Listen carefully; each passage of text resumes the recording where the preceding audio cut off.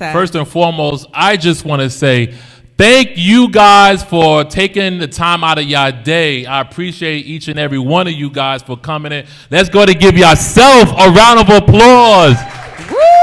We need that energy. We need that. Listen, I know it's early in the morning. Listen, we about to go to church today. Come on, let's go. We need that energy. Let's go. He grew up in the mosque. He don't know about no church. Listen. There we go.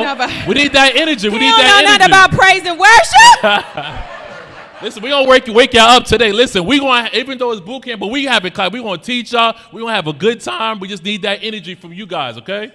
Yeah, we gonna get it. Let's get it. Okay, so just to every now and then we definitely do an energy check, right? The energy you give is the energy you get. Taxes in the financial space could get heavy. Yep. It could get real wordy, so we don't want anybody to get lost in the weeds. And after each segment, we are going to open up for question and answer, just so we don't have to wait to the end. And sometimes people forget. In the moment, we will give you guys time. We will stop and say, hey, any questions, to go over things and make sure you get it and understand it.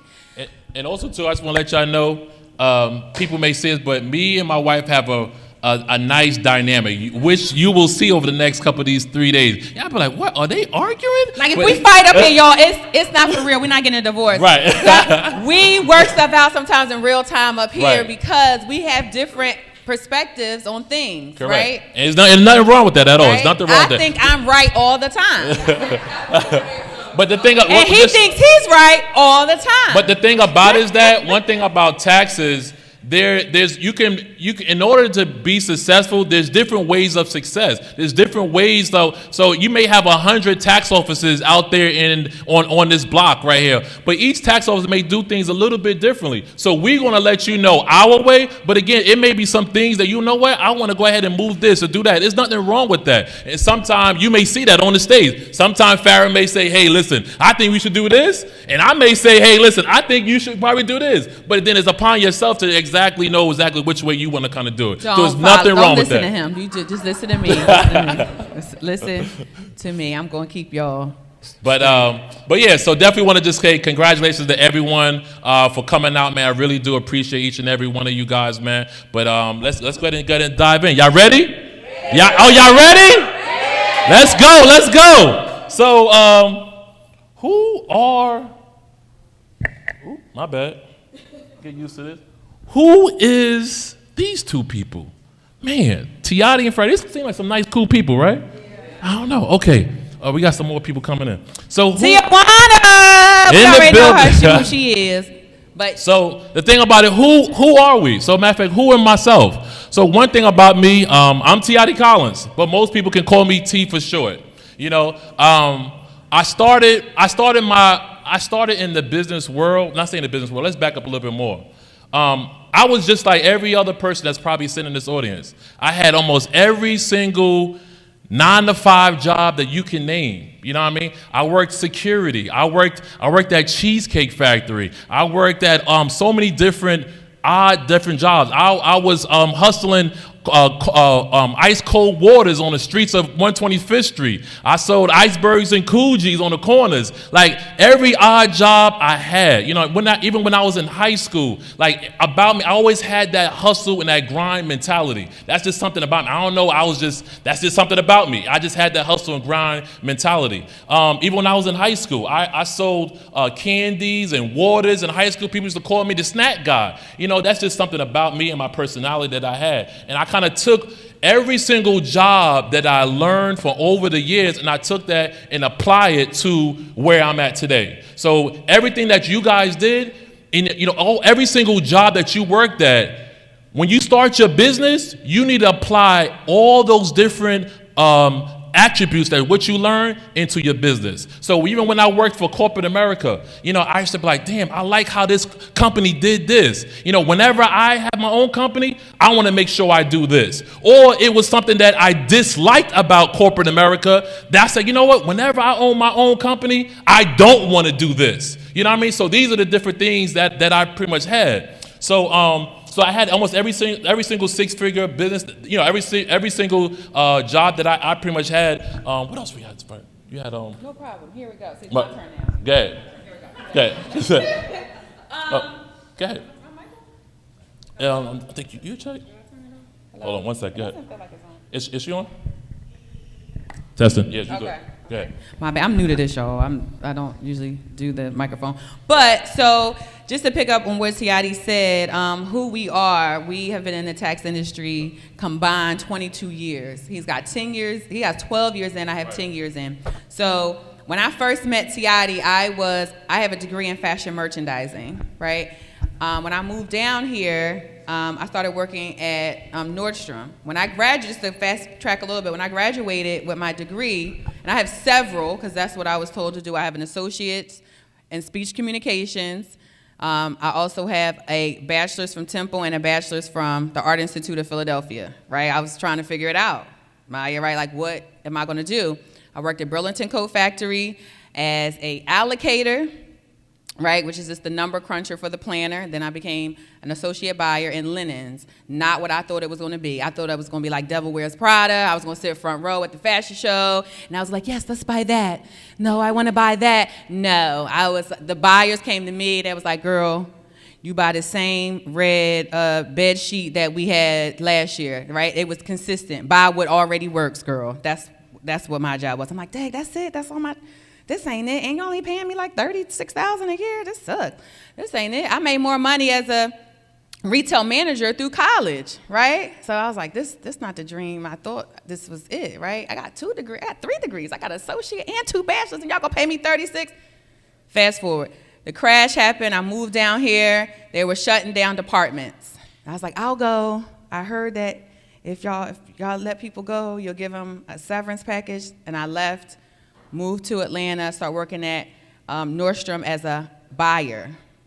I met Tiati out somewhere, he was trying to pick me up or whatever. And so then he was like, you could do taxes. I said, can I really? He said, you a people person, you could talk, you communicate, I think you'll be good at it, right? So I'm like, yeah, but I work at Nordstrom. I like retail. I like fashion. Like that's my thing. That's what I like to do. He's like, no, you're a salesman. You know what I'm saying? You can connect with people. You can sell anything. I was like, okay, all right. My transition, I use my base from my clients at Nordstrom, right? Hey, listen, that was my first year, and I think I brought in my first year of 50 clients. Hey, this is who I am. I can help you. Then they trusted me. I already had a certain integrity and authority in that space, not in financial space, but my work ethic, who I was, right? I wasn't looked at as a shady character or someone. They was like, no, Farah's always on time. She do her thing. She trustworthy. She not in HR in trouble, because we still deal with people's banking information when I was at Nordstrom. So first year, did 50 clients. He's like, see, I told you. All right. He was T the tax man. He was working with someone. When we first started working, we was making $25 a return. $25.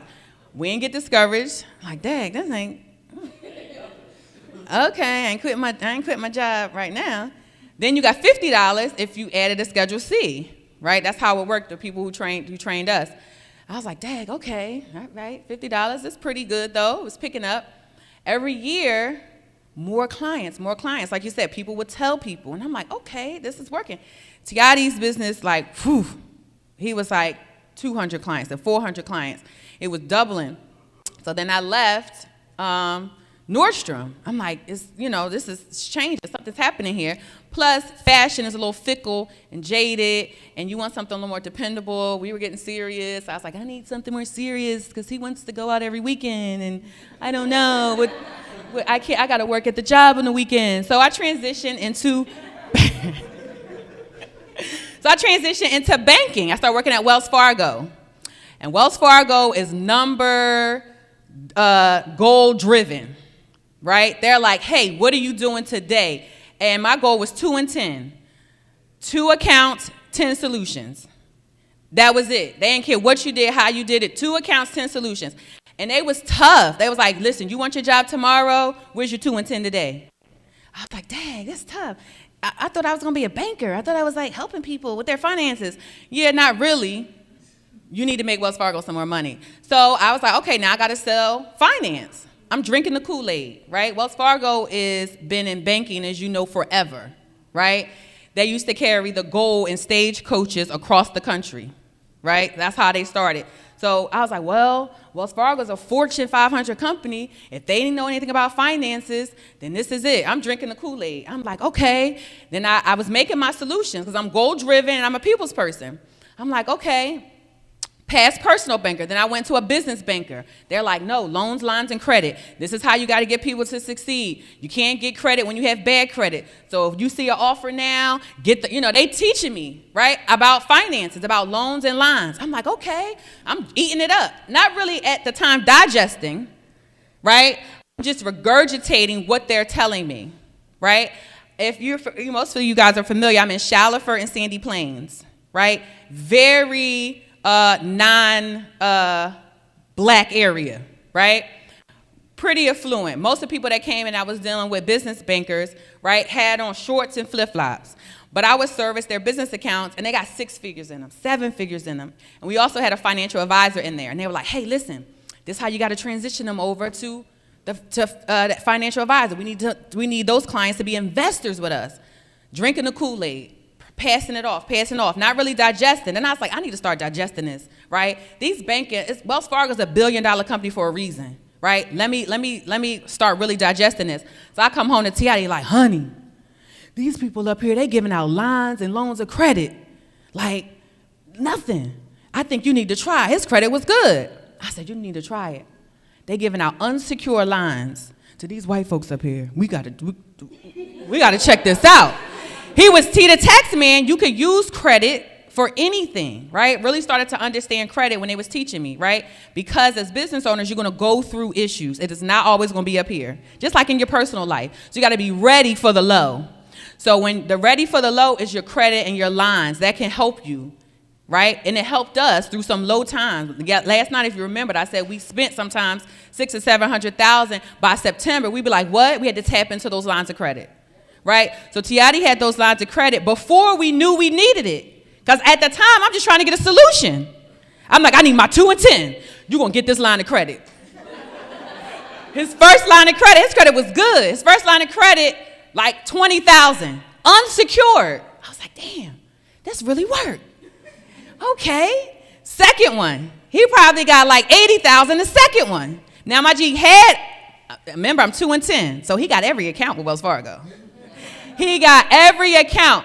All those businesses, they all had 2 accounts or 3 accounts a piece at Wells Fargo. I'm like, I got 2 and 10. Mind you, because I was goal driven, I used to drive from Shaliford, Sandy Plains, down to Jonesboro, Georgia. That's about a 2-hour drive, right? To open up checking accounts. Because what I also noticed was that the people who we were servicing were uneducated and unbankable. Most of them only had accounts temporary because most of your tax clients in the beginning are $32,000, $20,000 a year earners, low income. That is probably 80% of most of your business. I noticed they didn't have accounts. So guess what? I'm 2 and 10. Let me set up, while he do your taxes, I'm going to get you your bank account. I'm going to be your personal banker. I'm going to help you out, right? Open up 10, 20 accounts during tax season. Tax season over, they're like, where's your 2 and 10? I'm like, I just did 40 accounts with y'all, like yesterday. They don't care, where's your 2 and 10 today? Yeah, but I did like 5 and 20 yesterday. They don't even care. Anyway, so fast forward, Tiati open up loans and lines of credit. We good, he's there. I'm like, okay. We get married, we have the baby, we moving on, transitioning. I'm like, I'm really gonna go full time into this tax thing, right? We transition, strategically placed, I'm gonna have my baby, I'm gonna go on maternity right before tax season, and I'm not coming back. Bye, Wells Fargo, and never looked back since. I was scared, right? Because I've always been a W-2 employee. He was always, 1099, self-employed person. So he was good living on the edge, right? I was the person who was always was trained to work the 40 hours and get the check, because that's how I thought I had to live, right? But we planned it out so my anxiety would be a little better, go through tax season, and then we're going to work it out. So that's a little bit who we are, right? Fast forward to today, 10, 12 years later, right? We've built our tax business, and here we go. He's giving me the eye. He want me to shut up. He like, you putting him to sleep. So here we go. So basically, one thing about you hear about Farah's story is that she didn't even know that she wanted to get in this industry. Even with myself, with all the different jobs that I told you that I had, I didn't know that I wanted to get into this industry. When I first got started, literally, I used to watch the movies. I'm pretty sure y'all seen with the movie Morris Chestnut. What's the movie? The Best Man. The Best Man. I used to always look at The Best Man, but like, damn, that's a black man, and this nice car, and this nice house. I'm like, damn, I want to do it. So he was attracted to lifestyle very early. So basically, so my mind was always thinking like, you know what? I want to work for corporate America and have that corner office. That was my mind. That was my vision that I basically said I wanted to have. So don't matter what path you guys take, sometimes the pathway that I chose of this industry, sometimes you just didn't know. So it really wasn't until so one thing, a quick little story. I went for a job when I first moved down to Georgia. I went for a job interview. And I went for that job interview. It was for corporate America. It was to be their marketing advertiser for Moe's Southwest Grill. I was going to be going up and down the whole East Coast doing their marketing. And the job was paying about $70,000, $80,000. And trust me, I'm just out of college. I'm like, shit, 70, 80,000? I'm like, shoot, I'm about to take this joint and run with it. You know, I slammed the interview. I mean, when I tell you I slammed it, I knew I had this job. You know he how thought he knew he had the job. You know how much I thought I knew I had this job? Literally, after the interview, I said, you know what? I slammed this joint. I said, you know what? I literally went home and started looking up Range Rovers. I tell you, no lie. I started picking up Range. I'm like, I don't get this Range Rover right here. I know I got this job. But next day, long story short, next day, they called me back and was like, sorry, Mr. Collins, we started to go with someone else. That right there hurt me. I was like, damn, man, like, this is what I wanted to do. I'm like, shit, man, you know, but that didn't stop me. I kept on starting applying. And then surely but surely after that, I ended up getting a job working at Litton Loan Servicing, which was a loan company.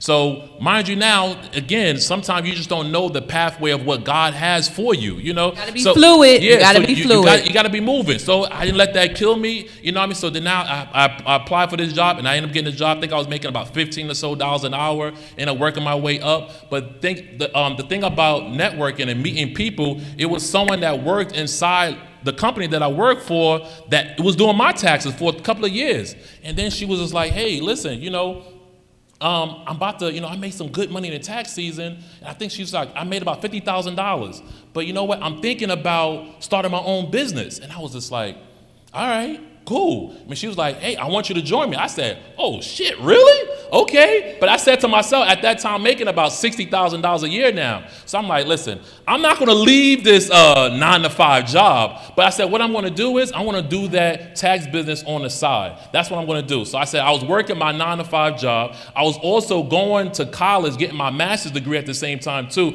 And I was working taxes. So pretty much from 9 to 5, I was at the loan company. From 5:30 till damn near probably about 1 o'clock in the morning, I was in the tax office grinding out. You know what I mean? So that's what was my pathway for 4 months. And then I was like, for the couple of years, I kept on doing clients. And I'm like, damn, I kind of like this. So one thing I tell people when you get into this industry is that I never tell no one to quit their job. You need to make sure that you're making enough money from your side hustle before you quit your job. So I know my pivot mark was definitely, I need to be making $60,000. Once I said I need to make $60,000, it's time for me to go ahead and leave that 9-to-5 job. And that's basically what I did. Once I hit that mark, I was like, I don't need this 9-to-5 no more. It's time for me to go. And I never looked back. That's when I met him. He was like in transition. Like right. He didn't really have a job. I was unemployed, and I never looked back. And I said to myself, this is something I enjoy doing. You know, I enjoy networking with people, meeting people, and really I was doing something to help out the community. And I loved what I did, and I never looked back. So again, sometimes you just never know what God has for you. You know what I mean? So in my mind, I was thinking, I need to work for corporate America. But you see how God changes you. And in my mind, I'm thinking I need to work for corporate America. But now God had a better path for me. You know what I mean? So really, if it wasn't for me meeting that person that I met at that job, I wouldn't be here today. I would not be here today. Because if I would have got that job for corporate America, I would have been working for corporate America. I would have been working for the white man. I'm just being honest, all right? I would have been in that corner office, but not literally living my dreams to where I'm at right here today. You know what I mean? So again, I just wanted to kind of tell you that quick story that we all have different pathways, and you just never know the pathway God may has for you. Cool? All right. So that's a quick little story about us, because again, we just want to tell y'all a little bit quick history about us, but you're going to learn a little bit more about us throughout the whole thing, but we're going to get and dive right in. So go ahead, let's go, Farah. All right, so the first thing we always do when we talk about getting into any industry is we want to set and prepare your mind, right? You hear a lot of people talking about mindset. And you have to have the right mindset. And people are like, what is that? What is that, right? It is the type of energy, it's a type of focus that you have to have. You have to be unstoppable, unwavering, so determined that it hurts you. That's the type of mindset you have to have. And not that, hey, I'm so determined that nobody could tell me anything, right? Not that mindset. But you have to be so fluid, like water, right? Whatever shape water gets into, it adapts to that, right? Because when we've been in the tech industry for over 12 years, right? But when people were like, y'all need to get into this digital space. You need to start coaching and teaching and training. We weren't like, what? We ain't doing that. This is what we do. We already making 7 figures doing taxes. We were like, okay, well, we're listening. What's that? What's going on? Mm-hmm. And people are telling us, hey, you need to do this. That's not our arena, right? We used to always coach and teach privately on the side. People are like, no, y'all can really do it. Like, you can maximize and help more people at the same time. We're like, okay, well, what do we got to do? Mm-hmm. Social media. I hate social media. If you looked at my page 3 weeks ago, you would be like, I don't know what she do. I'm confused about her social media page. She got her kids on here. She got, I'm also a real estate agent. They also do, it's crazy, right? And I'll be like, well, I don't do that. We built our tax business with no social media. Right. My tax clients don't care what I look like. They don't care about my lifestyle. Actually, I don't want them to know I got a Lamborghini, right? Because people always like, counting your pockets. I'm like, I don't even want that type of attention. They're like, no. You need to get on social media. You need to do lifestyle. You need to do this. You need to do that. All our network of friends, a lot of them y'all met last night. I'm like, okay, we'll do it.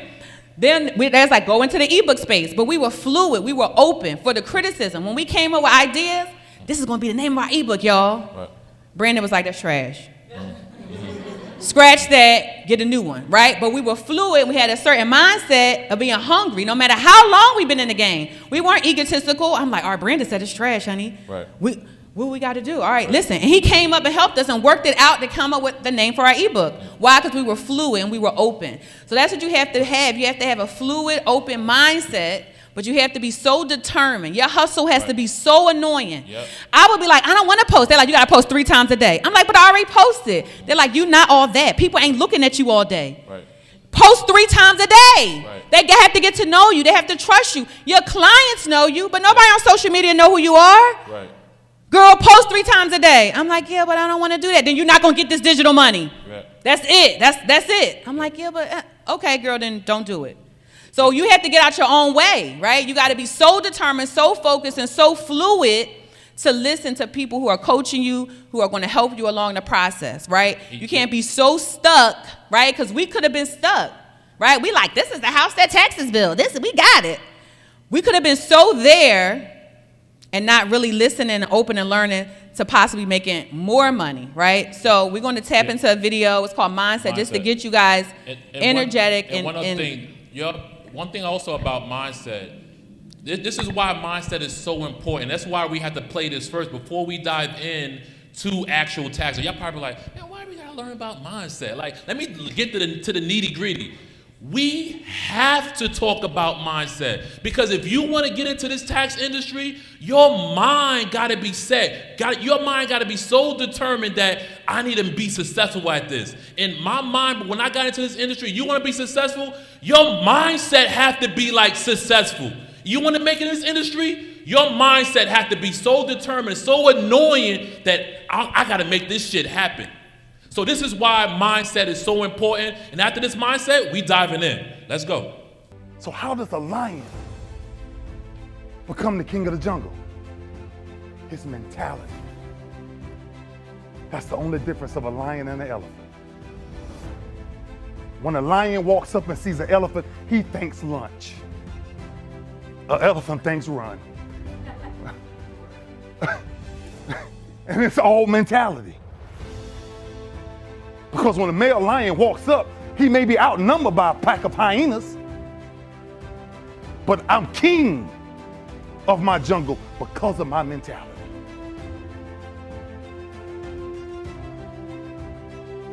If an eagle ever sees a bird flying at the same altitude that he's flying at, it must be another eagle. It must be another eagle. Because pigeons don't fly at the altitudes of eagles. And if you find yourself flying with pigeons, you may be flying too low. So you show me your crowd, I'll show you your future. You show me where you're really trying to go in life, I tell you what eagles you need to go research. Push through pain enough and there's glory on the other side of it. But you gotta get through it. And sometimes getting through it is coming out your comfort zone. See, sometimes we so comfortable now, right? There's a bunch of people sitting in this line right now. We didn't have followers. We didn't have nobody encouraging us. We didn't have people to go on Instagram and look at. All we had to do was get up every day and go back to work and start all over again. And the only approval was self-approval. I do these camps for one reason. I wish I would have had a camp when I was younger. I prayed that I would have had a camp when I was younger. That one legend, one guy, whoever it was, he can give me a nugget and I will take it and I will run with it. Everybody wants to be a millionaire. Everybody wants to live in a certain neighborhood. Everybody wants to be the top of the top. Everybody wants to be phenomenal until it's time to do what phenomenal does. Everybody. I told you, that's why I'm not afraid. I'm not scared that some kid's gonna take my spot. If he does, he's gonna have to do it with sweat. He's gonna have to do it with tears. He's gonna have to do it with blood. He is going to have to get up at 2:30 in the morning. If he can get up every day at 2:30, he deserves to take my spot. Some people are taking your spot and they shouldn't take it, but because you're average, it's easy to take your spot. It's easy. It's easy to get to the place before you get there. It's easy to take that client before you get to him. It's easy. It's easy to beat you. Why? You average. It's easy to beat you. You're excited. You come to the conference. You listen to the stuff. You're excited. But let me tell you something. Everybody wants to be a beast until it's time to do what beasts do. What I need you to do is I need you to just, when you get back, okay, I'm sorry. Glenn's going to take care of you. Aaron's going to take care of you. Chris going to take care of you. Tom's going to take care of you. All these great speakers, Jet's going to take care of you. Look, this thing is deep.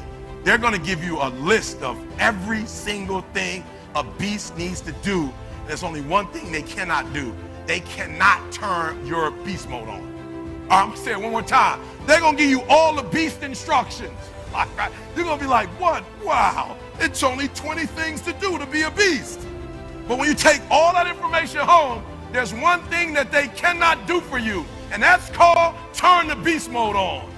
If you can take all of this information and turn beast mode on, there's absolute, look, see, I don't know what time it is. I'm not sure. I'm on a whole different time zone. I don't really know what's going on with my body and why my body is not getting the sleep that it's supposed to get. But listen to me. One time I'm speaking at 9, another time I'm speaking at 8:30 at night, another time I'm signing books at 9 p.m. I don't care about the time. My body does not go with the time. I teach my body, you adjust to the engagement, you adjust to the gig, you adjust to the presentation, you adjust to the piece. Why? You not average, you beast mode. So I don't care about what time it is. I have an opportunity of a lifetime. I'm in Australia. Every single time, I don't care if it's Melbourne, I don't care if it's Brisbane, I don't care if it's Sydney, whatever it is, and whatever it is, I've got to be in beast mode. Why? Because if I'm not in beast mode, Glenn's not bringing me back.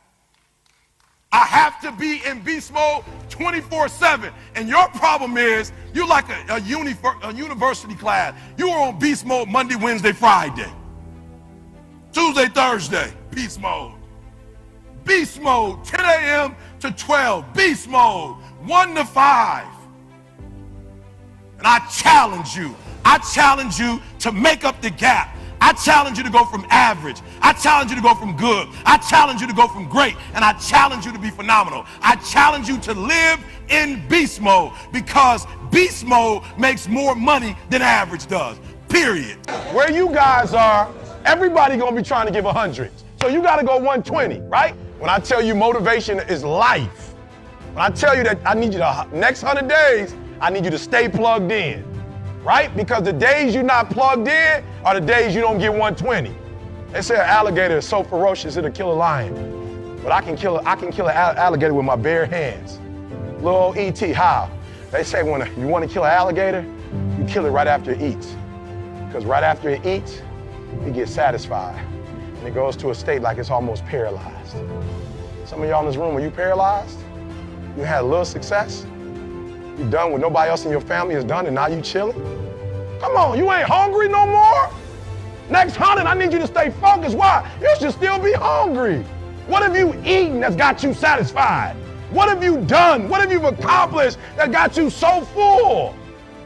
I'm a contender, but the next 100 gonna change my life. It's gonna change this world. We're ordinary people doing extraordinary things. If that's you and you feeling me, just say, I can. Come on, I can. I can. Come on, one more time. Yep, I will. Yep, I must. All right, come on. I want to put some context into it. They sent my mother-in-law home 8 years ago. The cancer metastasized throughout her whole body. They're like, it ain't nothing we can do for you. Go home, spend time with your family. And people was like, yep, that's it for her. She says, not it for me. And they said, what do you mean it's not over for you? The doctor said, she said, I don't care nothing about a doctor. I got to see my grandson graduate from high school. He's a junior now at Michigan State University.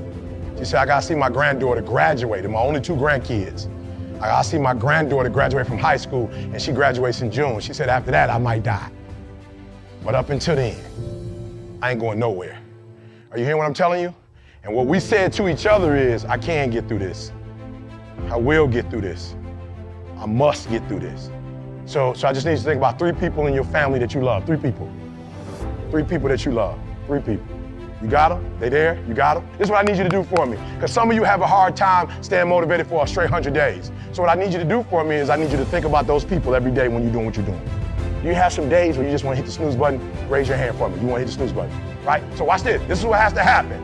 That person that you think about has to be louder than the snooze button.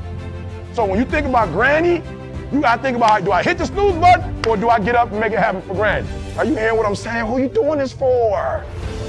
So the days you don't feel like getting up, just think about them. Somebody tell me in this room, when you think about your siblings, when you think about mom and dad and grandma, when you think about your uncle and aunts, when you think about those coaches, those people who've been there for you, just raise your hand if you said, E.T., sleep is better than that. Just raise your hand and tell me, anybody in the room, sleep is better than them, E? Raise your hand, somebody tell me, E.T., you don't get it, you don't know how hard it is, E?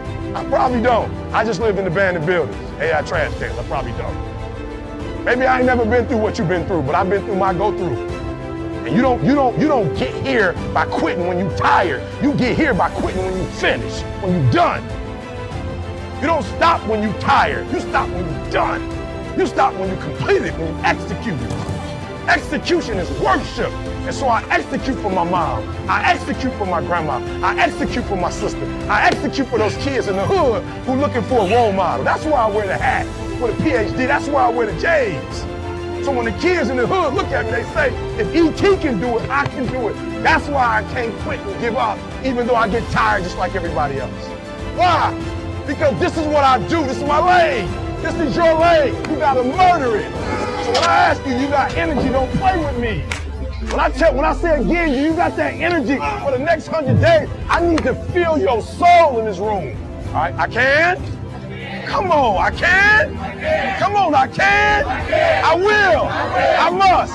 Come on, I can? I will. One thing about people look at our life and be like, man, they think success happens overnight. You just heard from here, you have to be on beast mode. Like if you want to be successful in this tax industry, it's going to be certain sacrifices that you're going to have to make. Like, damn, man, I just have to go over here and do this, or should I go over and chill with my mom over here? No, I was sacrificing night and day to get to where I'm at today. It's going to take a level of sacrifice. That's why this was so important. And I just finished telling you, when I was working at Litton Loan Servicing, like I was working a 9-to-5 job. I was going to school getting my master's degree. At the same time, at nighttime, I was working the tax office, leaving the office at 2:00 in the morning to get my ass right back up to do it again the same day. I was on beast mode. I was sacrificing, not chilling with my friends in the nightclub and going over here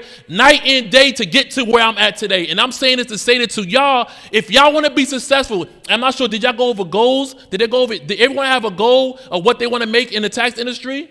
You should write down your goals of what you want to do.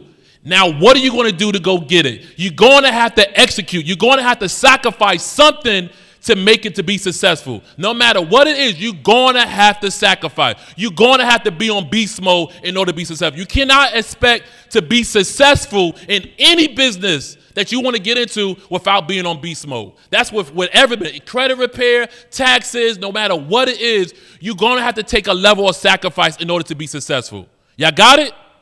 Let's get it. Farah, you got something too? Okay. Let's go.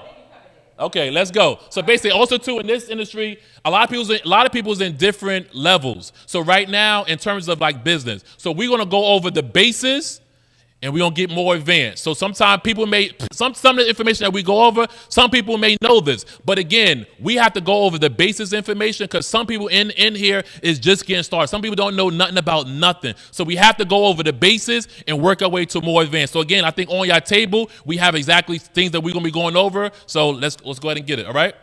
Cool.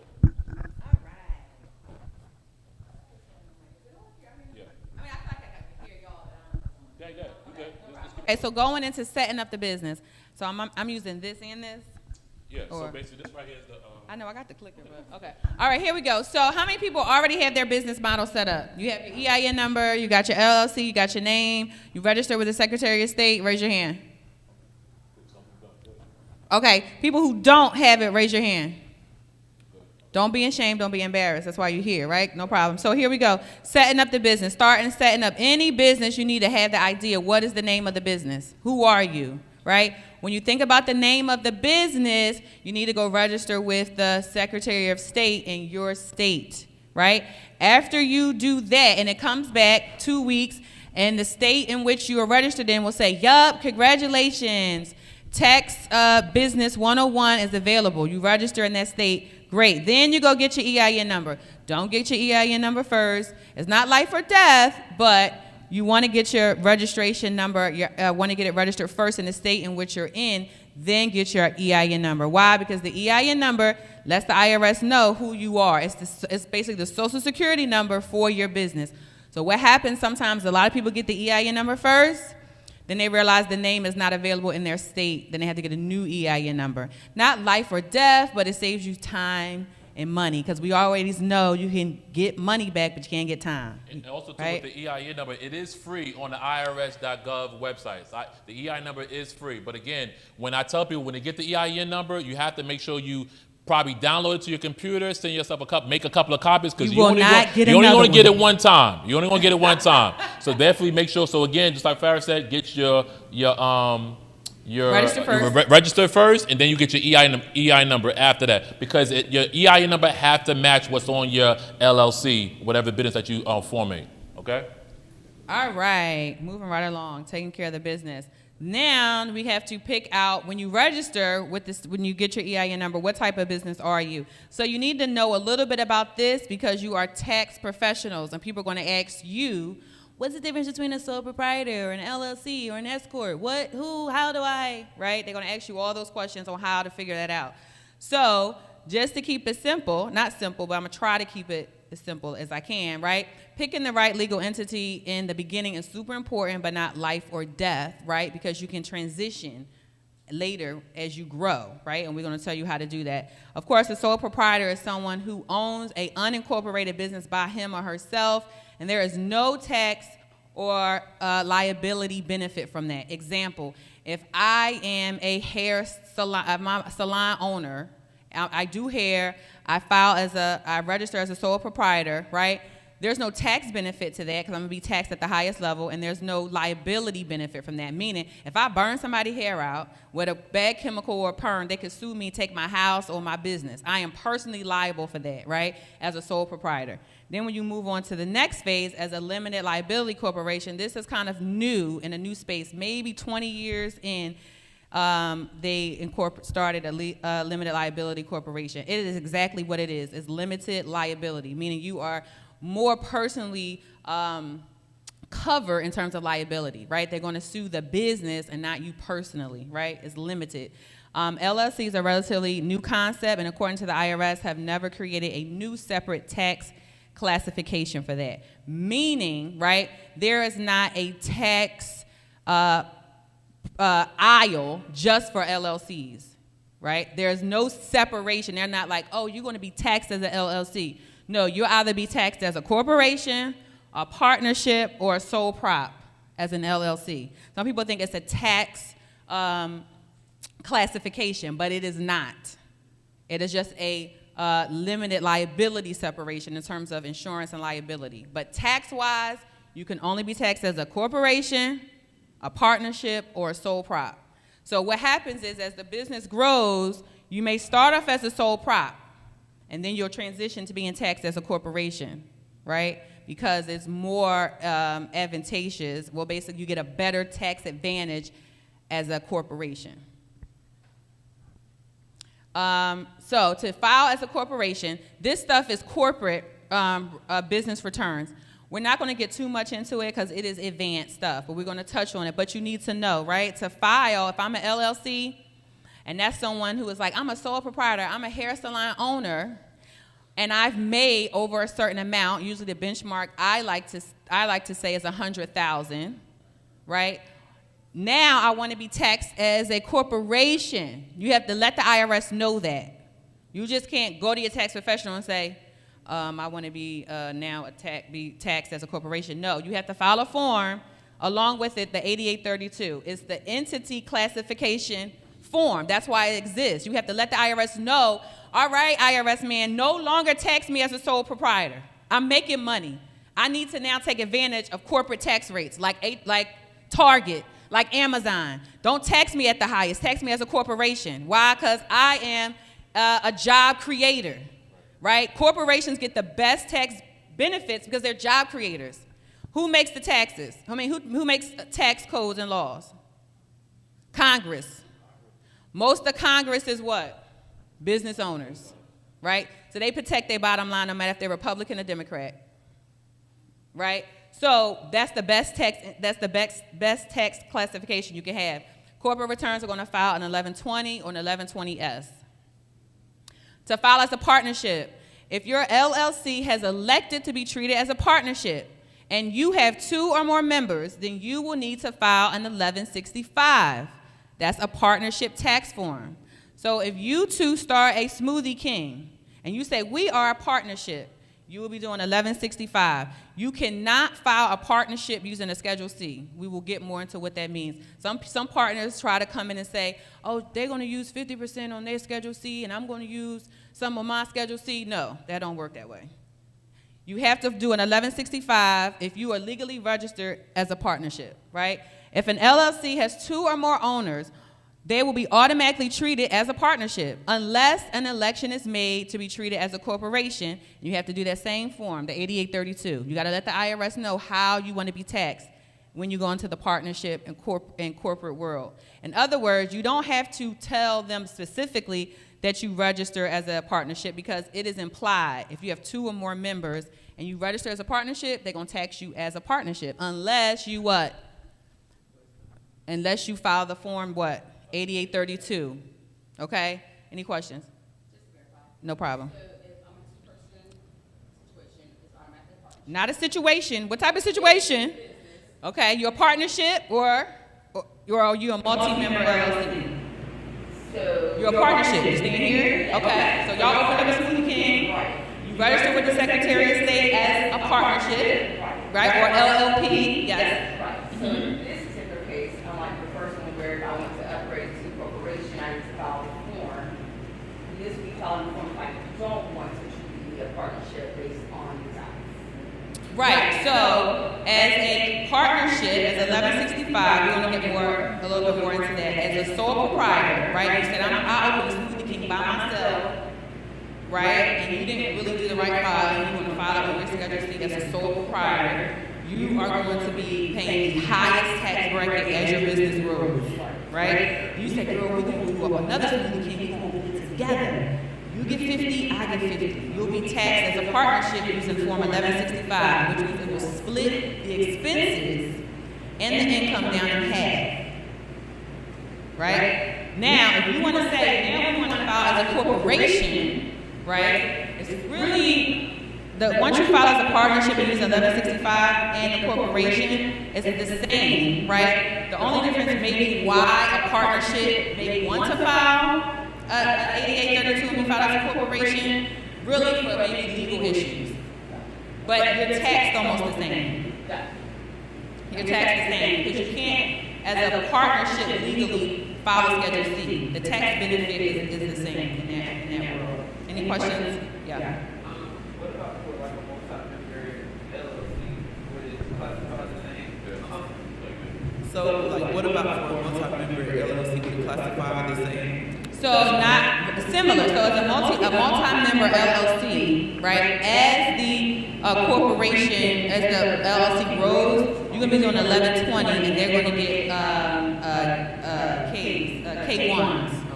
So the multi-member LLC will file, because normally most times when people get into business early, they don't have the right information. They don't classify right. But if you do it right from the beginning, right, all four of y'all now are members of the Smoothie King, right? The business return is going to file a separate return, which is 1120 or 1120S, right? Then there's going to be a K1, which is another tax form each one of you will get based on how the business did. So let's say the Smoothie King made $100,000. No expenses, just for this example, we're going to keep it simple.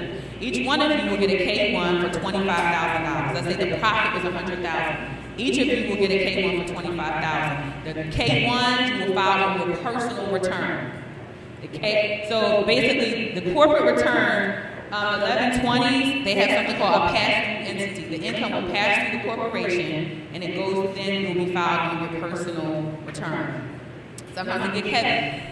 But after you do it a couple times, it'll start to make more sense. Right off the bat, that's why some people shouldn't jump right into corporate returns, because it can get kind of heavy. Yeah. And then also too, it may don't feel alarmed if you like overwhelmed, because I'm just being honest with you. I didn't start doing these corporate returns and I was like 6-7 years in. I'm just being completely honest. But again, we just want to touch on it because again, there's different people in here on different levels in here. So I didn't start doing, this is definitely advanced. My first couple of years, I was doing basic returns and making good money. You know what I mean? So and this, it's all. Yeah, so this right here is just definitely more advanced, and I didn't really start understanding this until, again, 6 or 7 years in. So again, do not feel alarmed. Don't be like, oh my God, what the hell, 1165, I got to notice. Trust me, you'll be fine. Don't be alarmed. Trust me, at all, because some people's faces like, okay, what? Oh, trust me, this is very advanced, very advanced. Unless you bring in a partner, right? Or someone say, like mother and daughter here. Maybe daughter's just going to do corporate and mama's going to do individual basic returns. And some people can split their time and focus on that niche market, right? But again, like he said, don't feel overwhelmed because it's a lot and it's heavy. So again, it's like now we doing more millionaires now. So now we have to know a lot about this. But again, that may not be your niche. Your niche may be like, you know what? I want to do a regular basic return, $20,000. You do that 10 minutes, 1, 2, 3, easy money, easy money. But this is going to be more advanced. You probably be able to charge a lot more, $1,500, $2,000 for this on one person. Probably even, you can run the bag up on this. You know what I mean? But again, you can do regular basic return and make easy money also too. It's time consuming. Yeah, it's definitely time consuming. Because you want to make sure you're strategizing your people right? Because you could really jack somebody up. Yeah. Seriously. But what you can do always is refer and network, right? So if someone comes to you and you're like, yo, I do taxes. And they're like, listen, I trust you. I feel like blah, blah, blah, blah, blah. Do you know how to do corporate returns? You can always say, listen, I have a mentor. I may not do corporate returns, but I can find someone who can. Or you can say, you know what? If depending on how your relationship is, let me get somebody. I think I got it. And you could call us. Hey, listen, I got somebody. They want to do a corporate return. Help me. Yep. There we go. We got you. We got you. So, where's my little clicker? Sorry, let me move on. So everyone's a little bit straight with, okay. So this one is basic. This is kind of what you want to get with the Schedule C, right? For LLCs that are only one member, you'll be treated as a sole proprietor, right? So everyone who's like, I'm a business owner, and I have an LLC, right? They're sole proprietors in the eyes of the IRS. More than likely, This is of what your you're gonna returns get. We'll be doing an actual Schedule C, Yeah. which we're gonna dive in on that. That's on the individual side. It comes with the 1040 and the Schedule C. Yes, sir. One thing we get a lot is that people forget that they think their personal return and their business return are two different things if they only got a business. So they think it's, hey, I need to file my personal They return. think it's separate. Yeah, you don't have a personal return. You just, It's one and the same. Yes. You are it and it is you. Y'all together. But that's why you need to understand that so you can educate them. Right. You are the information connector for your clients because financial literacy is new to us. So you had to explain that almost in baby terms. People say, I'm a business owner. I got a business. I want to file a business return. Yep. And then you see their stuff and they only made $40,000, which is great for them. But the amount I'm going to charge you for this 1120 is not even going to benefit you. You need to file as a Schedule C on this 1040. It's no benefit for you right now to file an 1120 or 1120S. So keep doing your thing, and when you make $100,000, you can afford me and you, because it's about saving people money. Now I could charge you $2,000 to do an 1120, but you only made $40,000. Why would?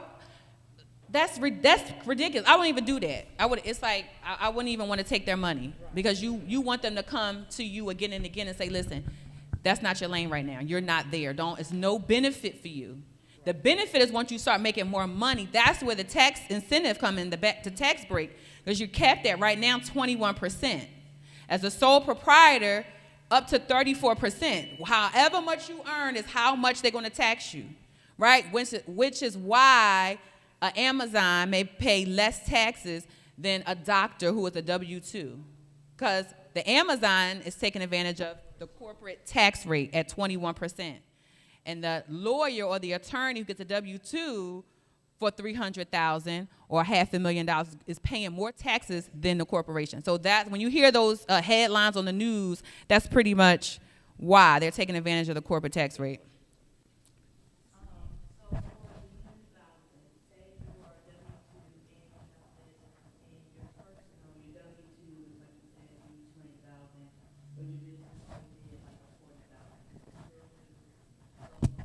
Absolutely. This is what you're doing. Because they have a W-2. They're still an employee, right? The Schedule C is just the business. It's attached. If they have $40,000, so their W-2 was $100,000 plus the 40. Now they're $140,000 in income, right? They didn't give you any expenses yet. We're gonna review that. So now that's the income tax bracket. They're going to be paying more taxes unless they give you some expenses or that to deduct and subtract from that.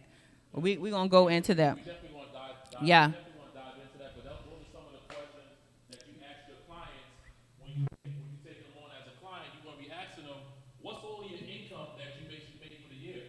They won't say, yeah, I had a W-2, and they won't say, you know what, my other business that I have on the side also generated $40,000. So that person's total income was $140,000. So now that person may also say, you know what, I got $20,000 in expenses. All of that stuff will all be on that one single return. So it's not going to be two separate, it's going to be one single return. But again, we're going to dive into that a lot more later on.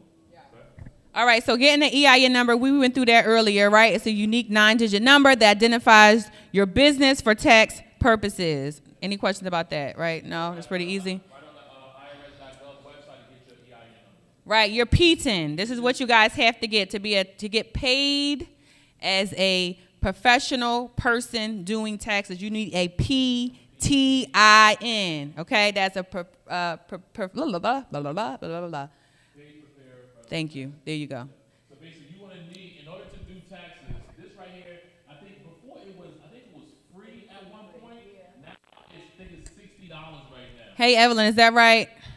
Yeah, okay. Right now, Okay. $60 Right we haven't did a P in 10 years, so we just renew. Right. And I think now it's every single year. Yeah. What you need in order to actually, so the two difference in it, a PIN is for you to actually prepare taxes, not to electronically submit, but it's to actually prepare. So if you want to do taxes this upcoming year, you need to make sure you get your PTIN number. Yes. Okay? So that's what you need to do. But if you need to get your EFIN number. That's up there. I'm sorry. It's $50. Oh, it's $50?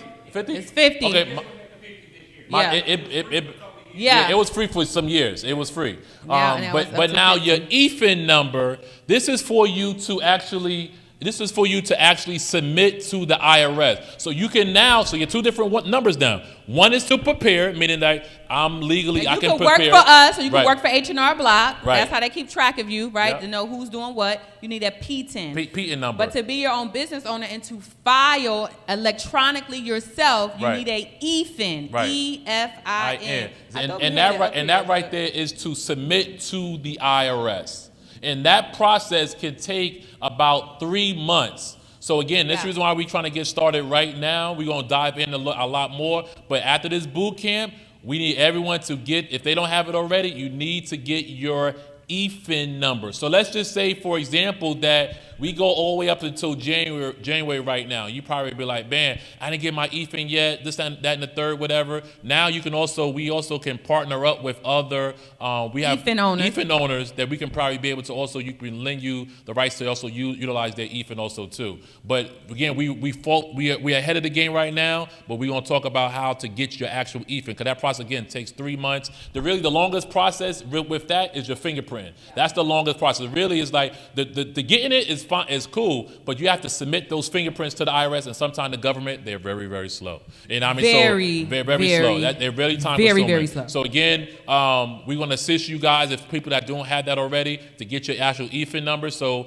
so we're going to go and dive into that. Cool. All right, so now we're just going to go over some things, the myths of being a tax preparer. People think you need to be like, I need to be a CPA, or I need to have a certain amount of information. No, you don't need to be a CPA to do taxes at all, right? And again, you don't need to be great in math, right? Nope. Because the system does pretty much everything. You don't need you don't need no college degree at all. Again, I didn't need no college degree at this. Again, my sister even said it. You don't need to be good in math. The system does it all for you. You don't need none of that stuff. You don't need to be a CPA. Because again, sometimes I have to go over this stuff with people, because sometimes people be like, man, do I got to be a CPA? Those are some of the common myths people think you need to have. Listen, to be honest with you, my first year doing taxes, it was really like me doing data entry. I'm just being completely honest. I'm literally taking information from this W-2 and putting it in the system. I'm taking this child information and putting it in the system. I go through my verifies or whatever, submit, done. Basic systems doing all the calculations kind of for you, just being completely honest, So again, those are some of the common myths. We have also too, need to have a lot started. So basically, also too, you don't need to have start a lot of money. Sometimes people think, man, it's a common question I get. People be like, man, what's my startup cost? Literally, if you want to be really basic at doing taxes, you can literally do taxes from out of your house. Only thing you really need is just a computer and a cell phone. And the software. You definitely need the software. And the software. Or you're going nowhere fast. Right. Those are the only things you would need in order to run a successful business. That's the only thing you need. But again, if you want to be high, I want to go ahead and have an office, that's cool. But again, that's going to be adding on more costs. But again, if you want to kind of get started, you're more than welcome to do that right out of your home. All right? Go ahead. The tax prep is seasonal. That that is a myth, though, right? Yep. Because it can go. Now we go into quarterly taxes, right? And then we do tax planning. So you can start off and make money all year round. So your higher earners, right? They want to know, how can I pay my taxes, right? So it's kind of like taxes on layaway, quarterly taxes, and that's all year round, okay? That's also a myth. People think, I only work 4 months. Most of it you do, right? But as you grow, it could be an all-year business. It's now your thing, right? And that tax preparation is not prestigious work. That is a myth. No, it's very prestigious, right? It's a need-based business. People file their taxes every year, right? Yeah, and one thing very about prestigious, I think. One thing about taxes, which I love, is it's a recession-proof business. We just came from the whole COVID, not saying came, but we still kind of in it. But again, at the end of the year, everybody needed to file this. A lot of businesses was going under because of COVID. Trust me, taxes, everyone still needs to file their taxes. So that's one thing about the tax industry. It's a need-based business. No matter what's going on in the world, what's going on with the government, everyone still at the end of the year need to file your taxes. All right, here goes some of the basic qualifications. We're going to zoom through this. Yep. This is it. High school diploma. Yep. You just need to know some basic math skills, y'all. Yep. And customer relation skills. That's probably the biggest thing. You need to know how to talk and communicate with clients. Nobody want to go to someone that's nasty, that's rude, that's not customer service friendly. That is the biggest thing you need to have is A+ customer service, Yes, right? very key. Next, you need to have a basic knowledge of computer skills. I am super basic, right? You don't need to be a electronic or, see, I can't even say it. You don't need to be a whiz at none of this stuff. Nope. Just basic computer stuff. Next, you have a keen attention to detail, because like Tiati said, there's a lot of data entry in the beginning. Yep. That's where you can make a lot of the mistakes, right? Their last name, where they live, all that stuff can cause you a lot of rejections to bounce back. We're going to talk about what that is, and that wastes time. Yep. And what we don't get back more of is time, right? The faster you go and move through it, the more attention to detail you are, the better and the faster you will be, which will save you time and money, right? So moving on to what are taxes? Real simple, right? Taxes are the mandatory contributions levied on you or a corporation by a government entity, whether local, regional, or national, right? It's not, and then the types of taxes, income tax, that's what we are talking about, income tax. But there are other taxes. There's payroll, corporate, sales, property, tariff, and estate taxes. We are primarily concerned with income taxes, right? And so people always think your refund is like standing in line and government is automatically giving you money. You need to be able to explain to your clients why or if you even get a refund. Correct. Right? Your taxes, your refund, right? Because people always think, oh, I get a refund. I can't wait to tax. I'm getting a refund. And then when the refund is different or changes or low, they're like, well, why? I get a refund every year. Right. Well, your income changes. Your lifestyle changes. It's not I stand in line and just get a refund. Your refund is based on how much you are required to pay minus what you paid. Yep. Real, it's add, it's subtraction, and addition. Real basic. How much you required to pay based on your lifestyle, how much you make, by how much you actually paid in, gives you your refund, right? There's a little few things in there, but that's pretty much the basic part of it. And this is our first real live example of how this works. So here we go. This is the 2020 tax breakdown. So the first row, right, is the percentage. You can see the highest percentage is 37%. That's a single person making $500,000, right? That $500,000, they paying 37%. Yeah. Ouch, right? Then you go to married, filing joint, and then head of household. Head of household is the people with children who are head of their household. They are running the ship. They got the mortgage, they have all those things, but the main part is they have children and they are unmarried. Yes, sir. Right, it is going to be in your PowerPoint. It should have been emailed to you. If not, at lunch, if you don't get it, we'll make sure you get it. No problem. So let's go with our example here. So example, single means that you have no children. It is you by yourself. No children. So the difference between single and head of household is children. If you have children, you are head of household. You have no children, you are single. Yep. Right? Simple, yeah. Right? If you are single, you are always taxed at the highest. IRS goes, it's just you. You only got to take care of yourself. We're not giving you nothing else for it. If the child files taxes, let's say my sister doesn't file taxes. It's as a dependent on my mom. That would count. So how old is the dependent? Like 20 years old. They can be filed as a dependent with your mom. But she can be the household, right? I mean, the head of household. Who, your mom? Yeah. Yes, your mom is now head of household because she's claiming your sister. Head of household has to claim a dependent. If you do not have a dependent, you are single. Yep. That is the big difference. Yep. But a dependent matters. We're going to talk about what qualifies as a dependent because everybody's not a dependent. Yeah. Right? People think, can I claim my mom who's 65? No. Even though a lot of boomers are aging and you're taking care of your siblings. Right. I mean, you're taking care of your siblings and your parents. Right now, the government says, so what? We're not giving you nothing really extra for that if you're taking care of your mom. Now, your brother and your sister, yes. But your mom, no. Sorry. The IRS not giving you nothing for that. Right. So pretty much you would get earned income credit for dependents aged 23 or up to age 23, but they have to be in college. So as long as they're in college, then you can be able to get earned income credit. Once that person is turned 24 and higher, the earned income credit is gone. Or they have to make over a certain amount, which we'll discuss that too. So if you are 22 and you making $40,000, you are no longer dependent. Right? Your mama can't claim you because the IRS go, no, ma'am, you owe us now. Okay. Right. So going to this example, right? How someone may owe and they don't get a refund. This is simple. So we're not including standard deduction, which we'll get into later. We just want to keep the example real simple. They're single with no kids and have 2 exemptions. So what that means is that on his job, this is the biggest issue with W-2 people. They are not doing the exemptions based on their lifestyle. Correct. They're doing it based on their neighbors or someone else. Or somebody said, girl, you could put 4 exemptions. The IRS, girl, no. Just because they have 4 kids, you single, you need to have 0. Right. Some people think, well, it's just me. The IRS, no, you taking care of you. Don't put 1. You are giving. They're not giving you nothing for you. You put 0. So this person put 2 exemptions, meaning he's a household of 3. He lying.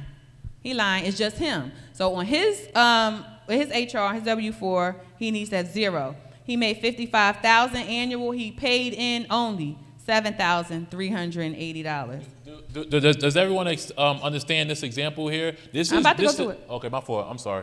So this is like one of the common reasons why a lot of people owe. Like basically, take the same example. Person made $55,000.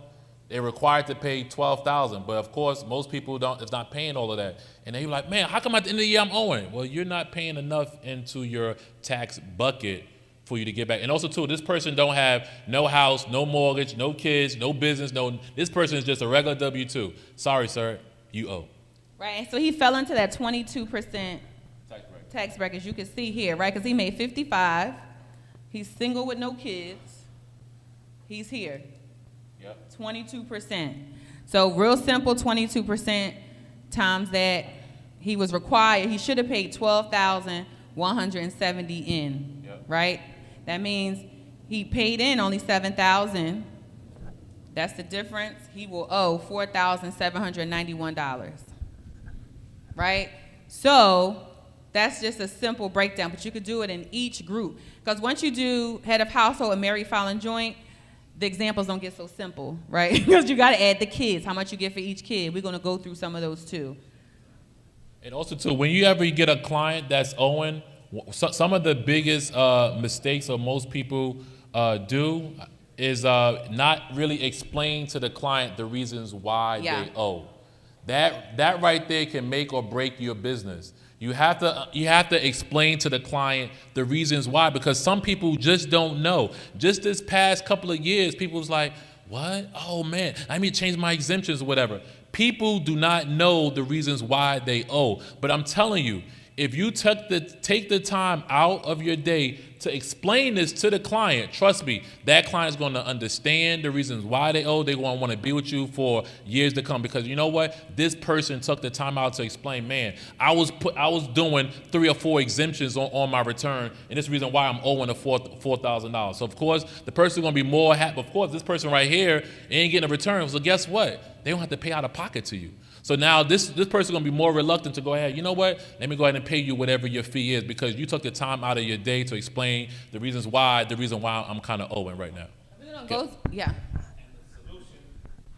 to that is send them to their HR department to correct their W-4, because that's where the problem is. And sometimes what happens is when they were making $20,000 and they had maybe 2 exemptions on there, it didn't make a big difference, right? But then the more money you make, you're in a different tax bracket, you owe the IRS more money. And so sometimes, again, financial literacy is not really in our wheelhouse. People don't understand that, right? So they're like, oh my God, why? So really explain when you look at, and we're going to talk about identifying quoting easy, right? Because what used to happen in the beginning, used to put all that in the system, and then you tell the client, oh, you're going to owe $4,791. They're like, no, I don't want you to file my taxes. Now, mind you, you done spent all the time putting that in.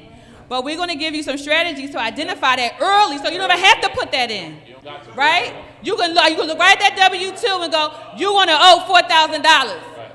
So that's it. We're going to teach you. You want to ride with me or not? Right. No problem, sir. Have a good day. Now, you didn't waste no time let me put in their name. Tarika, John Smith, Samuel, right? They might have 8 last names. They got folk. You got to put in that stuff. 30 minutes. 30 minutes. Put it in. Depending. You're wasting all of that time. But now this is the reason why we want to show you can be saving a lot of time. Because a lot of tax preparers do it. I've been doing it for so long now that I can be able to look at a return. I can know exactly, almost to the exact dollar, how much you're going to be getting back because I've been doing it so long. So this chart right here is important. Yep. Right?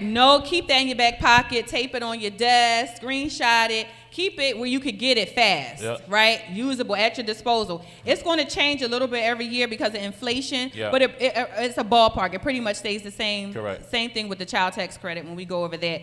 Because once you know single, married filing joint, a head of household, or married filing separate, which is the same as single, we're going to go over that too. You could pretty much do this. And off the top of your head. Right? On average, a rule of thumb is 10 to 12%. If you didn't pay at least 10 to 12% in your tax bucket, you are going to owe. Right. If you are single with no children or married filing separate. Married filing separate is the same as single. The IRS go, well, y'all married, but you filing separate. So I don't know who to give the kids to. I don't know who to give. Y'all figure that out. But I'm not giving you no money for nothing. So y'all single. Right. And the advantage on why people do married filing separate is because they either have a lot of businesses, a lot of income. Somebody has tax debt. Somebody has student loan debt. You just don't want to put all your ish together because it's too complicated. You file separate. I ain't got time. I don't want to be associated with you. If you owe the IRS, they ain't taking mine. They garnishing your stuff. I love you, but we gonna keep this stuff separate. That is the benefit on why that filing status exists. And married filing joint is exactly that. You combine your income. You combining your stuff together. So now we're gonna go over some commonly used forms.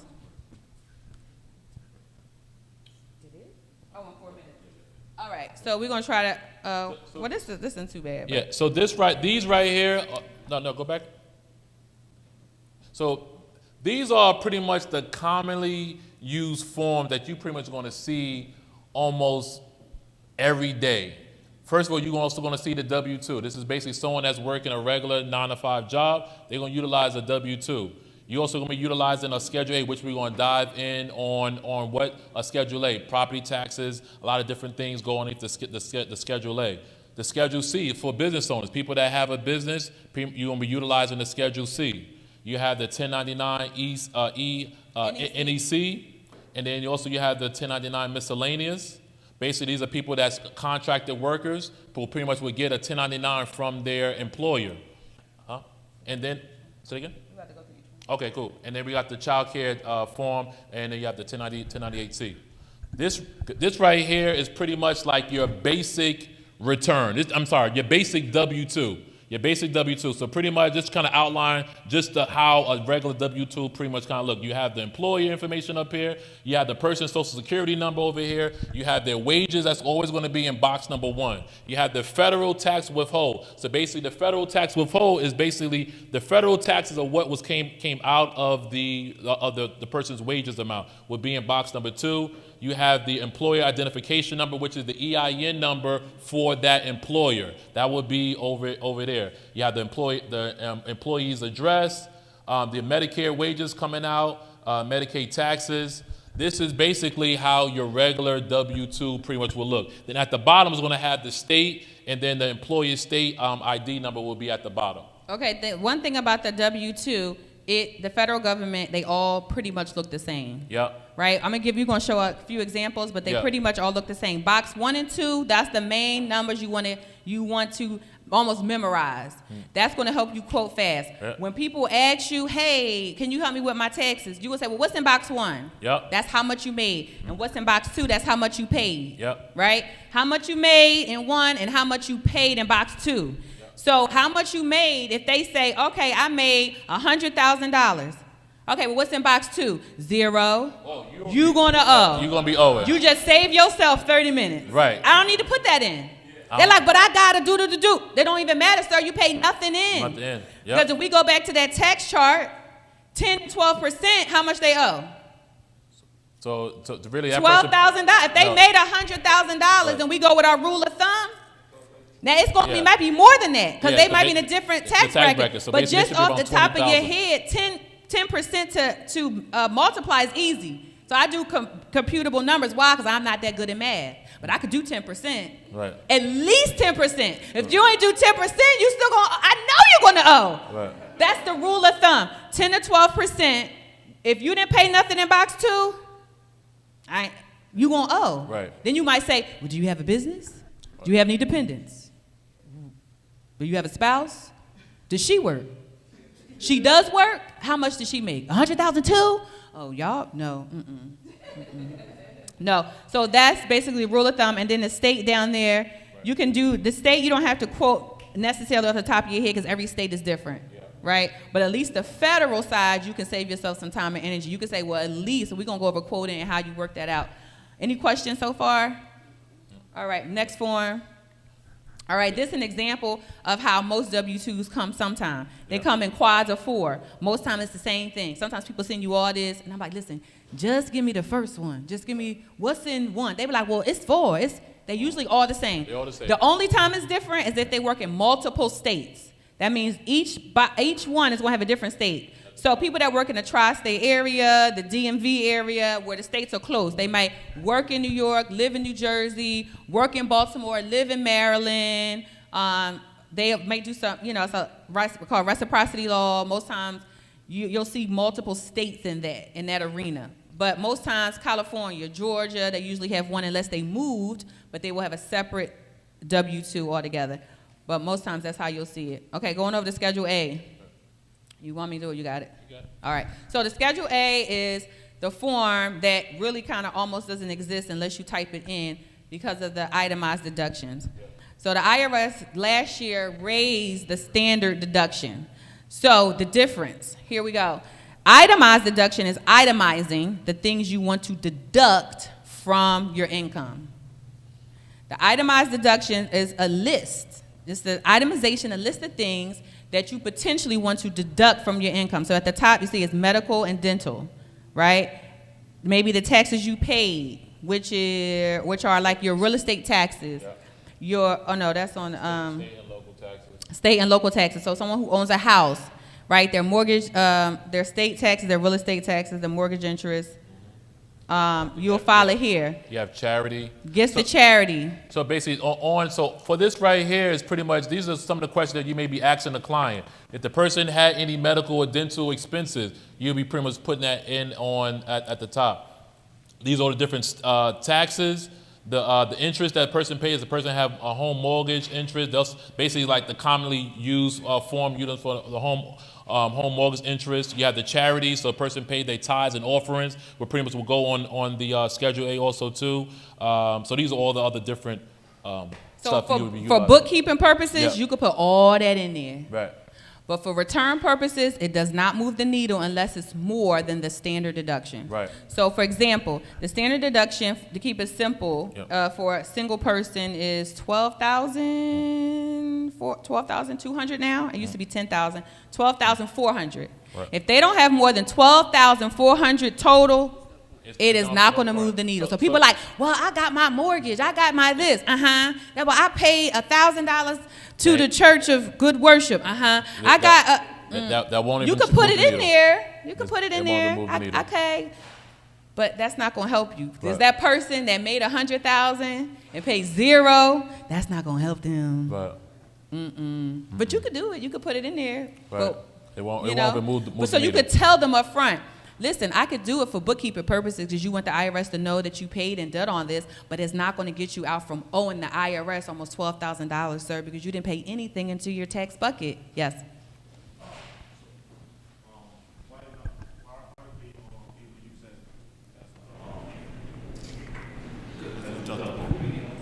Okay, so they can use it, but it has to be more than their standard deduction. The IRS gives you a standard, basically a benchmark. Right? They take into account the cost of living already. They say, we know that you have to take care of yourself, you have a mortgage, so we are going to give you a basis, which is $12,400 for a single person. If you have more than that, if you expensed out more than that, so if you were, you know, in the hospital and you had to get dental work, if your life that year was really trying and you spent out more than your standard deduction for this example, which is $12,400, then the IRS is going to move the needle a little bit for you. Oh, okay. Right? But it's not dollar for dollar. Right. It is not dollar for dollar. The IRS always does a portion of something. We'll give you a piece of this and a piece of that. So if you have $40,000 in itemized deduction, it's not going to subtract $40,000. Right? It's just going to give you instead of owing instead of owing $12,000, you probably are going to owe $8,000. If that. Right. It's that. It probably definitely a little bit. I was being very generous. I was being very generous. It may go down a little bit. If that, but you could put it in there again for bookkeeping purposes, right? But in terms of the return and getting them out from owing, nada. That's doing nothing. They need a business. That's the only thing that's really going to push that needle hardcore. All right, next one. So starting tomorrow, we're going to go into the software and put some of these things in. But this is what it looks like. Ask you the name. Who is the business owner? What's their name?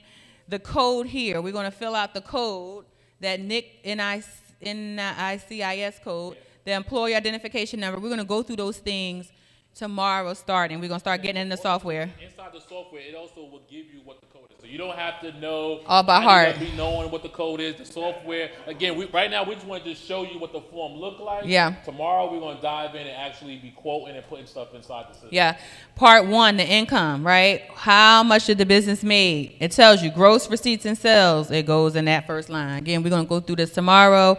Gross profit, gross income. A lot of this stuff the software is going to do. All you need to know is how much the business made. And here is the expenses, right? And these are a general idea of expenses the IRS will accept according to what the business does. And you have to stay pretty consistent in this realm. You can do some other things if you have other expenses. There are other boxes, but it can't be too crazy outside of the box. But there are some exceptions. But for most part, every business will have advertising expenses, a rent, maybe some travel, some meals, supplies. We're going to go over different deductions and exemptions that most typical businesses can take, right? But on average, these are most of them, right? Total expenses, and it tells you your net profit or loss down in there. Any questions on the Schedule C? Okay, moving right along. So the 1099 NEC basically is a non-employee compensation form. This form is for people who are contractors. They might get a 1099. If they work for you, they may get a 1099. So the 1099 NEC and the 1099 miscellaneous, this is a new one that they just added maybe the last year. The 1099 miscellaneous is what people would normally get, right? They would just throw it all in one bucket. Well, you're not W-2, so you must be a 1099 miscellaneous. We're just going to throw you in there. But the IRS came out with non-employee. So if you have someone who may work in your home as a nanny, as a person who's cleaning your home, and you normally may pay them cash or Cash App, you can give them now a 1099 NEC. They're not employees of you, right? You don't give them a W-2, but they can still claim that income to file their own taxes, to possibly get what? Their own EIC and their own tax refund, right? So that's why they came out with the 1099 NEC versus miscellaneous, just throwing everybody in the same bucket. It just helps keep it a little separate for the IRS. Any questions about this? So this you will add on to a Schedule C. We're going to show you how to add that in there because this is going to be connected to a Schedule C. All your 1099s have to be attached to a schedule. Okay? Most likely a Schedule C, but there are other schedules out there. Yeah. Sure. Yes. So I understand 1099 miscellaneous because we've always kind of had that one.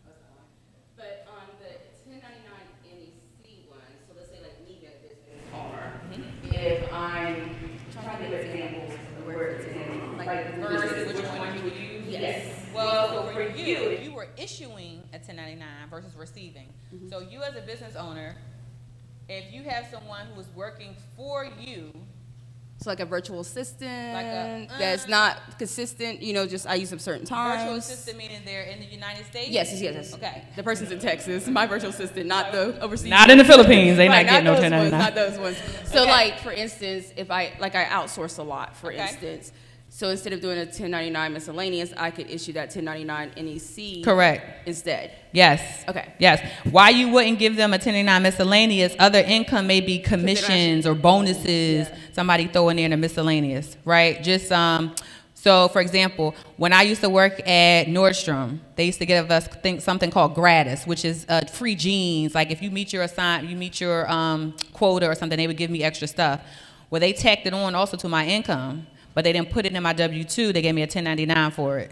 This is other income. So if you work at an at a company, they may give you a W-2 for something else and a 1099 for extra money. So sometimes truck drivers who work at a company maybe for W-2, but they may give them extra money for gas or for travel, or sometimes top executives who get paid high salaries sometimes get their bonuses in a 1099 miscellaneous. Or I'm understanding from my business part, so I understand when I'm doing that. That makes sense. So for instance, where I give out bonuses to clients, where they can make a certain amount of money for referrals, and it's larger money for right, like your referral agent. Right. Correct. They would get a 1099 miscellaneous. Oh, the miscellaneous? No, they would get an NEC. The NEC. That's what I was trying to ask. Okay. Yes. So I got it now. Thank you. It does. I mean, it should. It's not really if it's like $200, like, do you really want to go through the time to do that? Yeah, usually you need it because even if you have people that's like, save time. Even if you have people that's like gig workers, you know what I mean? So you'll see like people that does Uber or anything to that effect. You may see on there that a person may be like, oh yeah, I did Uber, but I never got a 1099. Well, the reason why I didn't get a 1099 because you probably didn't make enough money in order to get a 1099. Like even like if I'm paying out my staff, I'm not going to go ahead and waste my time if I only paid out $100. You know what I mean? I'm not going to waste my time on filling out a whole 1099. I got to fill all this stuff out in order just for $100. It's kind of not worth it. So really, it should probably be over about $500, and that's when the companies start issuing out a 1099. Cool, good information. Good question. I mean.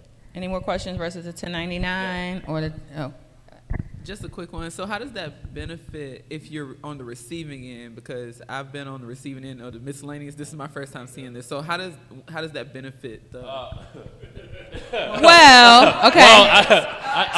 The only benefit is that it's tracking your income. Correct. It verifies your income. Right. So sometimes people in the older mindset don't want the 1099 because it's not, you don't pay taxes on it, and at the end of the year you're normally owing taxes because you don't have your bookkeeping together and you don't have the things set up for yourself, so you don't owe. But what it also does is verify your business. Right. So sometimes we have to get out of, I don't want to pay the IRS. Well, then you won't be able to get loans and lines of credit or buy a house in your business name or buy cars and stuff in your business name, or a house, or different things you need to do to grow financially if you don't verify your business, if it's not on paper, right? Those 1099s legitimize your business. Yes, sir, you can give me a 1099. Why? Because I got my bookkeeper and my tax person helping me keep my expenses together, right? Helping me keep my stuff in line, so then now I can go to Wells Fargo and give them my 2 years of tax return because I have verifiable income, and they can give me whatever I want because my credit is good, and I have now legitimized verifiable income. We're not going to keep putting our income underneath the mattress and saying, give me cash.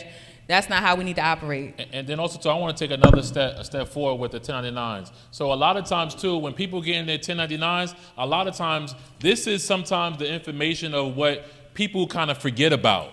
Like this is a common mistake people usually have, because they be like, oh, I got a W-2, I got my 2 kids, and they go ahead and file their taxes, but guess what? In the mail, they got a 1099 for $30,000 or $40,000, and they forget about it. And guess what?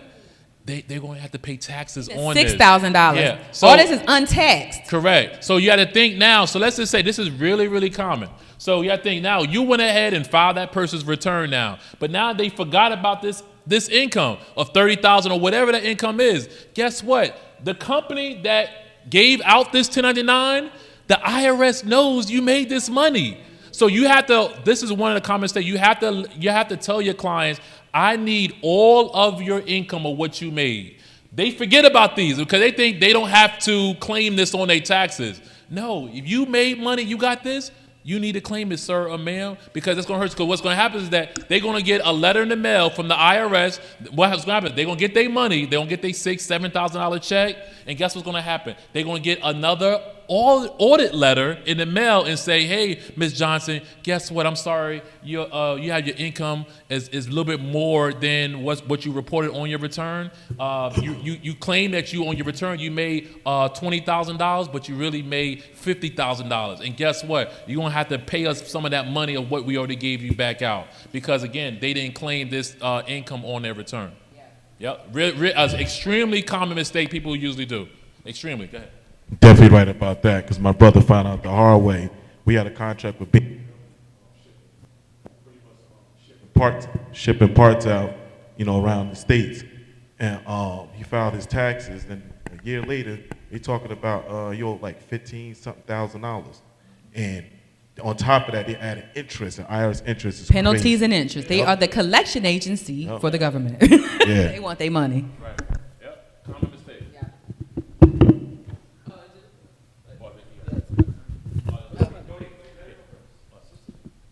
It's just a quick statement. One thing we've noticed in the credit world is now, if you owe somebody like for instance, like Synchrony or something like that, they're giving you a 1099 to file on your taxes too. So that's something we might see, coming up in the new tax season, because now creditors are giving it as a write-off. Yeah. So. Cancellation of debt. Yeah.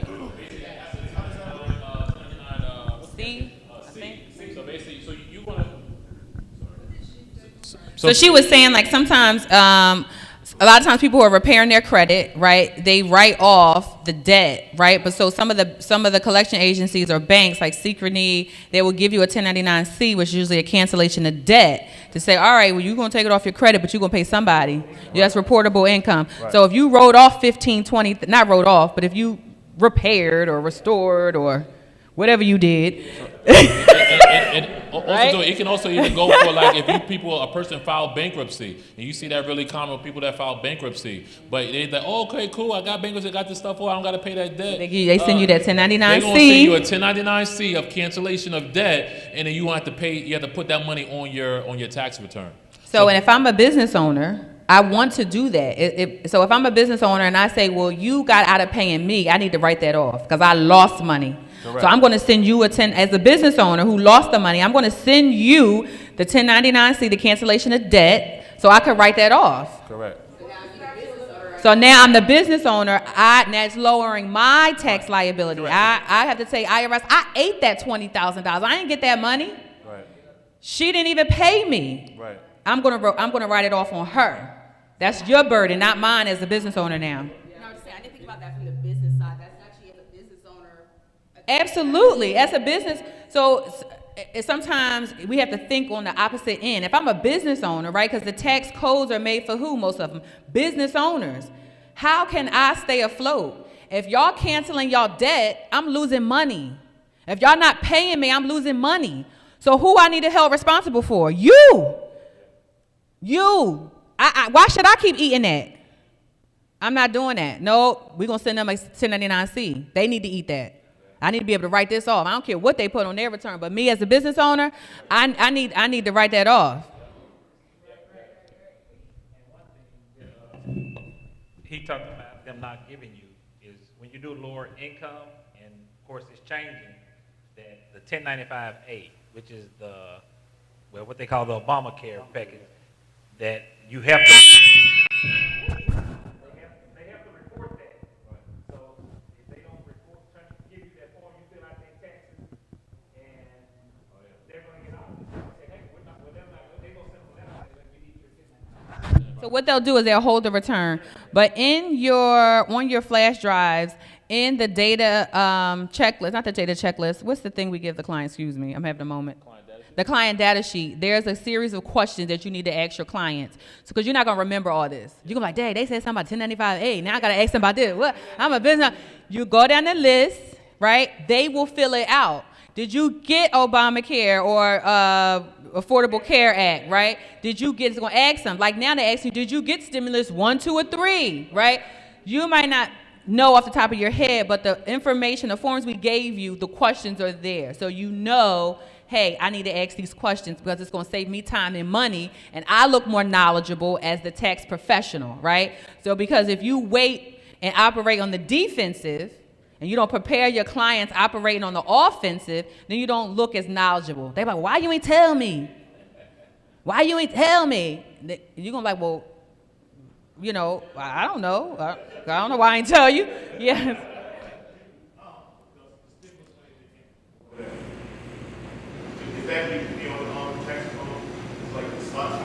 It is. So every year, most softwares, but especially ours, because that's what we operate with, they update the tax software every year according to the IRS. The 1040s are always updated. So whatever the IRS makes a change, the software companies adjust in real time, right? So this year, right, this is the last 2 years was way different. They had a new tax bill that was approved and signed in the middle of tax season. So guess what had to happen? Our softwares had to update in the middle of tax season. They forgave $10,200 of unemployment, which was a benefit for taxpayers. The 1040 had to be updated in real time. So people who filed before March had a totally different 1040 than the people who filed after March. But the software will do it for you. But you, as a professional, need to just send clients alerts. Hey, this is changing. So we actually paused for 2 weeks. Like, hey, this is happening here. We stayed real. I'm a politics girl, you know. So I stay. I'm really into politics. So I was like, hey, listen, we need to stay on top of it. They're about to sign this bill. We need to pause to do something for 2 weeks just to save us some time and some energy and some money, right? So we look more knowledgeable. We let our clients know, hey, this is coming down the pipe. Maybe you should wait. Just give us a moment because it's going to give you a larger refund, right? Because it's putting them back down into a lower tax bracket, right? Especially if they didn't pay taxes on it. That's really helping them. So let's get in and give you a prime example because some people are starting a little bit newer. So a prime example, let's just say, for example, that you have a person that made $20,000 from their W-2 job. They have one child. Of course, that person is like perfect income. But of course, that same person also have a 1099-G from unemployment. And that unemployment was another 25, well, let's keep it basic. 14. Let's say that the 1099-G was 15,000. So now that person's total income now was the 20,000 plus the 15. That's a total income of $35,000 now. So of course now that person's in a higher tax bracket now. So of course with that person with that one child, that person now is getting back a little bit less than the perfect income because it's $35,000. But now in the mix of tax season now, the government forgave $10,200. So now that took that same person now down $10,200. Now they're in the lower tax bracket. So now that same person now is getting back more money for their child. This happened in the middle of the tax season year. So it was a nightmare. No, what the IRS did was what they did is they just held on tight to it. So people were not getting their refunds fast, and they adjusted it as much as they could during this year tax season because they didn't want to amend it. Because when you amend most returns, you have to have the manpower. You have to have someone going through it to see the amendments. See, in that scenario, it helped the person. Yeah. Now let's think about on the flip side now. So now you got to think of now. Let's just say you had that same person now, and that person. No, that's the only thing they had. What? No, so let's say if that person let's say that person's W-2 was $10,000, and now they had a $15,000 1099-G. So of course the person needed more income in order to support. But this also you about to get heavy now. Right. You're about to confuse the people. Their eyes about to cross. I don't want to confuse, but I just want to show y'all how it can help a person and also it can hurt a person because we had the same primary example. So the person probably made $10,000 from their W-2, and now they made $15,000 from their 1099-G form from unemployment. So the person's total income was $25,000. That's perfect income. That's perfect income, pretty much in one nutshell. In the tax world. So then now that person qualified for, let's say the person got about $3,000 or $4,000, whatever that may be. So now that person now had $10,200 eliminated, taken away. So And now they they qualified 0. for less money now. Now they only had an income of $10,000. So now their refund amount went down because of it now. So we've seen that definitely in the mix of this year. We'll tell you how you can rectify that. Yeah. Good. So I just want to be clear. For the 1099. Going back to the slide. Thank you, 25. That she like, y'all old people done got off the topic. Y'all done went Never Land. Back to, thank you.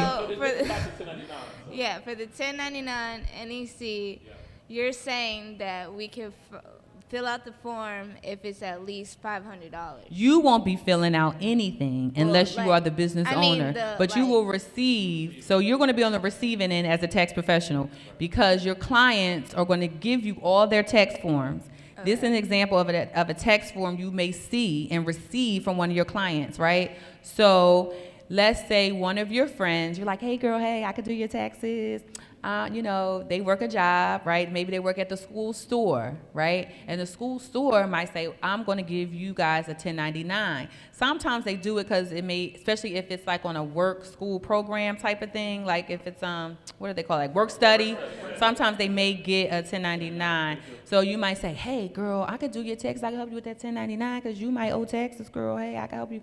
You might get a 1099 NEC. Your girlfriend's going to give you that. You're like, this is what I got. This is what the school gave me. Right, so you'll be on the receiving end of that. Maybe like I say $1,000, $1,500. So probably definitely be more than the $500. Yeah. So that person would be receiving the 1099 NEC. Because they're not really an employee, and it might be additional to their scholarship money. This is a little off the question, but as a business owner, and learning that I can do the NEC side. I call it basically as a write-off, is how I'm looking at it, I guess, in certain situations. It's exactly what it is. So this isn't a tax question to you two. If I say, hey, I need to learn how to do this on my side as a business owner for certain situations, Correct. Are you guys able to show me how to set that up and do it? So, yeah, you can do this yourself on what is it? Swiftforms.com. So if you are the actual business owner and you have contractors working for you and you're paying these people $10,000, $5,000, whatever that is a write-off for you. You basically go right on side swiftforms.com. You set up an account. You can go in right inside there. It's really extremely. I do this right here for my staff. I go right on side SwiftForms. I got all my employees, all my contractors that I pay for. I go right on SwiftForms.com, open up an account. I put my information in, how much money I paid them or whatever. Put my EIN number. I press send and submit. It automatically gets submitted right to the IRS. This whole situation, he's getting a 1099. for working this here, he's getting a 1099. The people who build this stage, they getting a 1099. Why? Those are deductions for us. Right. I didn't make that money, but I had to pay him and these people. Yes. So what you do with the land if you're not quite sure? Right, especially them work for you. Like, they don't really work for me. It's not a part of my situation. I think someone asked what's the site again. So the site is swiftforms.com. SWIFT. Swiftforms.com. Forms. No S. Swift forms. That's the question that they have on.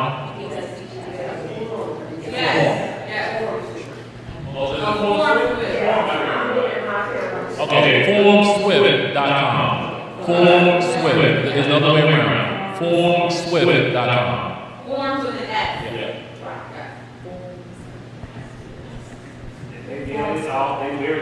Send it right to the IRS for you. Really quick. Yeah. And the client, correct. both. They also, too, it also sends the client a copy of it. So I go ahead and submit it to the IRS. This is also going to mail out to that client, or that contract is also going to get mailed to them in email. So they got it both ways. So my staff, they know you're going to get it emailed over to you in your email. You're also going to get it mailed to your house, and also it's getting submitted to the IRS. It go right on that website. Yep. I do, because well, pretty much you should want to add up all the total amount of what you paid that person at the end of the year. Yep. Unless it's a contract job where you know it's ending. Right. And you still might want to file. You just want to keep track of it. Like, okay, this person did X, Y, Z for me. Our contract is over. I just need to notate it in that situation. Yeah. Absolutely. Would you do it in your business name or? Absolutely. Okay. Yep. So, like, if you have a nanny or a babysitter or people who help you, those are considered either household employees, and we'll talk about that as well. But yes, you can send them a 1099, right? Or you can give them, if it's under a certain amount, you can really just kind of write up a contract and say here, and they can use that to form their taxes and use their household income, but we'll talk about that. But to use a 1099, you can definitely use it in the business name. Like, hey, my business for my home is called Farah Incorporated. So anybody who works for me is working under Farah Incorporated. So that's my nanny, that's my sitter, that's my cleaning lady. Because I am the business, I am the CEO of my home.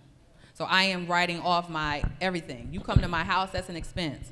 That's a very important thing that everybody needs to know. You are a business. At home, create your own LLC for your home. Yes. Everything's a tax, right? Yes. Yes. The tax code is made for business owners. It is advantageous to open up a business for you for your home. I'm sorry. But what if somebody that like a contractor, and he doesn't have like a legit business, and he might just do some exacts like I have in my salon. That's what you can do. Ask that person, what's your social security number? So what if they won't give it to you?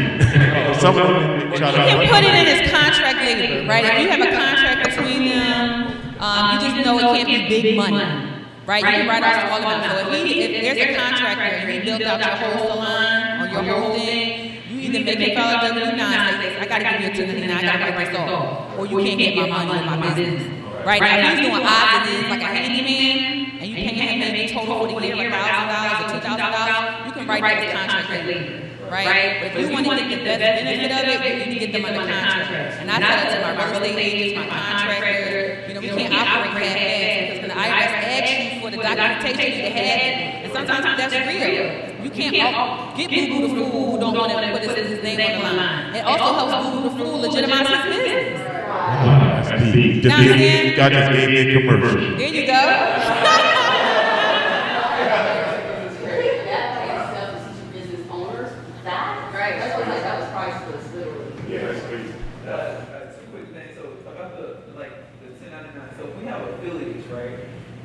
For like the credit repair. Yes.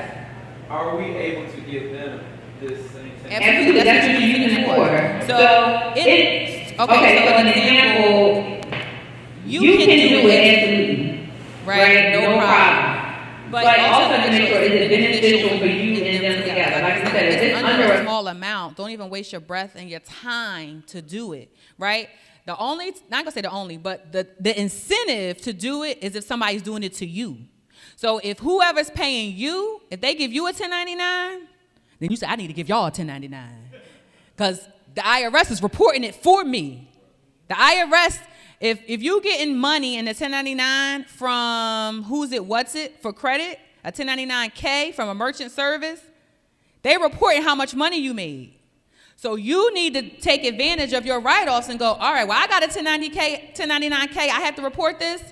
Then I'm going to report y'all because I didn't make all this money because I had to pay y'all $15,000, $2,000. The 1099K is what you're going to get from usually a merchant service. Right. So there's tons of 1099s out there, but all of them are going to flow through a Schedule C if it's a business. Right. There's Schedule F. There's tons of different schedules, but we just focusing on the main ones that you guys will see. You know what I mean, which is the 1099, a Schedule C. A prime example is that American Family Insurance, they paid me a 1099 at the end. Well, they gave me a 1099 at the end of the year. So they may say, hey, listen, Tee Collins Agency made X amount of money. And I'm like, hold on. I didn't make all this money. I had two agents. I paid them. I got 2 agents. I had to pay them. I had this. I had that. Well, guess what? I accept the 1099 from American Family Insurance. I put that on my taxes that I made this money. But then now on my tax return for that business now, I can now write off a 1099 that I paid other smaller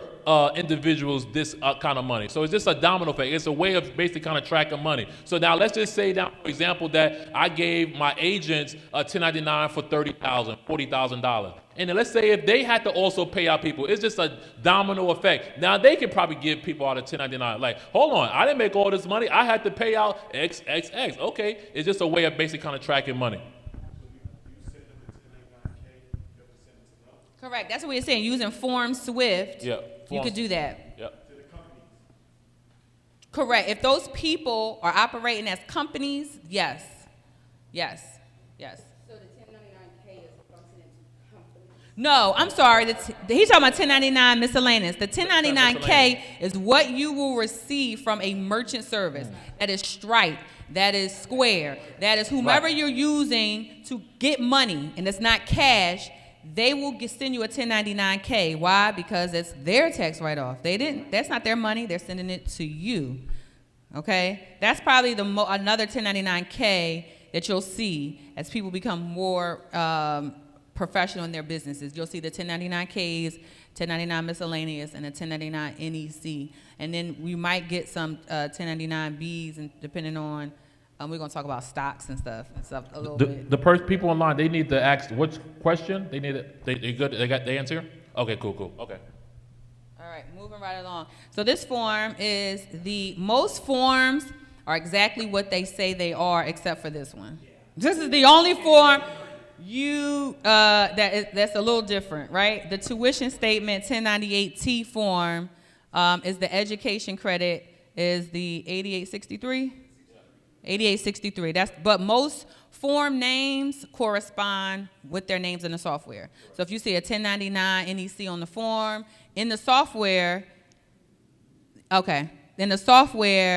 you will put in the 1099 NEC. But this is the only form, the education credit 1098T, that's the legal form, but in the software, in any software, it's going to be the 8863, right? This is the education credit. So this is for my 25-year-old, when her girlfriends and whoever else are going to school, right? This helps you, helps them get the education credit, which is about $1,000. Any credit from the IRS is income-based. Any credit the IRS gives you, that is money that's going to be added on, is income-based. The more income you make, the less credit you'll receive. That goes for earned income credit, tax credit, everything that's a credit. It's income-based. It's based on how much a person earns. But on average, it's $1,000 for this credit, right, for perfect income. So most times, once you get about 30 or 40,000, it starts to phase out. You get less and less of this credit. So this is just an example of what it may look like, okay? It'll have the school name in there, which is the filer's employee identification number, the student information, all of this good stuff. We're going to go through these again tomorrow. We're going to actually put these in the software, put them in. But we just wanted to show you. So tomorrow when you see it, you're like, oh, yeah, okay, they were talking about, I know what that is. All right. Oh, I'm sorry. You have an example? I'm hoping everyone's kind of taking everything in, because tomorrow we're going to actually start putting this stuff in the software. We're going to start quoting the whole 9 yards. So again, we're trying to let y'all see exactly what forms look like, the whole 9 yards, because again, tomorrow we're going to go ahead and dive into actually working out an actual return.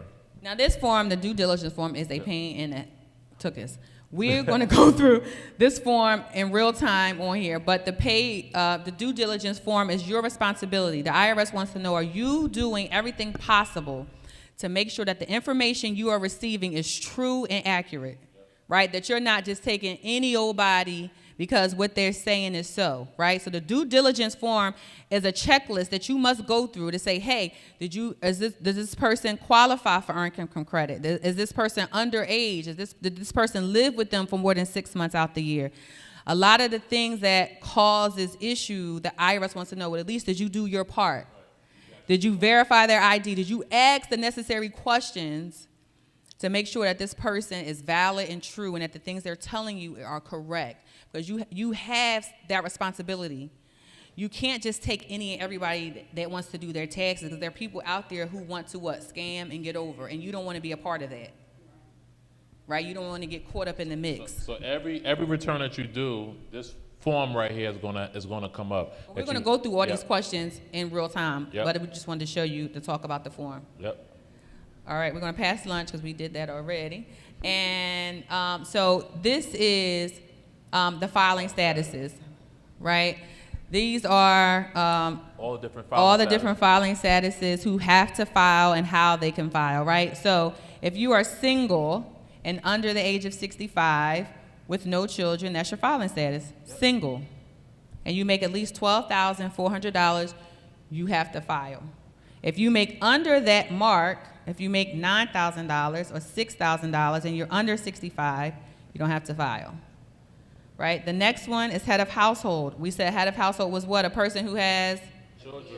A dependent or children. That is the only difference between a single person and a person who's claiming head of household. The person has a dependent, right? And also, too, with head of household, a person is not married. So that's going to be the difference. Yes. So a person got to be single and unmarried. Yes. With a child. That's key. Unmarried. Yep, unmarried. Yes. Next. Also, too, married filing joint. Yep. Right? Both spouses have to be under 65 and that's usually like a combined gross income. It has to be at least $24,000 or at least $26,000 if you're older than 65. Right. So that's married filing joint. So basically, if you are older, so basically seniors. That's basically what they're differentiating between senior citizens. So the older you get, the IRS starts to kind of lay back. They kind of get off your back a little bit. You're like, I'm 78. Leave me alone. With the married filing joint type of return, the IRS is going to take everything of what the husband made and what the wife made, combine them. Combine them both on one return. That's basically what it's going to be doing on that return. So next, we're going to have the married filing separate. My married filing separate return is basically going to be a married couple, but the husband wants to not file with the wife, so meaning that the wife will have her income on her return, and then the husband will have his income on his return.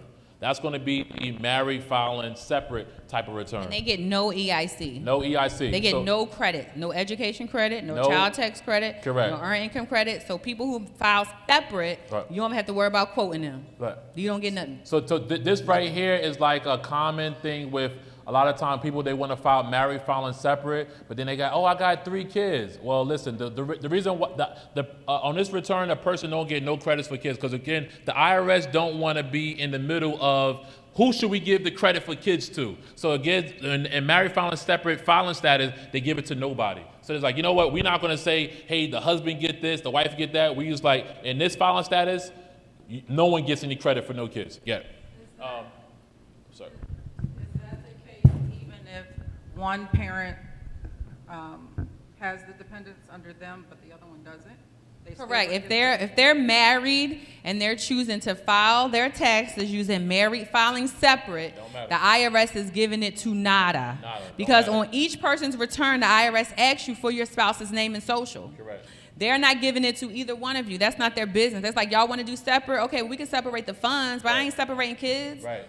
Y'all married, so we know y'all live somewhere together or separate or whatever that. We're not getting involved in that. So we're not giving this to nobody. You just touched on it. When you file married and filing separately, you still need the spouse's information. That's right. That's right. So sometimes people say, we married, but we don't live together. Give it y'all married. So I need his stuff. Right. Because he could be trying to file. Yeah.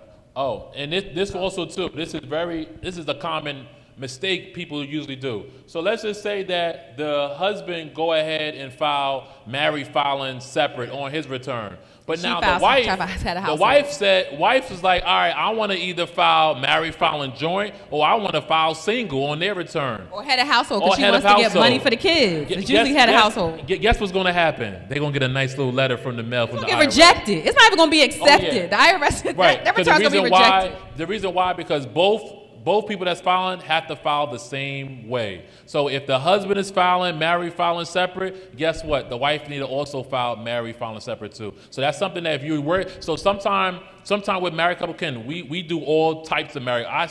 We have married couple people that they argue right in front of our face. You know what I mean? So, cause you have some married people that like, you know what? I got my tax person over here. The wife is like, I got my tax person over here. The only thing I say is like, hey, listen, make sure y'all file the same way. Okay? If you filing married, filing joint, make sure your husband's filing married, filing joint. We are not divorce counselors. We're not counselors. Y'all got to figure that out. But it's not in your best interest, you know. Okay, make sure I understand something too. Yeah. Sorry. So I get when you said pretty much you have kids together, so you pretty much not getting the EIC, any of the tax credits for kids, basically. So hypothetically, let's say if it's a person who had kids prior to the marriage, it's not to the same, it's still the same no matter across the board. The IRS don't care. That's what I want to make sure. Okay, I want to make sure. Unless the non-married person is filing them.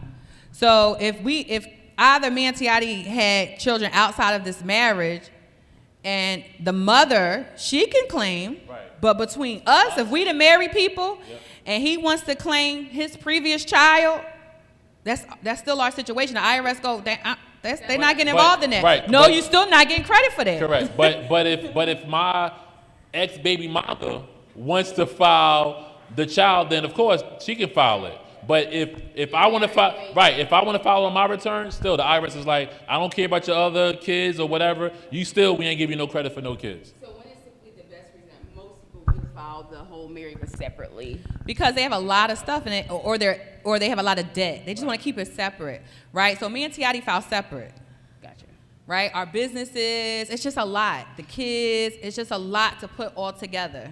So even small as someone with student loans, I get that one a lot, where they're losing their taxes because, they're in that situation. So if you're married and you don't want to lose your taxes because your spouse is in that problematic situation. Correct. Or you can do something called injured spouse. There's an injured spouse form. Because sometimes people don't know. I've had married couples file and the whole return is taken from child support. So, and that's from a child that they didn't have. So it goes down. Like, they took our whole return from your baby mama. It goes down. So what you could do, if they're married, you can file a injured spouse form. You send it to the IRS, and the IRS will split that return in half. So if their return was $8,000, they will give $4,000 back to the injured spouse. That is the person who was not involved, who didn't have a lien or have an offset, right? So that somehow that could be rectified. But usually that doesn't happen until after the fact, because usually one of the spouses don't know. That's usually what happens. Or they don't know that their stuff was offset by student loans or anything else. How do you file injured spouse? How do you file an injured spouse form? Yeah. So in the software, you literally going to type injured, and the form will come up. Okay. Yeah. So inside the software, literally, it's so easy. Like, you could just say the form of what you want, and then it will come right up.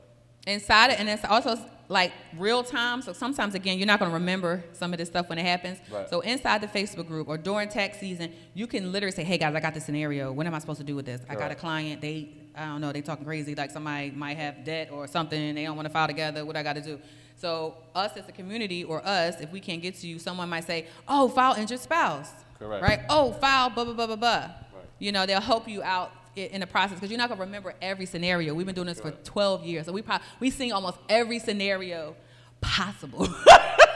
Right? I've had people try to file their dogs. He's my dependent. I take care of him. Right. They will argue you down. Like, this my dog. But he doesn't have a social. What? Not even an I-10. He don't have nothing. I know you think he your dependent. The IRS don't. You cannot file your dog. Take that up with your congressman. I ain't nothing I can do. So moving on to the next following, the last one is qualifying widower, and that's usually somebody who's getting a pension, maybe from like a veteran, or they'll get their pension from railroad or whoever else. That's the widower, qualifying widower. Or if she was married to a really rich and successful person, she might be getting a monthly stipend, and they'll put that in a 1099 if they have an estate manager, that type of thing. But that's rare. It's like 1 in 100,000. All right, so this is what we talked about earlier on that Schedule A, about standard deduction versus itemized deduction. Okay, this chart, now mind you, the software is going to, when you see tomorrow, on the left-hand side at the bottom, it tells you what the standard deduction is for what you put in. I just put this in here so you can see the difference. The IRS will always increase every year based on inflation, right? Your money is useless every year. A little bit every year, you lose more and more value of your dollar. So what they do is they make up for that, for inflation, and they bump it up. So they're saying the standard deduction in 2019 was $12,200. We're going to say you took care of yourself, and on average, you paid $12,200. 20 was $12,400 as a single person. So remember we went over that Schedule A. If they don't have more than $12,400, it's worthless. It's pointless. It's not going to move the needle in terms of money back or money they don't have to pay back. But for great bookkeeping, yes, give all the information they give you, you could put it in there, and it goes all the way down. So married filing joint, $12,400, married filing separate. See, the same deduction as a single person. They give you the same credit. Married filing separate is the same as single in the IRS eyes. Head of household, they get the most because you're a single person with children. Oh, ain't that nice? IRS give you $18,000. You know it takes more than that to raise a family. $18,650. And then qualifying widower, she get the most. $37.30. She is a widow, her spouse, loved one who has died. She has no way of maybe taking care of herself. So they give them the highest itemized deduction. Standard deduction, sorry. All right, so going into earned income credit. That is the meat and potatoes. Earned income credit is a refundable tax credit targeted at low-income working families. Okay, so your congressman was like, Dad, we know we made the tax code just for business owners. Let's help out low-income people. So that's kind of where this came from a little bit.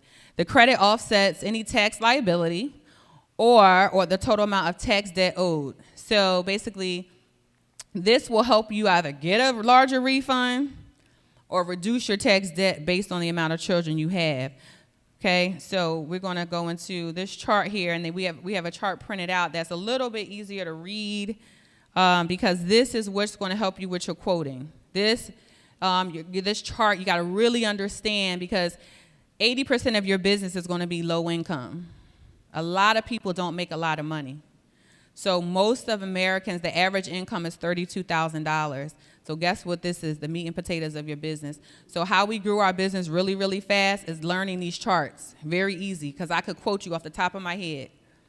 I look really cool that I could say these numbers. Like, hey, how much you getting back? Right? I look cool. They're like, dang, she know her shit. Right? And also, too, it's going to save you time and money because you're not going to do all this data entry. If you don't like my quote and you don't like what I'm giving you, there you go.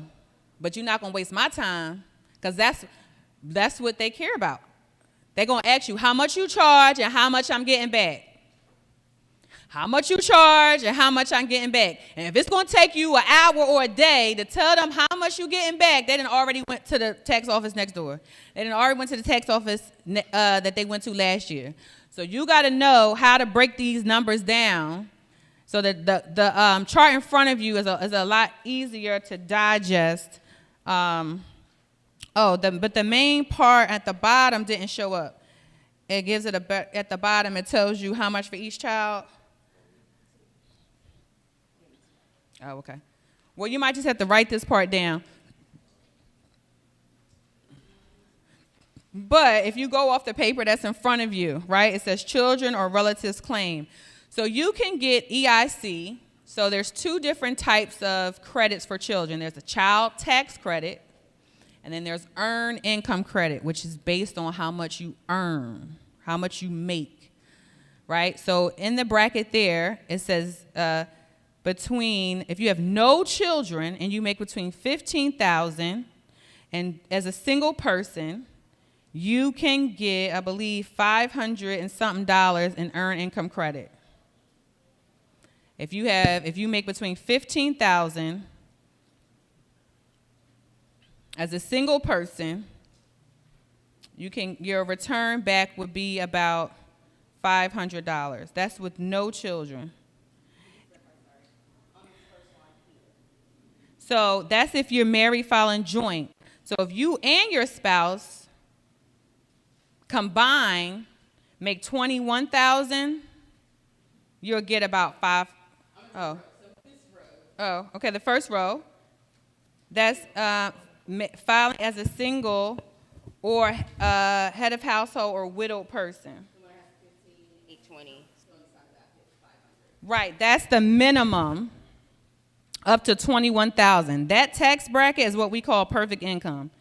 $15,820 up to $21,710.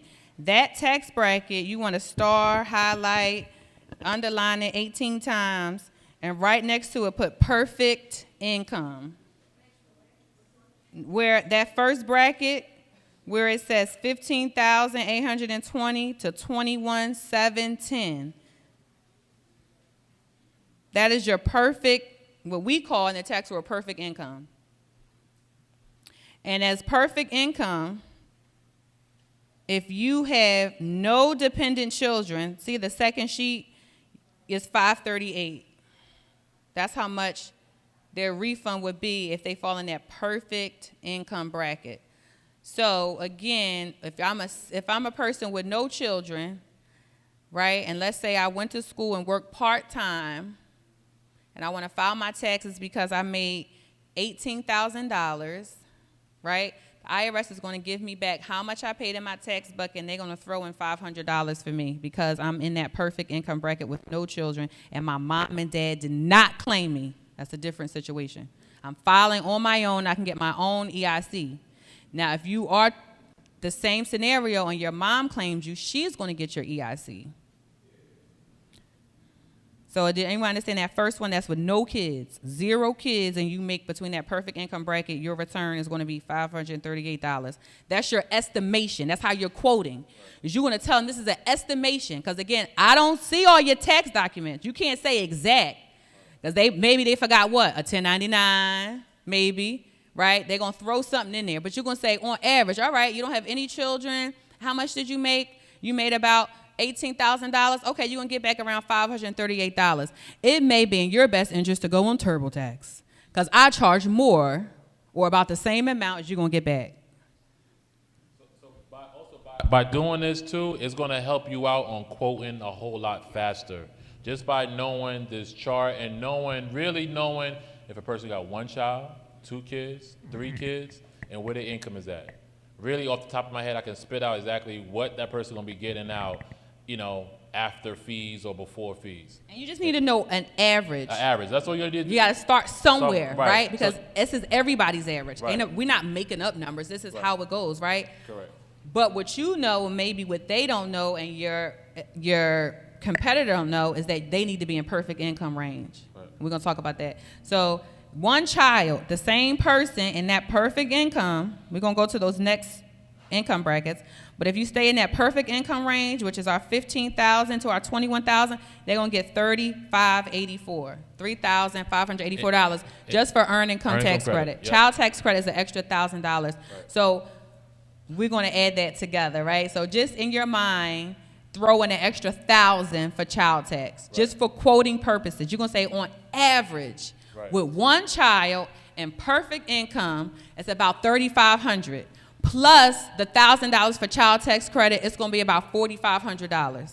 So basically, that's how you're going to quote. You're going to think. It's an average. Don't get caught up on the exact numbers because you don't have nothing in front of you exact. So what you're going to say is, this is just an estimate. This is on average how much you're going to get. And this is on average how much everybody going to get them. Right? Unless you have the physical forms in front of you. And they're going to say, well, how much you charge? Well, how much you get last year? We're going to talk about all those things in a second. We go over quoting. But these are the numbers you got to know better off the top of your head to help you, right? It's going to help you go a whole lot faster by you pinpoint and knowing exactly what a person's income is at and how many kids they have. And exactly also, too, how much money that person paid in the federal. You can give you a more estimated amount of what that person will be kind of getting back. Right. But, of course, the more you do, the more it's going to be second nature. So, of course, the first time you kind of do it, you got to be like, oh, okay, cool, 20,000, 2 kids. All right, the person getting back this. All right, cool. You do another person. Before you know it, you start doing more of it, it's going to become second nature. You're going to see the pattern. Because you're going to start seeing the pattern. It's going to be like, oh, okay, cool. Everyone that makes this kind of money and they got this kind of kids, they all getting back around $8,000. Okay, cool. So now I know if I see another person with the same income, the same amount of kids, the same type of federal withholdings, they're going to get back around the same amount. So that's going to help. It's going to save you time and money now on putting that person in. Hold on, let me figure it out. You wasting 30, 40 minutes. Hey, Mr. Johnson, you're getting back 8,000. But you know, if you remember that pattern, you start knowing off the top of your head, hey, Mr. Johnson, you're going to probably get back around $8,000. All right, cool. Let me go ahead and put the stuff in. So next to your cheat sheet down there, I'm sorry, wait me 1 second. Next to your cheat sheet, make sure you add plus 1,000 for child tax credit. So also too, regarding child tax credit, a person will only get the child tax credit. They lifted it to 17. It used to be 16. So if a person is 17 and younger, they get another $1,000. Right. So again, like you said, they will phase out and age out. Right. So they will 16. Age out at 18, 19, at 17. You no longer get that $1,000. Right. You're going to get what? Education. Hopefully they went to college. Right. If they go to college, yeah. Yeah. So if they're in college, you get 1,000 or you don't? No, you get the 1,000, but it's not child tax credit. It's going to be that 1098T. Right. right, that you can add on. It's going to be a different type of education grant. Your client and asking these questions, and now asking what age or how old are your kids. Correct. And if they are over 17, are they currently in college? Do you know that add that or not add that? Well, of course. So now you know, you got to think of most 17-year-olds is not in college. So then now you probably be like, all right, cool. So you know at the top of your head now, this person's only going to get earned income credit now. The person's not going to get the additional child tax credit. But 18, you're about to say, okay, cool. Oh, my son is 18, they in college. All right, cool. Well, hey, listen, Ms. Johnson, you're going to get $3,500 because you're in that perfect income bracket. But also, your child went to college. All right, cool. You're also going to get another $1,000. You know what I mean? Yeah. Well, for quoting. Yeah, sorry. I'm sorry. I got two questions. I got you two. I got you next. EIC is 16 and younger, but the child tax credit 17, correct? Yeah. EIC is 16 and younger. The child tax credit is 17. Yeah. You have a question in the back. Yeah. What if it's in between the numbers of 22 and 39,000? That's not on this chart. Like if they make 22,000 and 39,000, it goes up and it changes in increments of 50. Right. So it starts going down. You start to phase out. The more you make, the less you'll earn. But the software is going to tell you. Right. So if it's $21,750, they're going to get $50 or basically $100 less than the $538 because we're still on zero, no children. Now we get to we did go to one child. You're going to get $50 less or $100 less than that $35.84. But again, we're worrying about quoting. It's not exact. Right. Don't get your mind focused on exact numbers until you've already sealed the deal and you have their stuff in front of you. We're just giving you the guide, the estimate, so you could quote fast and give people a ballpark of how much you're going to get back. Right. When you put, because you're going to say, because they want to know how much you can get back. Oh, well, you're going to get around $35.84 plus child tax credit. You're going to get about $4,500. Okay, cool. Being in that perfect income. Now, the metrics goes up. You have one child as head of households. It goes up to $41,000. But of course, once you get past $21,000, you're going to get less and less and less. Once you get to $41,000, it's zero. They're giving you almost nothing for having a dependent. So again, it's the more money a person make, the less they're going to get back. The less money a person make, the more a person will get back. Kind of look at that. So you start creeping up there and making more money, the less a person will pretty much will get back. So going on to two children, two qualifying. Oh, somebody has a question here too on the screen. They want to know, with a child being single, does it change your filing status to head of household? It can if they're head of their household. So if they are a person in a multi-family house, So if, then no, they're single. But if they are taking care of their own house and have their own bills, then yes, they're head of household. So you get a lot of multi-family people filing taxes. Well, whoever's on the mortgage and paying the bill, they're going to file head of household. If there's a subsequent or another family living in the basement or have their own room, they're going to file single. Let's give an example of that, because the person online gave a good question. So pretty much is that, let's just say that me and Farah, we live in a house and we filing married, filing joint. Oh, no, bad example. Okay, don't like. Okay, so let's just say that you have myself. I'm living in a household. Mother-daughter. Yeah, okay. Mother-daughter. Okay, let's do it. It's mom's house. I got it. So let's say we got mother-daughter. So mother, go ahead and file her taxes. And say she have another daughter. You have another daughter. She filed head of household. But now the second daughter also have a child. She's going to be filing. She went out there and got pregnant. She got 2 children. She's going to be filing single because, again, she's not going to be the head of that house. The mother, she pays all the bills and all that stuff, so she's going to be head of the house. But the daughter that have her own child, she'll be filing single. Did y'all get that? Because really, she still lives inside the mother's house. What's that question? Say again? What happened? If they have children, if they're both on the lease, that's probably one scenario I never had. They're both on the lease. Well, then what you do is apartment A and apartment B. Right, yeah. So in the address, it could be 3959 East Champ Street A, East Champ Street B. And the IRS will grant both of them head of household because you say we both on the lease. Right. We're roommates. Right. So I may live in the basement and my sister live in the attic or whatever case may be. Yeah, still, I'm just saying. Attic? Well, no, it may be like a townhome when they both on the lease because they're renting. I'm on the first floor, the other one's on the second floor. You can utilize that. You had a question? Okay. So basically, that's what I would do in that case. What happened? What's the question you had? But the thing, go ahead. Get the microphone. Yeah. So if you live in the Northeast, I'm up north. So pretty much, listen. You will be living in the attic. Right. That's the apartment up there in the attic. And she's like the attic. In the basement, everything. Yeah. I'm sorry.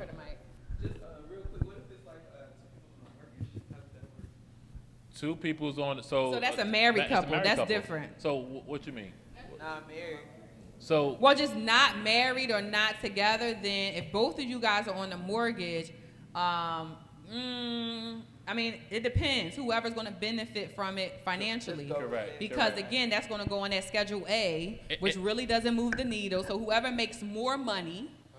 Whoever has more deductions should file the mortgage interest statement. Also, on the Schedule A. I know it's a little bit confusing because you was like, hold on, what both this one file single, this one file head of household. Usually, it's about almost close to the same amount of credits. So so just because a person filed single with a child, the person is getting back just a tad bit less if they was filing head of household. So meaning that if a person is head of the house and they got one child, and the daughter, she has her own child and she's also filing single with one child, the mother is probably, let's say, I'm just giving a rough example. The mother may be getting back about $4,500. The daughter may be probably getting back $4,300. You know what I mean? So it's just like a small different from being single head of the house than head of the house. And did I confuse y'all? The difference may be too in the state, how the state views it. Right. So the federal usually is not moving the needle a lot because they were actually talking about getting rid of the head of household status.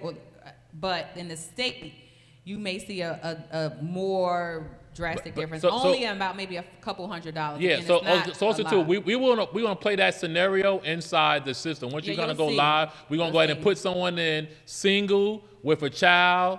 And then what that amount would be, then you're going to change the needle to final status to head of household, you're going to see the difference. Gotcha. It really is not that big of a difference. How about when filing the state part? You got the federal part, the state part. Each state is different. Like I'm in Jersey. So would that be also in the software?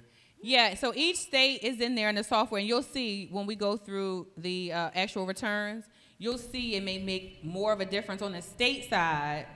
It's the same thing sometimes with the Schedule A. You'll see more of a difference moving the needle on the state side than the federal side, because we know each state runs operated by different legal entities. Correct. Especially Each state gonna be Republican states different. versus Democratic states. Yep. Most Republican states or red states are going to have really low state taxes.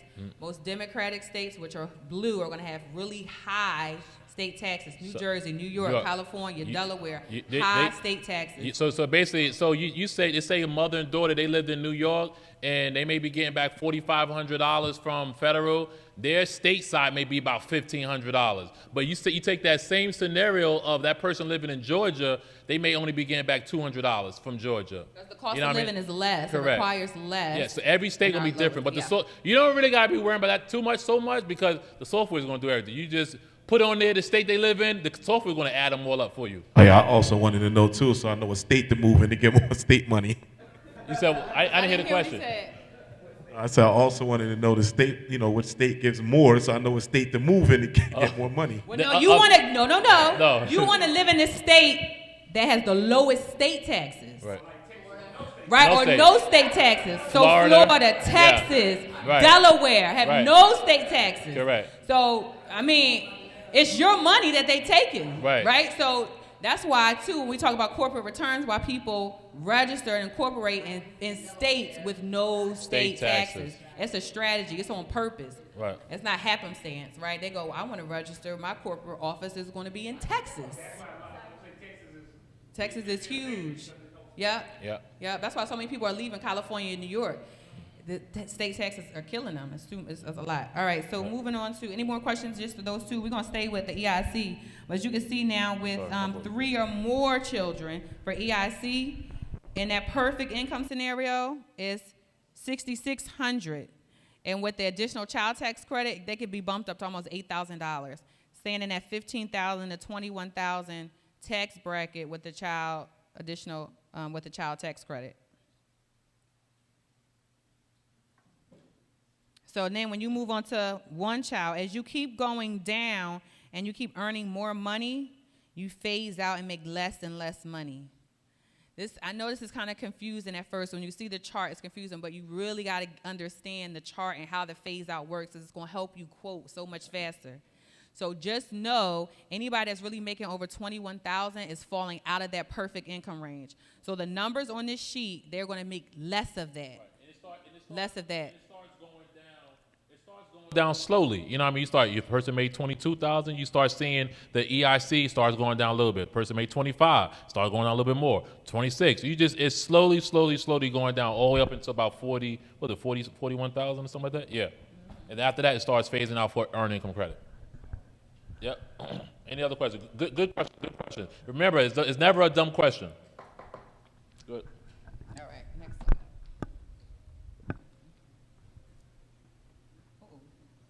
Come on, Farah. One thing y'all did say, if you notice, it was 3 or more. After 3, Nothing. you get earned income credit up to 3. Yeah. But after that, you just get child tax credit. Yes. So the 4th, 5th child, they're just going to get child tax credit. Yeah, you no longer get earned income credit. Thank you for reminding that. So people who have 6 children, after 3, the IRS gives you nothing. They say, that's you. I'm not giving you no more. Not giving you no more money for your children. You got 3, that's it. But they'll give you child tax credit. They'll give you a little bit more child tax credit. After, EIC, nothing. Just the child tax credit, yes. No, I think it phases out. You're not getting 1,000. No. So 3, they're almost 3 in it. After 3, it phases out too. You get less and less and less. So a perfect example, someone says, okay, I have 5 children and I make about $21,000. How much can I get back? Right? So you're going to go to your chart. You're going to say, okay, I don't care if you pull it up on your phone. I don't care if they online, wherever it is. You're going to pull it up on your phone. Okay, so 3 children, she in perfect income. So you would say, all right, so for earned income credit, you're going to get about $6,600, about $7,000, right? Because she also works. She's low income. So whatever she paid in box number 2, she's going to get back, right? Everything back. So her return is going to go up right? But you gonna say, okay, in your mind, she's perfect income already. She's at 21,000. So I know she's gonna get the most for 3 children at 6,600. But also I have to calculate the child tax credit. That's 1,000 for each of her 3.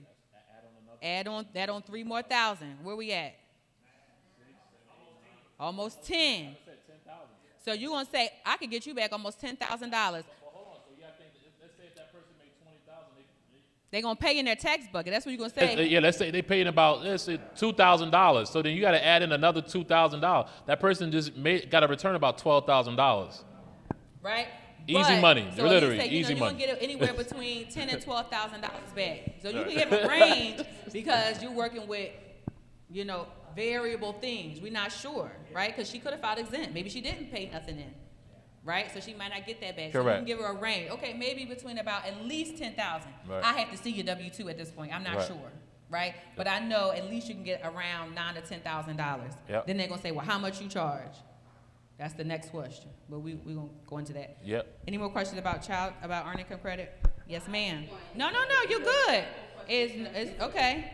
For quoting purposes, Okay. it is. So hypothetically, let's say the person has 3 kids. And so the EIC only covers up to 16 and younger, not 17, 18, that basically. Yeah. So let's say we have 3 kids. One is 16, and then the other 2 are 18, which are college students. So in this case, we're only giving that, if we're quoting, is what I'm asking, we're giving the quote for the EIC for the 16-year-old, and then $1,000 for the 1098T for the 2 college students, and that would be the quote I gave that person. Yeah. Okay. So you would say, after you deep dive, you're gonna say, okay, you have 3 kids, or are they all under 16? Right. That's the next question. Are they all under 16? No, I have a set of twins, and they're 18 and in college. I'm a twin. Right? So then you go, okay, well, that's an extra 1,000. You don't get EIC for them, but you get earned income tax credit for them. So you just calculate 2,000 extra on that 3. Okay. Like 36, right? Right, it's 36, 35, whatever that is. Yeah, so the 35 plus 2,000 on top of that. Well, really 3, because that one child. Oh, that extra child tax credit too. Correct. Got so it. the one that's under 16 is getting earned income credit and child tax credit. And then the 1098T for the 2. Yes. I just want to make sure I understood, because you have different scenarios, so I make sure I'm understanding how I'm quoting, basically. That's why I asked that one. Who's getting lost in the weeds, too? Is it too much? I'm a basic math person, so if you getting lost, I understand, but we can bring it back if you get lost, yeah. And ages are determined by the age at December 31st of that previous year.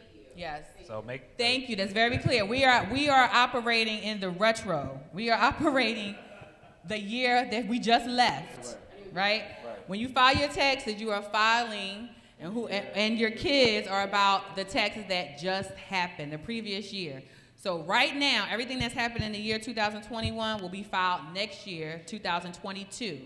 So also make sure you keep that mindful, when you're talking to your clients. What did you do last year? What happened in your life last year? Did you move? Did you work? Did you think about last year? Because they be like, no, I ain't do nothing. Now, no. Last year, what happened in your life? So yes, very important. That is so important. Last year, we're in arrears. Any other questions? Good question. Good question. So if you get married on December 31st, you have to file as married? Yeah, I don't really get, No, so basically, no. So you don't have to file married if you got married on December 31st. Because really, the rule of thumb with the IRS is when you got married, majority of the year, was you married? You're not. So you have to be the majority. So the majority of the year, if you was married or unmarried, that's how you basically file. So majority of the year, you was basically unmarried, and you'd be filing. And you gotta say, do I really want to file joint? Like, what's Right. Do I want to combine our stuff here? So a lot of times married couples get so excited when they get married, they want to file joint. Right. Yeah. They're like, oh my God, we want to file married filing joint. We're so excited. So basically, so now you gotta think, this one made $50,000 and I made $50,000. That's a combined $100,000 combined, Yeah. and you don't know he filed exempt. Right.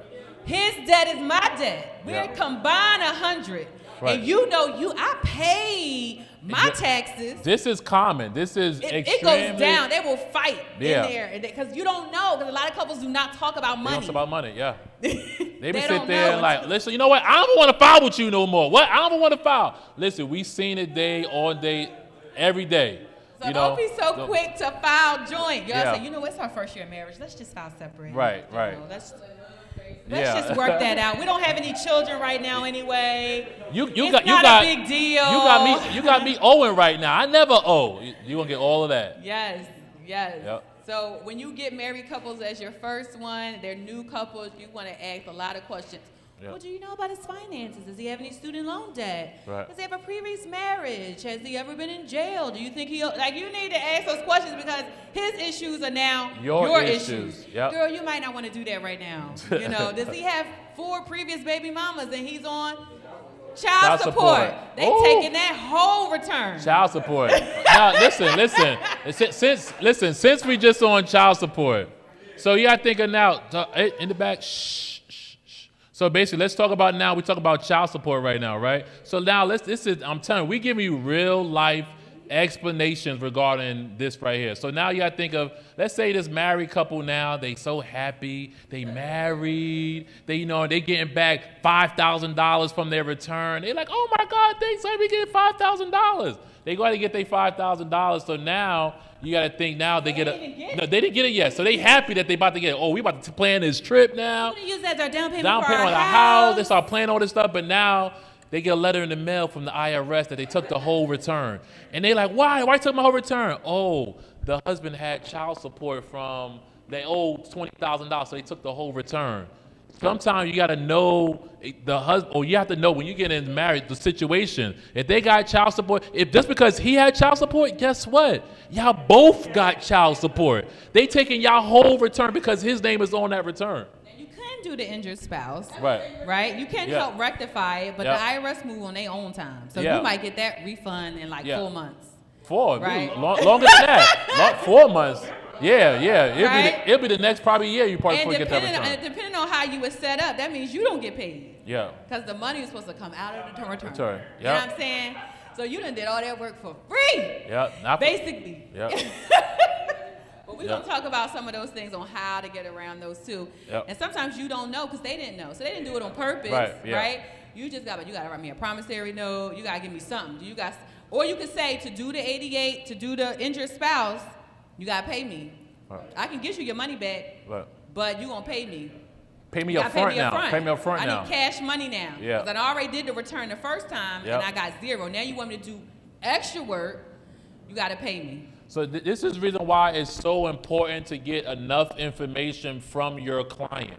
Enough information is going to help, and it's going to help you out on knowing about that person, spotting red flags. Because if a person's going ahead, we'll talk about that. Oh, I think it's the next slide. We about to get, sometimes we can go off on the tangent. So let's finish with the child tax credit. Okay. Everybody got child tax credit. That's our slide. I thought we was over. The child tax credit was additional money for children. You see how we go back and forth, right? You see, this is how we do. No problem. Don't take offense to it. Because sometimes he can go off on a tangent. We was about to go into that, so that's why I just want to make sure that because the people out there, I want to make sure we stay on task. I did this whole PowerPoint. I didn't want to make sure we using it.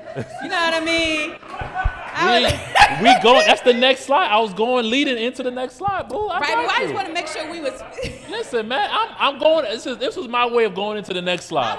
She got a question. Child tax credit. No, it's about quoting, right? See, going into my next slide. All right, so we done with child tax credit. We're gonna move on. All right. We got. All right. Actually, about a scenario that I had, I think like my second year doing taxes. This young lady came in. She had a baby in November. The baby got a Social Security number or whatnot, but the baby actually died in November as well.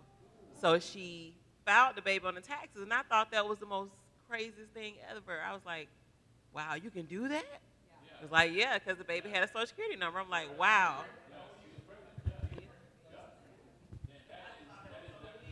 Yeah, that's definitely sad. That's tough. But yes, so as long as that person was born in that year, as long as that baby was born December 31st that year at 11:59, it can't be 12. That's going into the next year. It has to be at 11:59. It's born in that year. You can file them on that return for the next following year. Yep. But as soon as that clock hit 12 and it's the next year, we gotta wait till a whole nother year. Because the birth certificate is gonna have the time stamp on there. The birth certificate will tell you the date, and that's the year they're born, right? So whatever that year is, you're gonna say, no, you can't claim the previous year. They was born 11:59. $2,000 the next year. So you can't claim it. Born in December, sometime in December. You know, with Social Security numbers, it takes a little while, like weeks. You can still file them. As long as Social Security comes, you can still file. So as us, the tax preparers, do we wait until that Social Security comes in before you can actually do it? Correct, yeah. Okay. So you can't file the return without the Social Security number. So you have to let that person know, hey, listen, here's your estimate of what your amount is. You can go ahead and in the system, you go ahead and put a dummy Social Security number in. Say, hey, listen, here's your amounts. The only thing we need is to get the Social Security number. Whenever you get that, I can go ahead and change it in the system and go ahead and submit it. It's already done. Yep. It's going to reject anyway. You got to know the number. Yeah. It's not even going to go You can't even file it. Yeah, you can't even submit it. You could try. It's going to come back error. Yeah. Right. Yeah. Yep. Yep. Any other questions?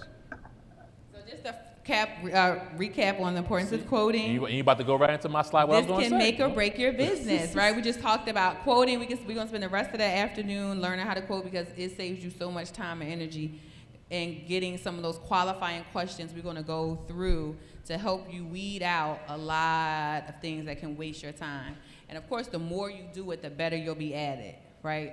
So it'll also, we just said, save you time and money, and it will lend more credibility to your business, right? So 4 key questions to ask people when you're quoting from the beginning. 1, income. Are you W-2 or self-employed? W-2 or self-employed, because we already know if you are self-employed, you are going to owe. If you're W-2, you could possibly get a refund. That's the mindset right off the gate. If you are self-employed, you are going to owe. If you're W-2, you may get a refund, right? Next part, you want to know, what's your filing status? Single, head of household, or married? If you're single, right, do you have any children? Next question is how many dependents you have, and then the last question is what was your refund from last year? Those are the main 4 questions we started asking people when we're quoting. Those are the main things to get the person's information so you can start to calculate in your mind how much their return is going to be, right? So also too, you also have to also learn how to spot red flags within asking a person. So you got to think of, if some of you guys are new and taking on a new client, you have, because this is going to save you a lot of time and money and energy. So if you go ahead and talk to a client and they say, hey, you know what, you ask the person, hey, listen, how much you got back last year? Oh, you know what, I didn't get my return back last year. Flag on the play, red flag. Because right there, pay up front. Listen, right from there, you know, okay, hold on, let me take a pause at this because, sir, why you didn't get your money? Oh, I don't know, I filed it, but I never got anything. So you expect me to go ahead and waste my time and energy on filing another return and you didn't get your money last year and you don't know why? No, sir. I think we need to figure this out first before we go ahead and file. Or you need to go ahead and pay me up front. So those is kind of like common questions that you really need to ask because, again, it's going to save you a lot of time and effort. So, again, you need to ask the person, you know, how much money you got last year? You know what I mean? Did you get a return last year? You know what I mean? So these are some of the stuff that kind of saved me a lot of time and effort when I kind of got into, like, quoting somebody and especially being, like, a new client. So a lot of people, again, when you start getting yourself out there, you know, you're going to be new at this. So these is going to help you save you a lot of time and energy. And this helps us even as seasoned preparers. Yes. When we get new clients, this is what we ask them. Yep. Because nobody wants to do work for nothing. I want to know how much you got back last year, right? Also, too, I need to know, especially when you're new, am I calculating this right in my head? If someone says, because you ask them those questions, I'm a W-2 employee, I am in that perfect income bracket, that's up to $21,000. I have 2 dependents. They're both under 16. How much are they getting back? That's a question, y'all. What? Say again? So they're W-2 employee, right? They are single, right? They have 2 dependents. Both are under 16, right? How much are I getting back? Wait, how much? 2 dependents. You got to think, so their total return. So that means earned income credit and additional child tax credit. What they get? Oh Lord, it's too many. I think we said what's the 79. 8,000. 367, right? 76. But the rest of around $8,000. Right, $8,000 because if they W-2, they may have paid in, right? So they'll get some of that back. Right. So in your mind, you know $8,000. So if they say, well, I got back $10,000 last year, either A, they lying, right? Or somebody done added some extra stuff, right? Or not even Schedule C at $21,000, that's perfect income. There's no point of a Schedule C. Or I say, well, did you add more children? Did you only have 2 children? Did you file your niece or nephew? Right. No, I only had 2 children. I felt the same way. They lying. It's something they covering. They hiding something. It's no way. With the information we just laid out, they got back $10,000. Right. There's no way. There's no credits to give. There's nothing else out there with 2 dependents, perfect income. They as perfect as they can get. That's it. Right? Yeah, That's when you say, let me see your return from last year. And trust me, that right there, it kind of calls the person's bluff. So if the person be like, oh, and they turn this outrageous amount of money of what they saying they got back, and you're like, oh, listen, I think this don't even sound right. How you got back $10,000? Like, what? You only got 1 child? Nah, let me see your tax from last year. No, I don't got it. Oh, yeah. Sometimes they think it's like a magic game or something. Right. It's a formula. I'm not doing nothing different. It's a formula across the board. Correct. Now, if they say I only got back $2,000 or $3,000, now you already calculated in your mind or wrote down a little note that they can get back around $8,000.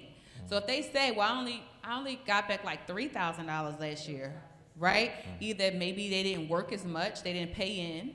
Maybe they have a new child. Maybe last year you didn't have the second child. It's a new baby, right? A new child. It's a couple of different variables, but all you care about is I can get you more. Because I know what I just calculated in my mind. Maybe the person they went to last year stole their money. I don't know, right? This happens. It happens. It's out there. So, but you know, I just calculated $6,000. So what you want to say is, okay, well, I can get you around $6,000. How's that sound? Okay, no problem. Well, how much you charge? Don't even worry about that. Say no, you're going to say. Do you want to pay up front or do you want to come out your return? That part, right? So we So, and normally the people ask you how much you charge because they want to try to price and jump around trying to find different people. But you have to stand firm in your price because on average, everybody's going to charge around $500, $500 to $700. I don't care where you go, H&R Block, Jackson R. Hewitt. If somebody's charging them $50, then you go ahead because my time is worth more than that. So seriously, I'm not doing that for $50. So no problem. I don't want you as a client anyway. So this is a lot of times too with people that's new. I had other offices that got started, and sometimes you can lose a client. And this is where sometimes me and Farah kind of differ. And again, you got to run your business how you want to run your business. But with me, in terms of my success, when you can lose a client at times when you upfront let a client know what you are charging. I'm letting you know that right now. I've been doing this for 12 years. You let a client know that, hey, listen, Ms. Johnson, I charge. And this is. Let's say if a client, the client is new to you. Hey, listen, James. Hey, listen, I want you to do my tax. How much you charge?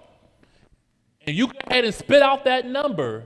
You will lose that client right off the bat. Why would you lose that client? Because you know the reason why? Because that person is just price matching. They don't know what you can be able to do. They don't know what type of formula, what you can be able to get that person back. They just going around price matching to see who's going to be able to charge me the least. So if you go ahead out your mouth and say, hey, you know what, Ms. John, I can go ahead and I could charge you $500. They're like, all right, cool. I don't go down to poo-poo down the block. So what happens is that they're going to go to poo-poo down the block. They're going to probably charge, poo-poo down the block may charge them $150, but poo-poo down the block is probably going to get them back $1,000. But again, you just sold yourself on your price and saying you want to charge them $500, but again, you probably could have got that person back $5,000. But again, you didn't sell yourself on your service or what you can do. You never asked the probing questions on what you had kind of going on or what you can probably get that person back. You just really just telling that person what you charge, and you're going to lose that client right from the get-go. So me, I never really tell a person what I'm charging. I sell myself on how much I'm getting you back. Especially being a new tax preparer, the bottom line of what people want to know, how much you going to get me back? That is the bottom line of what people want to know. So again, I tell my price after I put your ass all the way through the system. I'm giving you your bottom line, and I'm getting my bottom line. So I'm just being completely honest. You know what I mean? So again, if I was to come out and tell that person, hey, my fee is $500 or $600, guess what? They're gonna leave you. You're not gonna never see that person never again, because again, they're just price matching. They don't know what you're gonna be able to do, how you're gonna be able to service them, what qualifications you have, nothing to that effect. So my suggestion, I would re-ask the question. How much did you get? I'm just being honest. Any person, even right now, you ask me, hey, how much you charge? How much you got back last year? That's my follow. Some of y'all may even be my client. I never tell my price, because I'm going to redirect you and ask you, how much you got back last year? Oh, okay. Well, I got back $2,000. Okay. Now, my next question after that is like, okay, how many kids you got? Oh, I got 2 kids. Okay, cool. All right. How much money you made? Oh, I made 25. I made 20. Well, I said it's different. I made $40,000. Okay, cool. 2 kids. You got back $2,000. Okay, cool. My next question after that is, hey, you got a business? Yep, I do got a business. I did this hair salon, I did this home health care, or whatever case may be. I got $15,000 in business expenses. Okay, guess what? I know I can get this person back now about $6,000, $7,000 now. Guess what? Now I'm telling this person, hey, listen, Joe Blow, I'm going to be able to get you back $7,000. Guess what? That person is sold, delivered, and signed, and I didn't even tell them how much I'm even charging. I'm being completely honest. I basically redirect the question and sold myself on the services of what I can do for them, because again, the clients just want to know their bottom lines. How much you want to be able to charge? How much am I going to be able to get back? They don't really, I'm telling you, clients don't give a damn exactly how much your fees are. As long as their needs is met and my needs is met, this is a sign, seal, deliver process. Let's go. Get it. I just had this conversation, funny enough, last night with Destiny and 2 other persons that are in here right now. And it more so is about the credit repair side, but it's the same answer, which is 2 things to make you successful in everything, especially even this. One is, what is that person's problem, issue? How can you, your business, resolve their specific problem, which is what you're basically saying. And I'm just like him on that one. I'm selling it all day long, the benefits, what we do that's different than everybody else who's doing the same thing, what we can actually do to get you more money. And at that point, they're not going to care what the price tag is, because if they made X amount last year and you're able to almost double that or make more than that, then it's a win-win situation. But anytime you tell someone a price up front, they're automatically going to start wanting to shop other places. So everything you said was absolutely. The second thing is, what makes you different than everybody else who does the same thing? So now you guys just tossed the whole, the new form, the NEC. That's even telling someone who's a business owner, let me also show you how next year you can save even more money on your taxes, and this is how, which is educating basically. Nobody else is doing that. So now it makes you different. So yeah. You can justify why you charge and what you charge. That. Because again, I have a slightly different take on that. So hold on, before you go, just like so basically, so again, in doing taxes, you have to also think you also a salesperson at the same time too. You have to sell yourself. When I first got started doing taxes, I was selling myself. I was selling my services. I wasn't out there telling people how much I charge. I was selling my education or my knowledge of what I have, how much I can get a person back. That was people. That's what kind of grew my business, because people knew, like, oh man, T's educated. T's going to help you out and get this. T knows about how to do businesses, how to do this. Because again, that poo-poo down the block, they went to poo-poo down the block, they only got back $2,000. They didn't know that. Only thing they was doing is putting the stuff inside the system. They didn't ask the person those probing questions. Hey, listen, you had a business? Oh yeah, I did start a business, whatever. But you know what? Damn, poo-poo never asked me these questions. But I had my EIN number, I had my business expenses, I have all of this. Guess what? You can write that off on your taxes. Man, no one never told me that. This is going to separate me from poo-poo down the block. And this is the reason why I can charge $500, $600, $700 what I charge, because I know my education, my knowledge, and basically poo-poo down the block is not going to do that. And you going to get $2,000 with me, you going to get $7,000. Which one you going to go?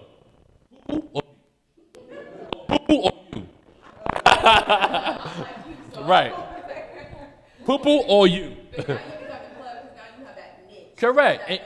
And listen, trust me. I'm giving y'all guys my source. This is my special ingredients for how I grew from 0 clients to 2,500. Because once they end, they end. Because right? guess what? Once they gave you all of their information, right? Because now, mind you, in the beginning, he's talking about the quoting process, right? I agree. We're not telling you. Okay. I'm sorry. Okay. I like stop. I'm like, wait, what's going on? Please don't hold the mic. So basically, he's talking about the quoting part, right? When you're quoting, you're not going to tell your price point, right? After you quote, you say, hey, I can get you back 10,000. I can get you back blah, blah, blah, blah. Send me over your stuff. And they're like, well, how much do you charge? Well, I really have to see your documents for sure, because this is just an estimate. So it really depends on what you have, right? Because I'm just giving you how much you want to get based on what you're telling me. But I just got verified. I just need to make sure. So send me over your documents. Let me put you in the system. And most of the times, once you do all that, and you say, hey, this is how much you're getting back, the number you give them is the number with your fee out. That is like the main thing. So if you know, hey, they're going to get back this is the total return. So there's 2 different types of numbers, and this is kind of a little bit where me and him differ. There's how much you charge. But if you use a bank product, which most of you will, you should, we're going to talk about why, right? Most of you use a bank product, there are additional fees added on top of that return. So your fee can go from what you charge, which is $500, once you add the software and the bank, can go up to about $700. Right? So about $600-$700. So also too with that, you also have Audit Plus, which we can. It's not inside the slides, but I can just touch on it real quick. Yeah, those are additional fees. So when you tell them their number, right? Because you quoted them. Now you put they gave you the paperwork. They sent you all their stuff, their social, their ID, the children's dependents information. They done sent you all this shit, right? They took the time out. You put it in. You're going to tell them their amount with the fees out, the bottom line, because that's what they're concerned with, right? You're going to say, with my fee out, you're getting back $95.16. Oh my God, thank you. Is that what your fee out? Yup, that's what my fee out. Now, if they say, well, how much do you charge? I charge $500. You can pay that up front if you like, or it could come out of the return. And 9 times out of 10, they're going to have it come out of the return, because most people don't want to pay up front or really don't have it. We're talking about low-income people. Also, too, with legally, you are supposed to let the client know to give them their options on how they can basically pay for their return. So either the person can pay up front, or it can come out of the return. And then with them coming out the return, with you moving more in a more professional tax business, you have to have a bank product. The bank product is basically partner up with your software. It basically takes the. We'll talk about bank product another day. So basically, what we're going to do, we're just going to go ahead and take the refund from out of the return. So basically, if you charge them $500 and the return is $9,500, it's going to go ahead and take that out of the return. Also, too, with having the bank product, the bank is also going to charge a fee. So they may charge $35, $40, something to that effect or whatever, depending on what bank product you want to kind of go with. But they charge a fee. You also may have like the software fee. You may have other different smaller fees that's tatted on it. But again, those fees is tacked on to the It's a client. business. You got to let them know. Unless you want to pay up front. Right. This is the cost for it, right? After you've done the work. Some people are not going to mind, but some people who do, and they might not understand, it's a business. I'm using a business bank, refund advantage. When we go through those things, it's not me. I'm a professional person here. I'm not doing it in my home, but yes, you are. But I'm using professional tax software, right? It costs. It costs me money. It costs the bank money. So we're going to go through those things too, so you can understand, so you can explain to them, because you want to be as transparent as you can with certain things. So we're about to go through some quoting role playing. Y'all ready? We're going to do one as a group, and then we're going to call on you guys individually. We're going to go through quoting, making sure you got some of it, and then some more questions are going to come out of it. So here's your first scenario. All right, y'all ready? We'll start doing some quoting. Y'all ready? Y'all ready? Y'all ready? All right. Y'all ready, live stream? Y'all can do it too. Just type the answer in there, and we'll recognize you guys. Live stream, y'all ready? Yes. Yes, we ready. Yes. All right. Just making sure y'all still there. All right. So we have a single mother, right? She's gonna come to you. She's gonna say, "Hi, Miss Johns. I got your number from my friend, and she said that you do taxes. I have 2 kids, and I work at Kmart, and I make about $21,000. How much can you get me back? One of my kids, that's 5. The other one is 7. All right, the other child is 22. 2 and not in college. Yep. Okay, so that answer would. So you got what's the person name? My name is Jamisha Smith. I work at Kmart. I have a 21-year-old She have a who's 20, not in college. not in college, and and a she'll- 6-year-old. yep. A 6-year-old. 2 kids. I'm sorry. Go ahead. Go ahead. I have a question. Yeah. What was your last year return? What was the last year return? My last year, I got back $7,200. Was your child in college last year? He was. He got kicked out last year. He got kicked out. Or he lost his athletic scholarship, and I can't afford to.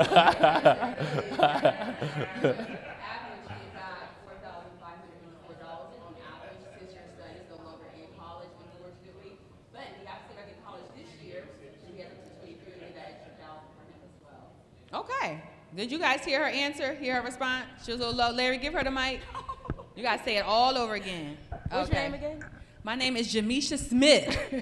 This is the second time I told you my name. I am my name's so Jamisha sorry, Smith. Jamisha. I work at Kmart. I already told you my son lost his athletic scholarship. He's not in college.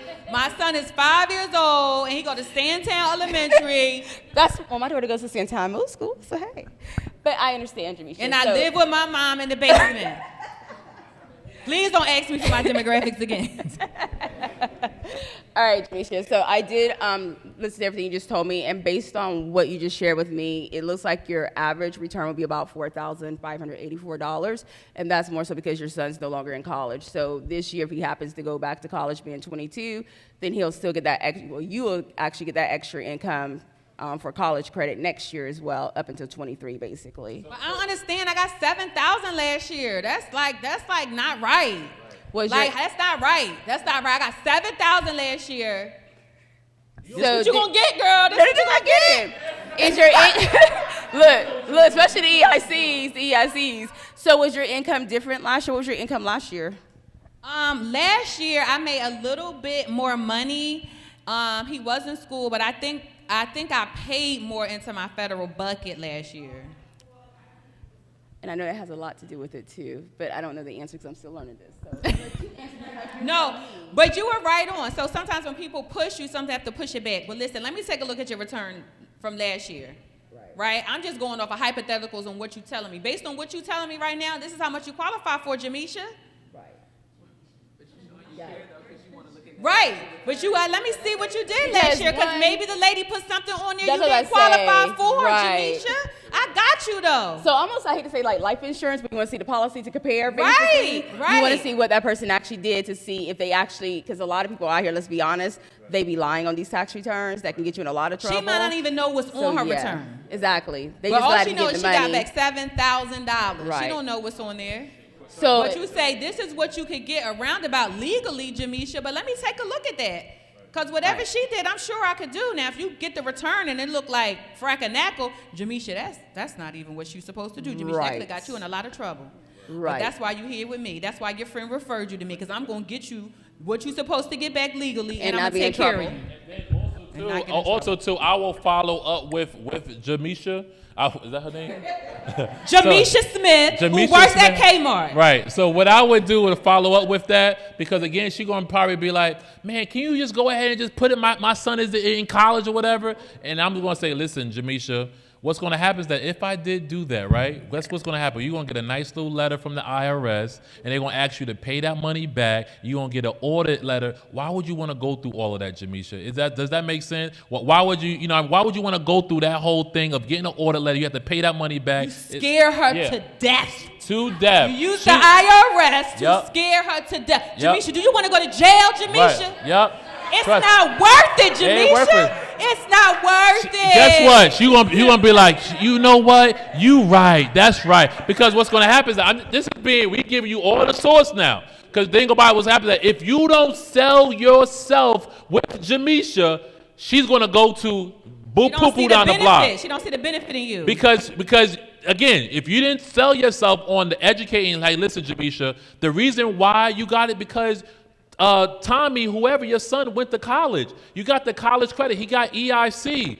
You know what I mean? That's why you got the other money. But guess what? He didn't go to school last year. So you're not eligible for that college credit anymore. You're not eligible for the EIC. But if you did go to poo down the block, he may put that on your return, Jamisha. But guess what? You will get audited from the IRS. You have to pay that money back. They're scared. You may go to jail. All this. She's going to be like, damn, I don't want to do that. Okay, here you go. Here's my stuff. Can you go ahead? I want to do it. I want to do the right thing. And you know your girlfriend referred you, so right. You know that's why she referred you to me, right. Because I got you. Right. You don't want to go to jail, Jamisha? Right. It's not worth it. Worth your it. children need you. Yep. You know. And then also too, you got to think of now the IRS is auditing in real time now. So guess what? Let's just say she did. You know what? I don't want to go to you. I don't go to poo down the block. I'm just giving y'all real examples right now. So they went to poo down the block. They went ahead and added on their return, right? Guess what's going to happen? The IRS is going to hold her whole damn return. She ain't going to get $8,000. Guess what's going to happen? She going to get an audit letter in the mail. Guess what? She going to have to wait. She going to have to probably wait to the end of the year. She going to be holding, the IRS is going to hold the whole return to the end of the year. Probably ain't going to get her money back to the next following year. And guess what's going to happen? She going to end up getting that same $4,000 of what you told her. Guess what? You're not going to get paid. And guess what? Guess what? She's going to turn right back around the next following year. She's going to be like, hey, you know what? I should have listened to you because you did tell me this. I went to poo down the block. I didn't listen, and I ended up getting a letter in the mail, and I didn't get my money to the end of the year, and I should have just listened to you. Here you go. Here's my stuff. Can you do it right the first time? Now, here you go. And that's what's going to happen. Fear factor. Yep. Fear is the best seller. Anything you can think of in life that you sell, car insurance, anything, they use fear. Alarms for your car and your house. People are very motivated by fear. Yep. So when the government, you want them to garnish your account, girl, you don't want them to do that for this little bit of money. Don't even do that. Yeah. And I kind of do that with my clients, my repeat clients, that I look, hey, your son 15, he's 16 or she's 16, she better come out next year. So already warn them that their return is going to be lower once that income and those benefits come out. Yeah, I definitely start doing that. So I started letting them know early, hey, listen, you have a couple of more years because your son is getting of age. Hey, listen, this one is about to start losing the additional child tax credit. Okay, yeah, you know what? I do remember you saying that last year. So a lot of times, too, since you know this, again, this is going to help you out with that customer service. This is going to help you out with that client coming back the next following year because you already preparing them. Hey, listen, when your son turns 17, you're going to lose the additional child tax credit. Yeah, I remember you saying that. Yeah, you're right, man. Damn, I lost $1,000. All right, I get it. So that stuff also helps with your customer service. That's what's also going to help you retain clients every single year. Yeah, good question. All right, next scenario. Or any more questions? Oh, yes. 4,584. Yep. $4,084. Now, mind you, remember you're quoting. Right. So you're going to say estimation approximately. This is what you're going to get back, right? We're doing quoting. So this is kind of like this is an estimation. One more you got? I'll get another question. Okay. Yes. $4,000. About $4,000. But it's in like 2 kids, like 5,900. Well, one of the children is old. They've aged out. Yeah. So basically, one child was young. The other child was what? 22. 22. He lost his Yes. and it wasn't in college. That's the reason why they getting And back he a little lost less. his athletic scholarship, so he probably had education credit last year when he was in college. Right. And then the following year he Yeah, was not in school. so now you take that same scenario. So now let's just go ahead and take that same scenario, but that person now is in college. Now what that person will be Add getting on back? an extra $1,000. Nope. No. No. No.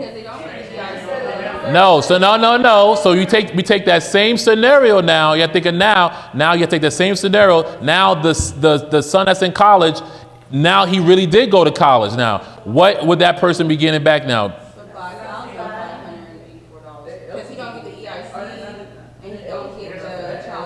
Now he's going to get EIC and he's going to get the education credit now. So you got thinking, huh? He's not getting EIC.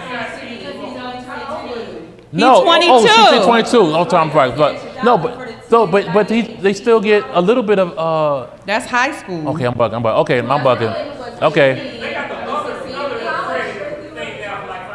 Yeah, so they do a couple more extra dollars on top of that too. Yeah. $500, right? Yeah, so they do get back a couple more extra dollars, but yeah, I'm thinking the person was younger.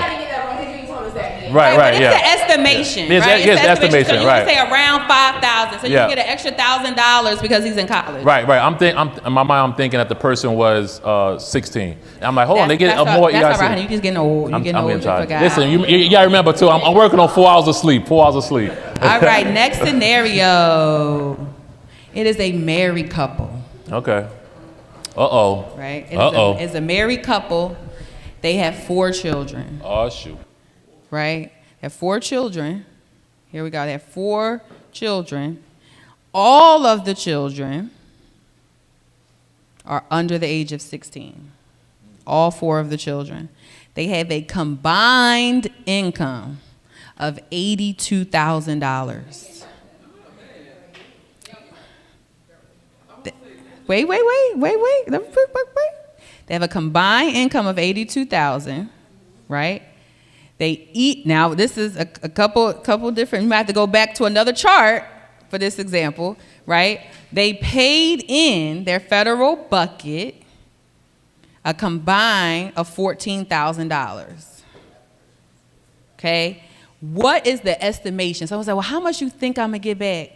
I got a house, we pay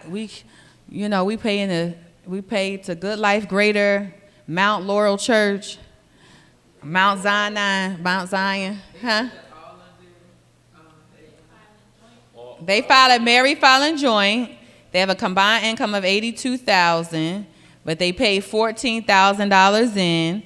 They have 4 dependents, all under the age of 16. So it's an estimation. So you don't guys have to worry about exact numbers. So you're gonna give them like a roundabout, right? And they're gonna give you all their mortgage interest stuff. So who wants to be my tax preparer? I'm the wife. I'm coming to you. We're gonna have a dialogue. You might have to ask me some questions. Who wants to raise their hand for this one? Come on, we working. You can't get it wrong. This is where you learn. You can't get it wrong. Are you gonna try? All right, I'm gonna grab this little digger-my-bob because I need to sit down. I'm getting tired. I'm working on 3 hours of sleep. I'm definitely getting old. Thank you, Larry.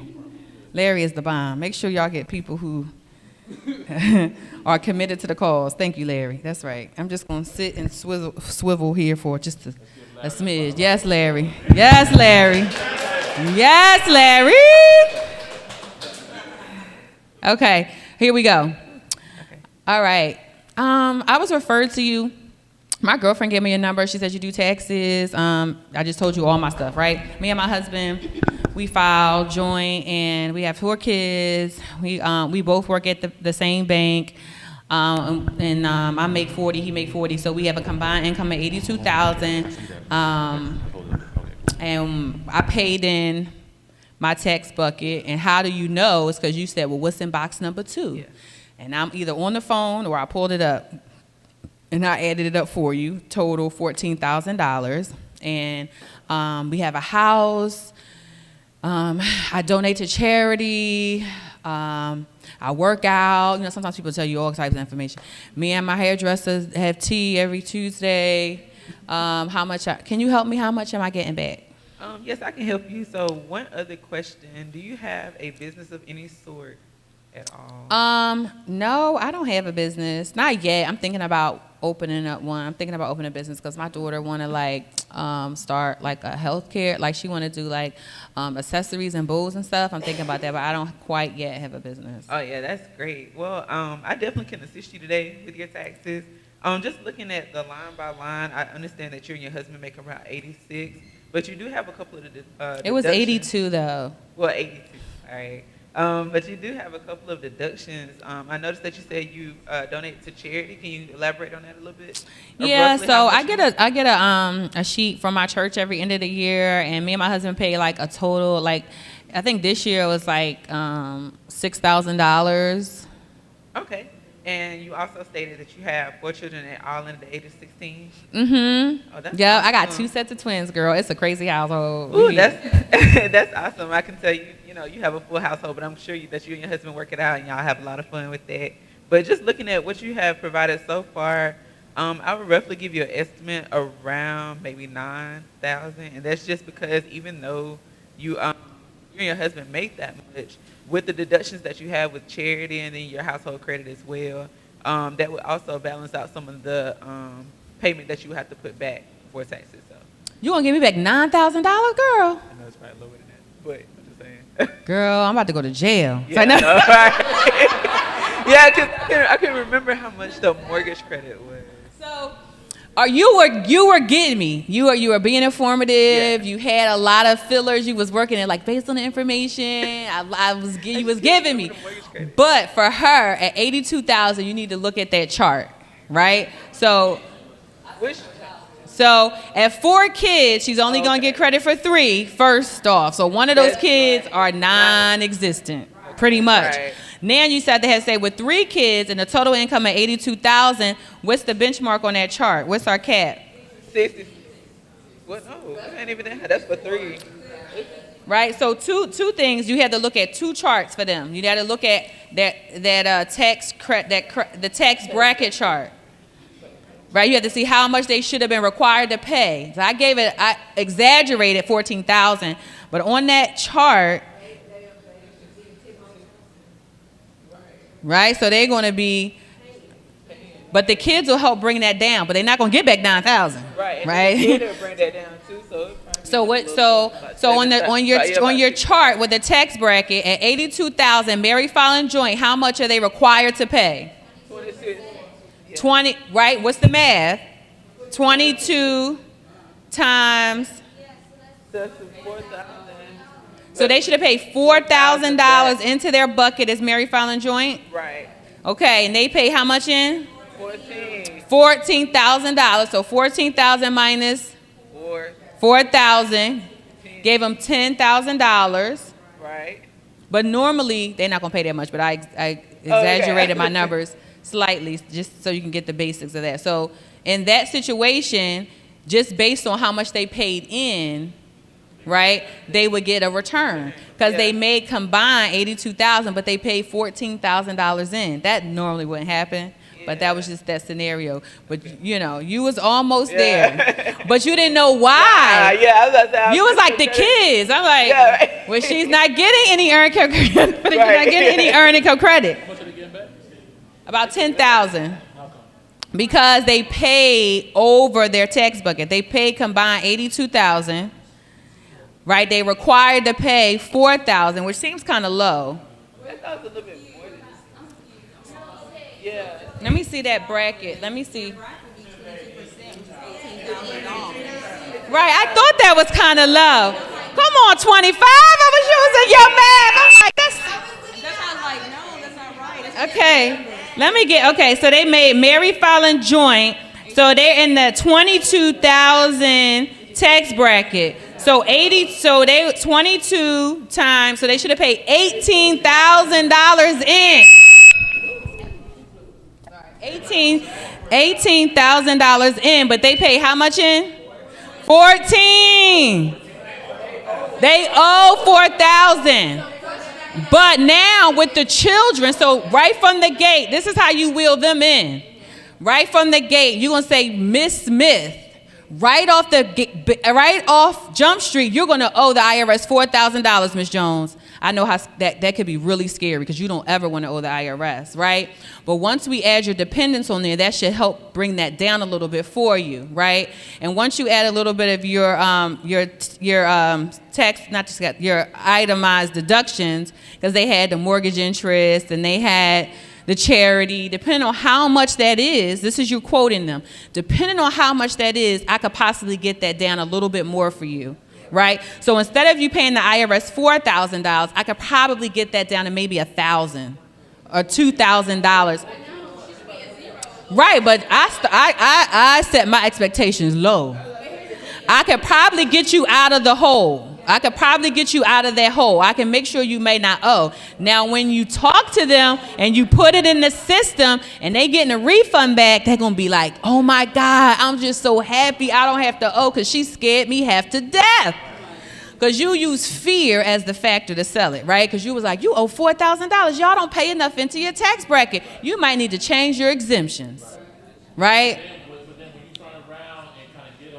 Back money, then now sometimes you have to underestimate yourself and then let them know, and then once you get that person back money, they're just happy, they're excited because they went from owing the IRS that now they're getting back money right now. So now they're gonna be your client for life. They're like, oh my God, thank you very much. Oh my God, I'm not owing the IRS. So that right there is definitely will keep a client with you for life. Okay.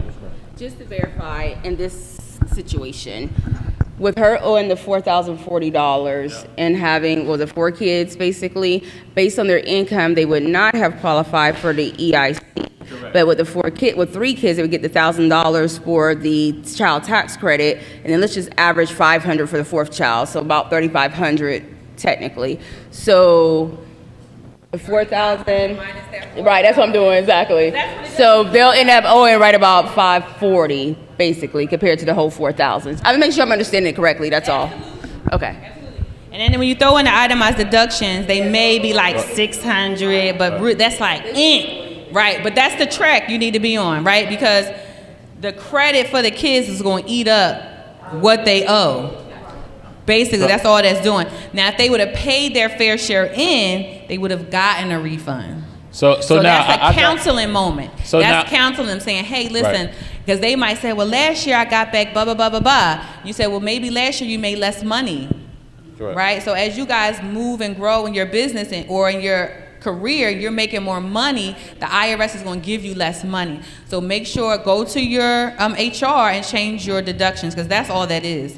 And if they claim it is the same as last year, then you want to look at what they actually had last year. Correct. And you say, well, just let me take a look at it, and you'll see for sure that's a deduction.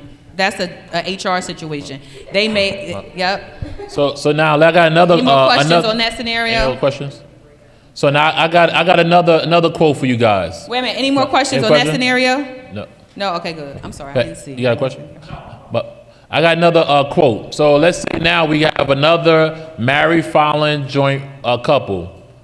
They have 2 kids. They both younger, and the combined income is at $80,000 for both the husband and wife. They both have 2 younger children. They both paid in $8,000. No, altogether combined, $8,000 combined. The husband also has a business. The husband have a business, didn't make any money, it was a startup business. The business have probably about 40,000, let's say 60,000, it's those, let's say 55,000 in expenses. 55,000 in expenses. How much would they be getting back? How much what? So the children are both young. Let's say children is 2 and 3. So work with John. So yeah, what's that, John? How much is the business making? The business didn't make no money. So the business or just expenditure. It's a startup business. So basically, sometimes startup businesses, the business I didn't make no money. This is me coughing out expenses, right?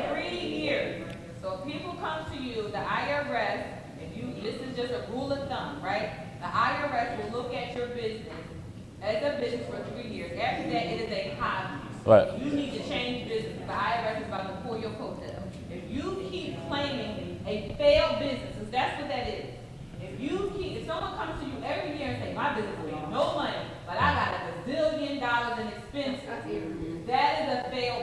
Right.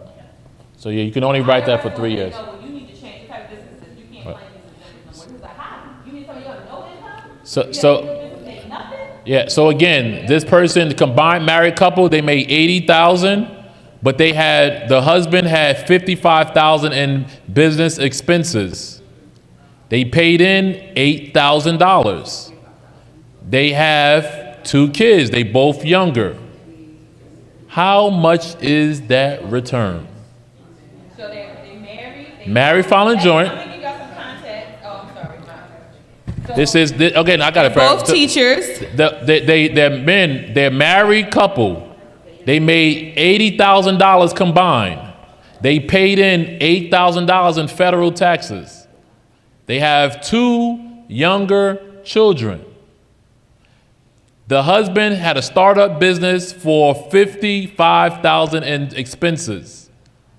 How much are they getting Estimation back? of Estimation. how much. It was John, right? John, you want to work this one? Go ahead, John. I want John to go ahead and work this one. Come on, John. We got you. So basically, what I would Get it out right come on, here, John. There you go. Come on, John. Remember you said at the beginning, when you have a business and the LLC, how you're being taxed. I'm thinking that that's going to be subtract. John is talking, guys. John is talking. I believe that that's going to be subtract for the $80,000. So I'm thinking $30,000, which you actually makes you available for the kids' credit. So kids will come down to like $6,000. Quote.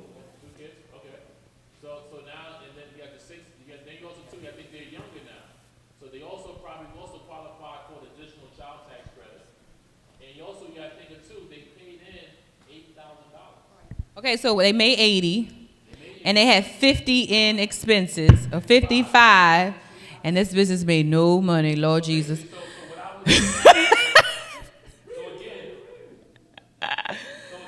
What I would do in my head, because sometimes I could do math in my head sometimes. So let's really, do the math, so right? really, But I can't do math in my head. I Let know, but somebody get again, the so calculator what I out. would do is, in my mind, I'm calculating 55 minus 80. What is that?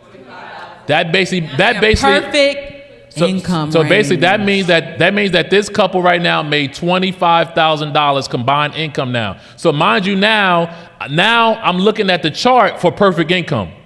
The person got, so now you're not even looking at the $80,000 anymore. You're looking at the chart for perfect income, because mind you already know they went from 80 down to 25. So now you're looking at the chart now for 2 kids with perfect income. And what is that? 2 kids, perfect income. You got EIC plus So you child added tax EIC, credit. and you also got to add in the additional child tax credit. So basically, They get in a bag. So basically, that's roughly around $8,000, right? But now you also have to calculate How much they paid in. They paid in $8,000 too. Kind of. They ain't getting quite that much, but yeah, a little bit. They getting a lot of money back. They're going to be getting back probably about $8,000 plus probably like another $6,000 or $7,000 more, because they paid in $8,000. That's going to be a big return. Go ahead. No. So you got to think of these people. They paid in their share. They paid in $8,000. So you got to think of now when you have a business. It basically going to bring that income all the way down to 25. So all that federal or what they paid in, they're going to end up getting it back at the end of the return. Go ahead. So if they down to 25,000. Yep. And when you look at the tax bracket for 12,000, for 25,000, Yep. 12%. Right. So when you do that, that means they should have paid in at least 3,000. They paid in 8,000. Correct. So they get 5. Another 5. Back. Right. So now with that, look, something a little Right. genius over here. With 2 kids, that's the 5920 plus the 2,000 for the child tax credit. About 8. Which equals $12,920. Right. So you got to think of, so you have the 2 kids. The 2 kids are roughly around roughly around 7,000. And then you also have the additional child. You got 2 kids, and what's that? That's roughly around 8. Yes, I just rounded off about $8,000. So now you got to add in another 5, so 8, 9, 10, 11, 12, 13. Yeah, so roughly also too with that 8,000. That's right on. Right. That's right. That's about right. So You said 18. That's Yeah, that's I said 18. No, the gentleman in the back guessed the estimated at 17,000. I said 18. So no, he said 17,000 back there. Oh, no, he no. just subtract how much they still are required to pay in that tax bracket. Correct. Yeah. So what's the 17,000. answer again? So roughly around $12,000. 12,000. It probably be even a little bit more than that. You had the Schedule C on there, so probably I even say close to about 13, 14 you would grand. say around $13,000. $12,000. However, if somebody comes to you and says, "I have $55,000 expenses," listen, you gonna say, "I need to see those expenses." Correct. What type? Now you want to deep dive. What type of business is that? You are new You are new. Right. If I'm you today, I'm gonna say, "Well, what type of business is it?" Correct. Right. You want to get all in their business now. Well, what type of business is that? And what type of expenses do you have? I would say you in lawn care and you bought the John Deere that you sit on. Okay. Do you have the receipt from Home Depot for that? Did you put on your debit card or credit card? Do you have a business account? I'm just trying to help you out and us out. So if you do get an audit, because that's a lot of expenses, sir. Correct. That's a lot of expenses for you to. You didn't cut nobody's lawn this year. No. And then also too, with that, I just gave you just a scenario, but that could basically happen. But again, you have to also make sure you're doing your due diligence, that making sure that this person really had 55,000 in actual business expenses. Because again, if this person, remember I told you, IRS is doing a lot of time real-time audit. So again, if this person may get a letter in the mail from the IRS say, "Hey, listen, John Blow, I see that you have 55,000 in expenses and the business didn't make no money. Can you just go ahead and send us over proof of that 55,000 expenses so we can go ahead and send you over this money?" All right, no problem. Here are all my expenses. Here are all my receipts. Here are all the stuff that I spent out on, whatever.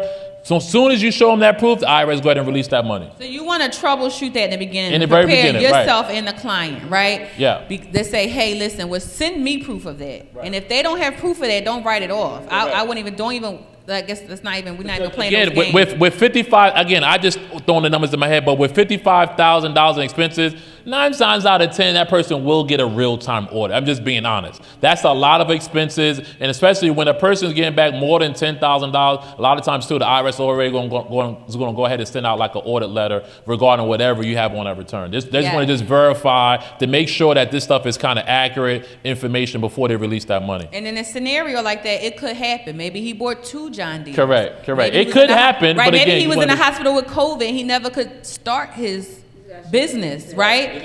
But he still used his W-2 salary salary to buy those 2 John Deeres or to buy the equipment, right? Maybe he got a Home Depot card and was like, "Yes, I'm going to do this. I'm going to start my business."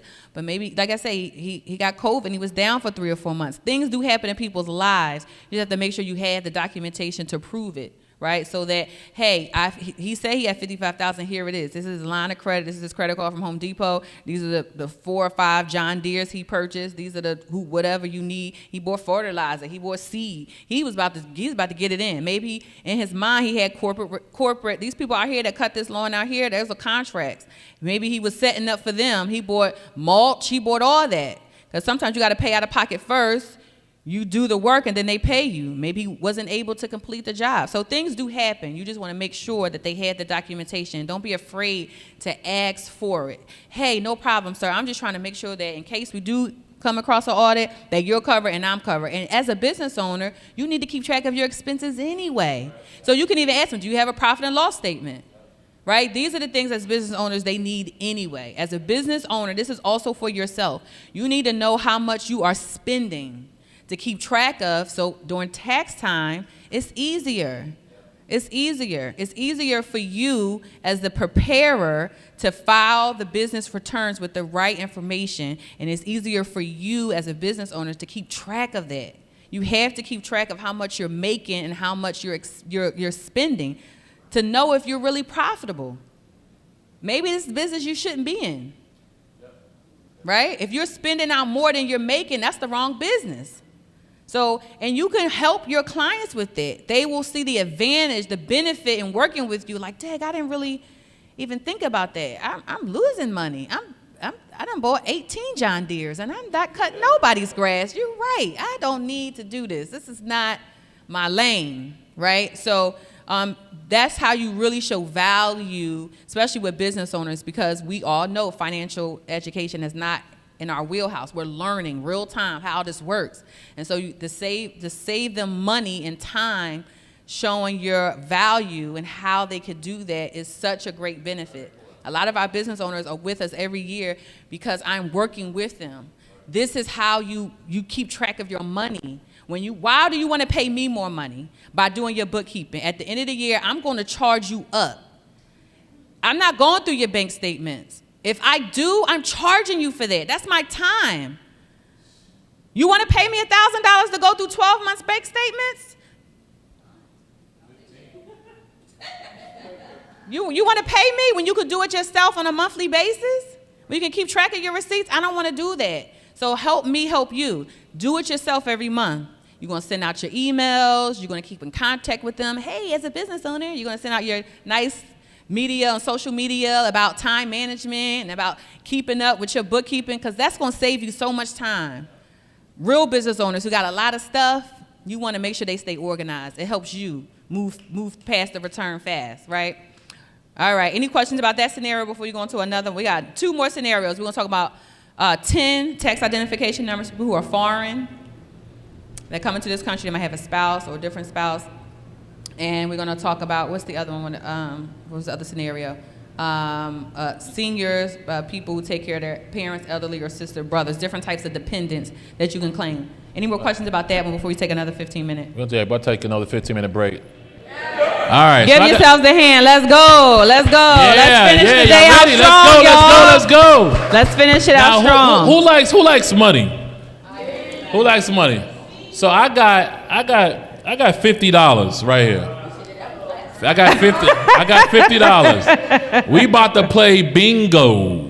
Well, it's a little twist to bingo. So we're going to review, a little question and answer. Whoever get the most question, who wins, gets $50, and we'll have a tiebreaker if there's some of you. So you get out your paper and your pen. We're going to review everything we did. You cannot use your slide. Yep. This is coming off the dome. Close your computers. Right, coming off the dome. Close your computers. Close your notepads. Right. Close your notepads. Everyone close their notepads. No cheating.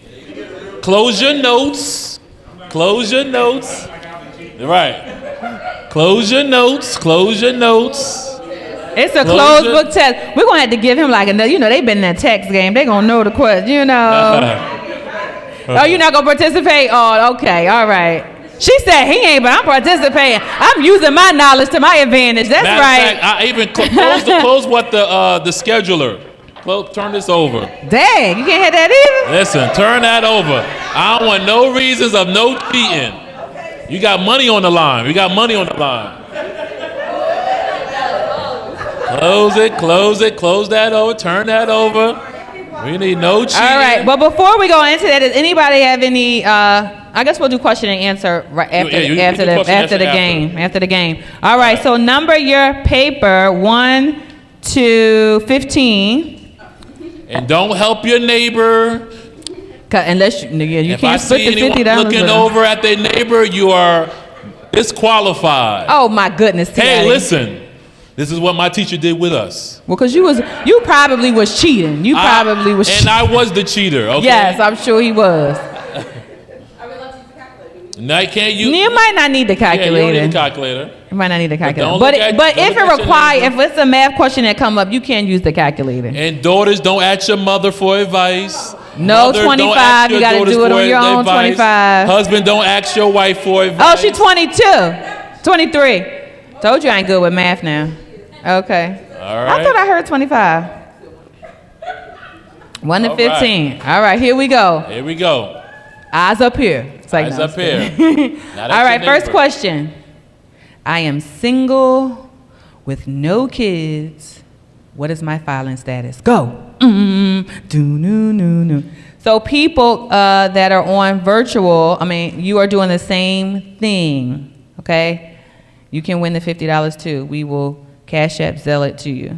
Yes. The first question, I am single with no kids. What is my filing status? Number 2. Can we also see what the virtual people are doing? They have any questions? Okay, cool. All right. I am a business owner that does hair on the side. Well, no, I'm a business owner that just does hair. what form will I use on my tax return?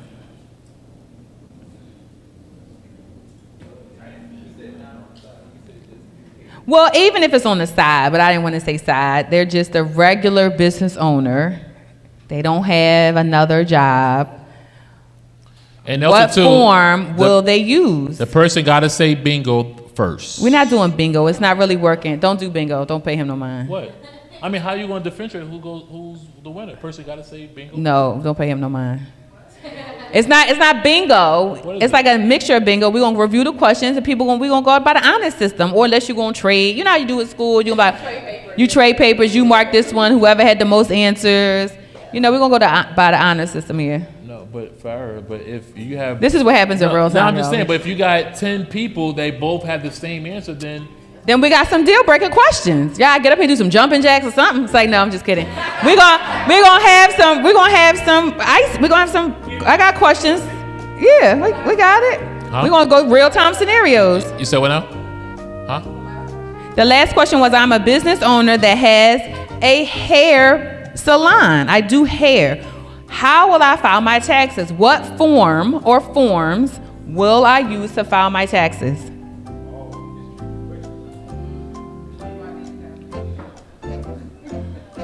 All right, next question.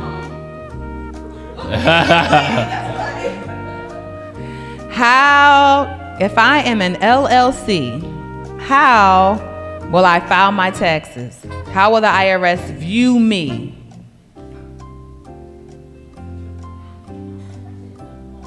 What's the question? It is. It's going to be 3 answers in that one, okay? What's the question again? The question is, I am an LLC. The IRS is going to view me as 3 different entities to file my taxes. What are those 3 tax filing statuses? Right? It's 3 names that you're going to put on that answer. So if there's a tiebreaker, if you got 1 or 2, you know, that's going to be one of the deal breakers. If somebody got all 3, somebody just got 2, or somebody just got 1 in that answer. So again, I'm an LLC. I need to file my taxes. How is the IRS going to look at me? What 3 entities, or what 3 tax filing statuses are they going to tax me as? That was like at 10 o'clock this morning. Y'all done forgot. All right, here we go. Next question, number 4. What is the importance of quoting? Just give 2 there. We had like 3 different ones on there, but you can do 2. 2 reasons on why quoting is so important. The importance of quoting. It does 2 things for you very well.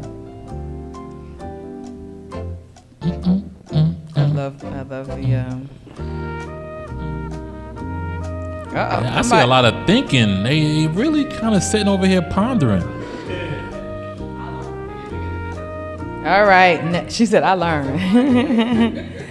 Someone said, I don't remember the second question. The second question was, I'm a business owner that has a hair salon, or I do hair. What form will I use to file my business on? All right. Number 5. Name 5 people in the class. We done did that whole exercise. Tia, why did she looking like what? She like, I failed. I'm done. 5 people, really? Y'all don't have to spell it right. Just, you know.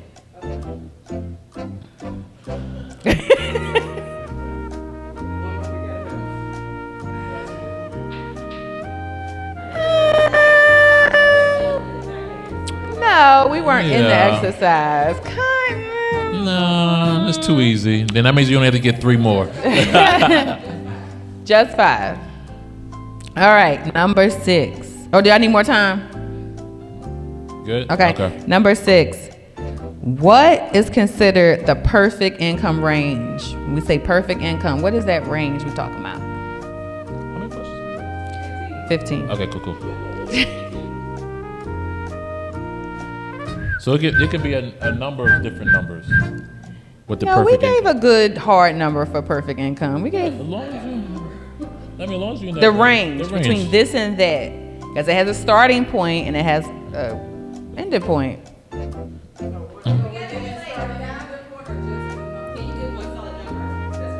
No, you need a range. It starts from this to that, right? A range.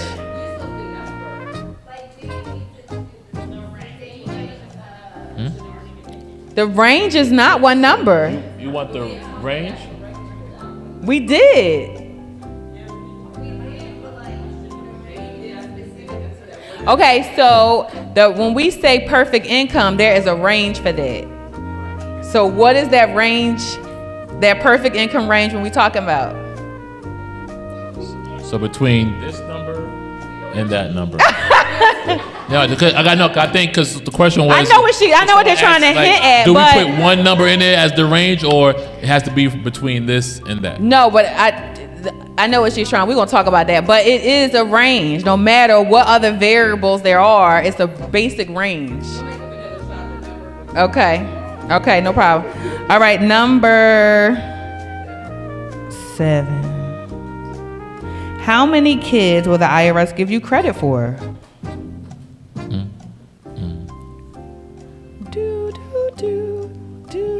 No, looking at your mother's paper. She like, I am not. She looking at my paper.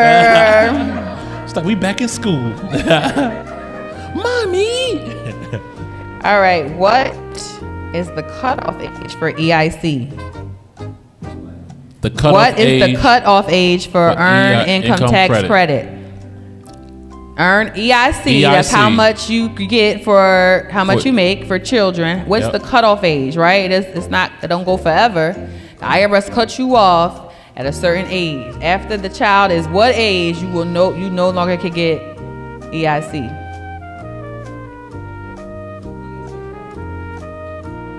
Right? Okay. EIC, yes. And then what is the cutoff age for the child tax credit? That's number 9. That's the different question. That's the next question. Next question. So one is EIC and the other is the additional child tax credit. So remember it was 2. What number is that? Okay. Anyone got all answers yet? Ooh. Number 10. All right. As of number 11. As of right now.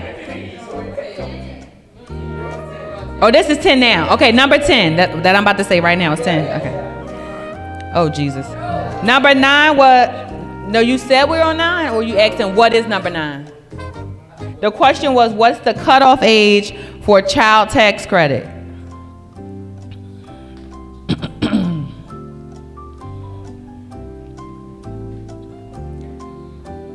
And then the next question, number 10, right? Number 10 is, what is the current corporate tax rate? I did. Ooh, that might be my bonus question. I did. I said, what's the current corporate tax rate? If you file as a corporation, you'll be taxed at the maximum is this. Right? Versus a sole, that's number 10. Because that's the benefit, right? People say, well, what's the benefit of filing a corporate return versus a regular return? So the rate is lower. So what is that rate?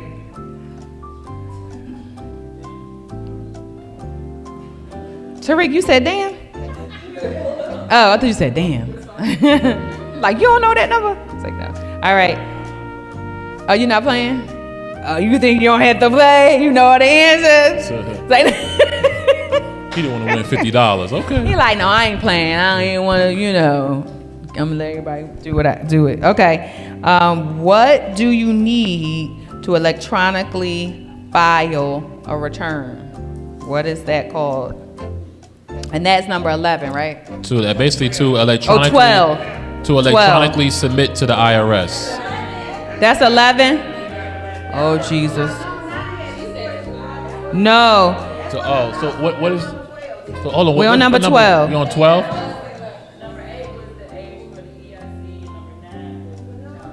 Thank you. They were two separate questions. Two separate questions. Thank you.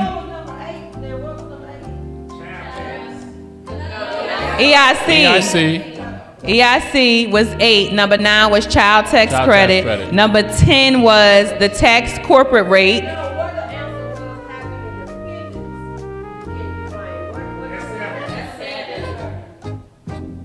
Come on, Paris, Texas. What's going on?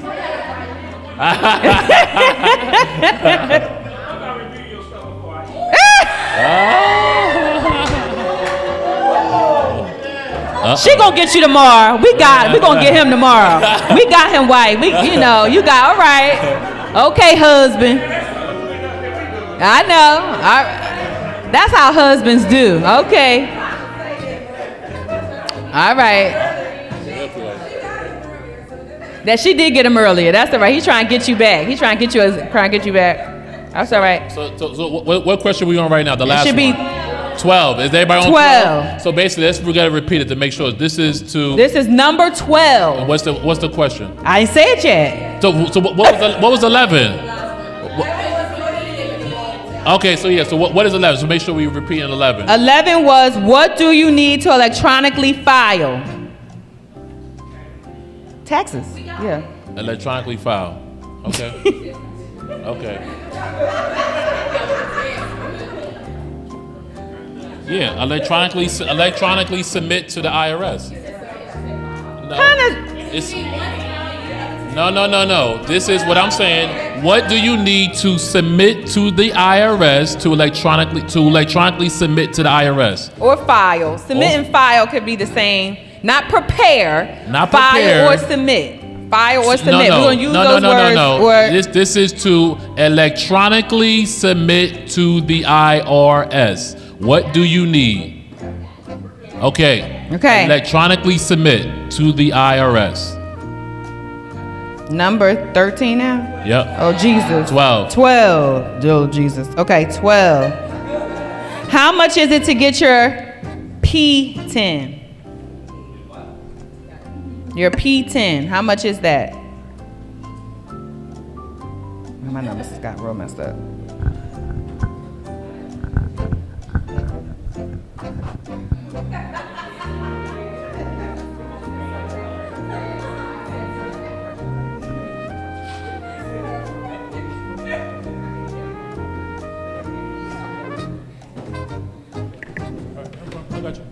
All right.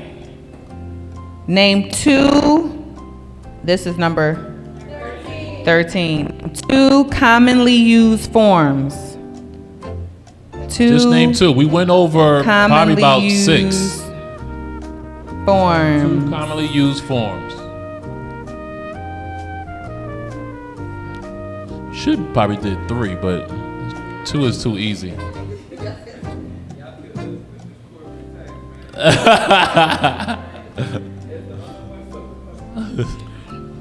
And that was 12, right? 13. Thank y'all. All right, 2 more questions. 2 more questions. So number 14.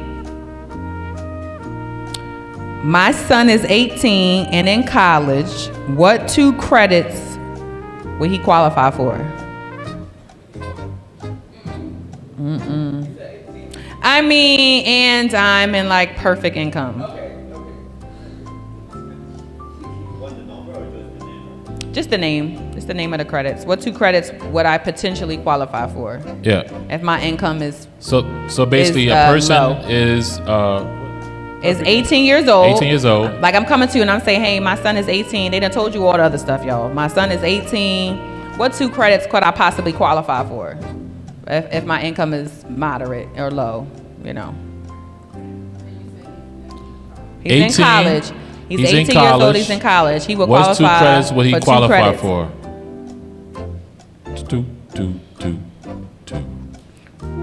18. What 2 credits would he qualify for? Y'all thinking real hard. I like this.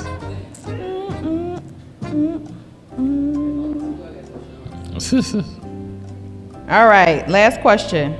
Last one. Name 2 myths of being a tax preparer. 2 myths. 2 myths. 2 myths. What are some commonly Common used myths Not in used, the tax industry? but commonly thought of myths. All right. Swap your paper after you finish. I said after you finish. After you finish. And no mother-daughter cheating over there, okay? Do y'all really need to swap? Okay. Y'all can keep your own paper, right? You can keep your paper. Y'all, we're going to go on the honor system, right? Y'all not going to cheat, right? Yeah. Or y'all could change Yeah, it. just change it around. It can You have get someone else confusing. graded. Every time we did this in school, it just didn't work right. They be like, nah, I ain't say that. This is what I wrote. I like it. You change papers. Change it to your neighbor.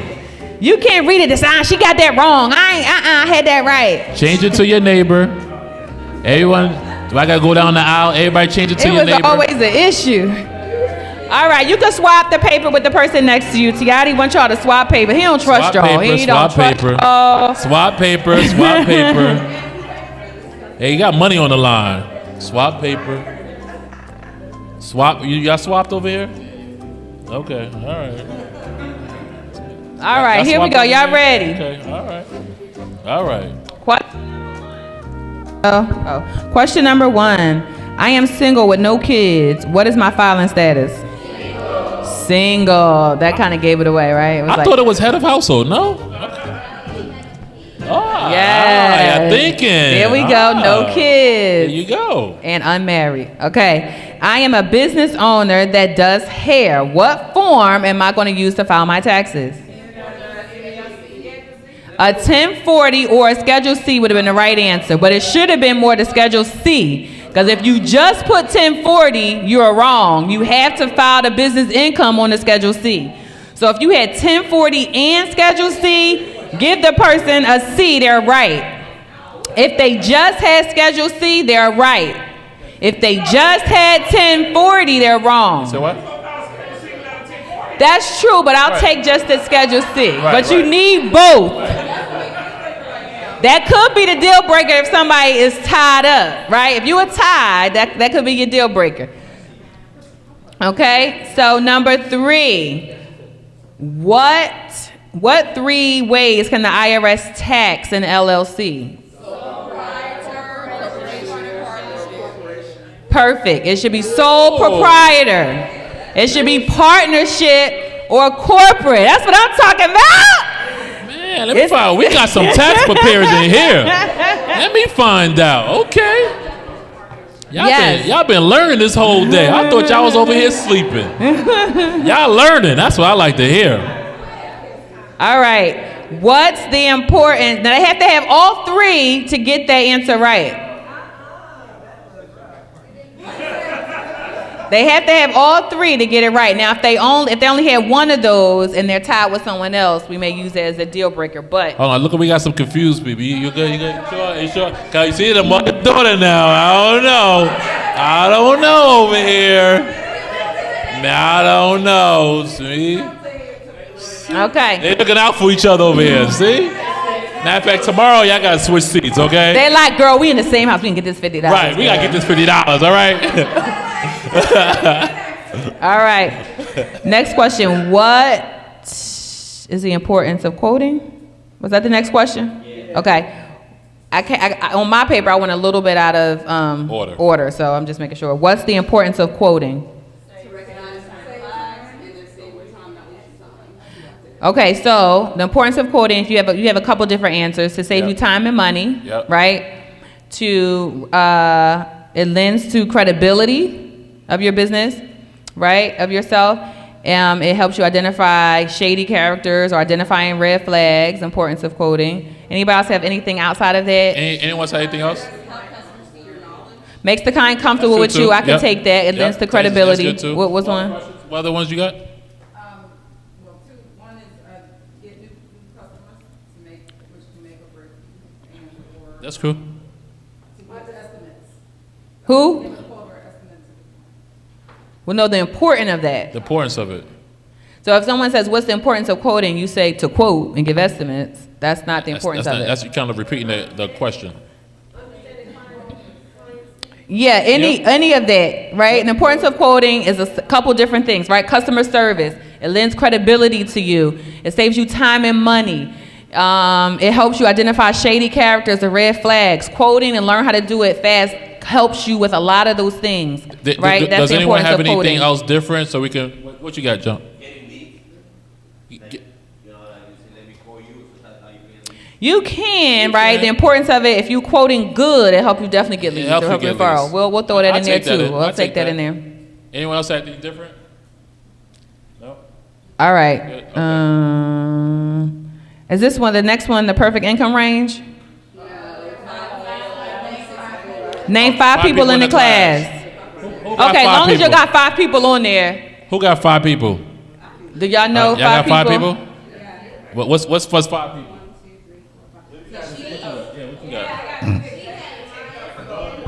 Hold on, quiet. Go ahead.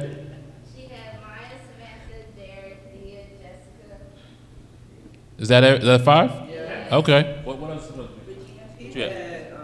Lakeisha, Maya, Tanya, Destiny, and Roger. Roger. Uh-oh. We have a Roger here? Wait a minute now. It's no Roger in Ain't no here. Roger. No Who else Roger. got He some? tried to play us Yeah, out. He Roger? Right. It's definitely no Roger. It's not that many guys, and I know it ain't no Roger. Are there Now, you Roger? could have got me on the female name. There's a lot of Ishas. What other questions? What you got? And what you got? What she had? She put 7, but anyway, she got Tanya. I'm gonna name who weren't called already. Tanya, John, Angie, Destiny, Andre. Who's Andre? I bet. Okay. I got you. That's Jersey now. Jersey. Okay. That's not that many guys, so I know the guys. Right. And he done said Roger. Now I know. Right. I'm like Roger. All right. Okay. What about in the back? What you guys had? You said what? Oh, what's that guy? Yeah. Okay, Samantha, Oh. Tanya, Andre, Destiny, and Dearest. Okay. Okay. What you had? She got Sabrina, Derek, Tanya, Maya, and Okay. All right. All right. Okay, what's the next question, guys? The range, the perfect income range. That perfect income was between about 15,000 and 21,000. Whoa.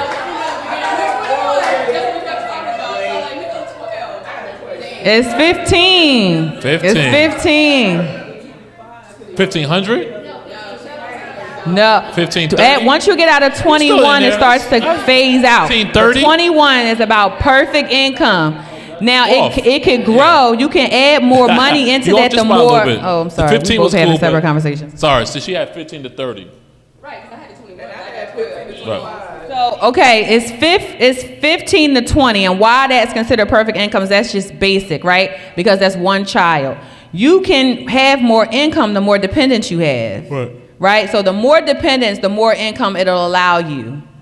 Right? So, but one child, 15 to 20 is considered perfect range. So if you have 2 kids, you can go up to 25. You can definitely go up to 25. You can go up to 25. You definitely can't go down to 12.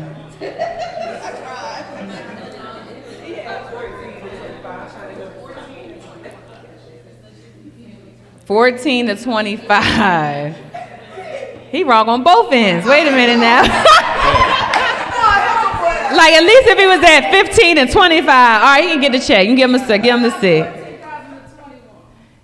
I'll go with that. I'll take I'll that. go with I'll that. take I'll that. take that. I'll I'll take take that. that. I'll take that. I'll take that. Which ones you got? 15 to 21. Yeah. 15 to 20. Okay.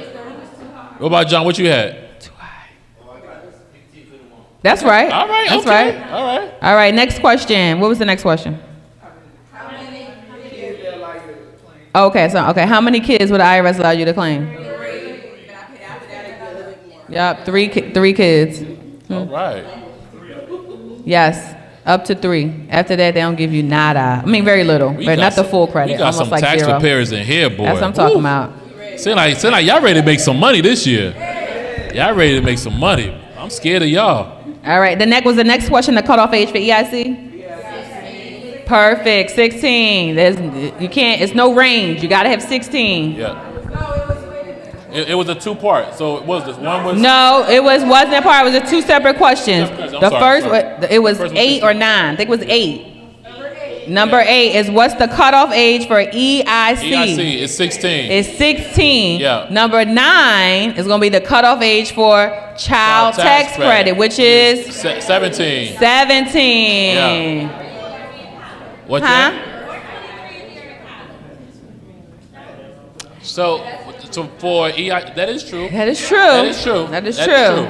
That is true. And if you're in college, it's 23. So if you put 23 in college, yeah. So basically, but you got to put college, right? Because if you're not in college, you're not getting nothing. Right. It's like an asterisk next to that one. Right. So if the person put 23, they need to put college. They have to put college. Yeah. No. Yeah. You got to be in college. That is true. It has to be college. Yep. All right. Because that's the key factor. That's a major difference. $1,000 will increase their refund a lot. All right. Is the next one the corporate tax rate? Okay. Who got it? 21%.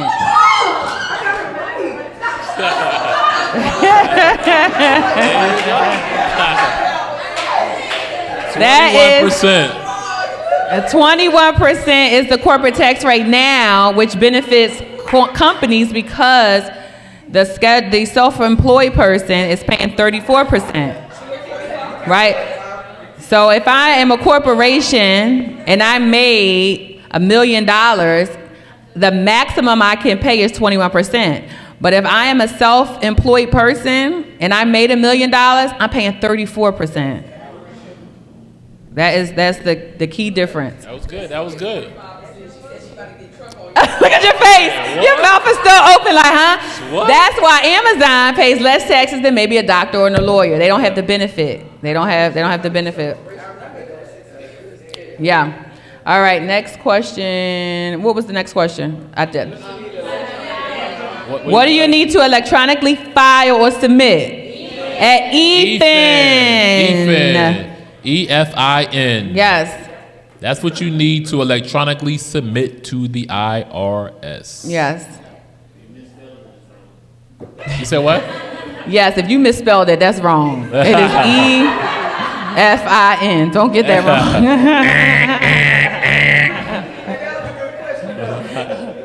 That's like EFIN. How do you spell that? All right, what's the next question? How much does it cost to get your PTIN? $50 as a new preparer. If you're renewing, I think it's $35 or free. I really. What is it for renew? I can't even remember. Yeah, it's like $30 for $35. I can't even remember. Right.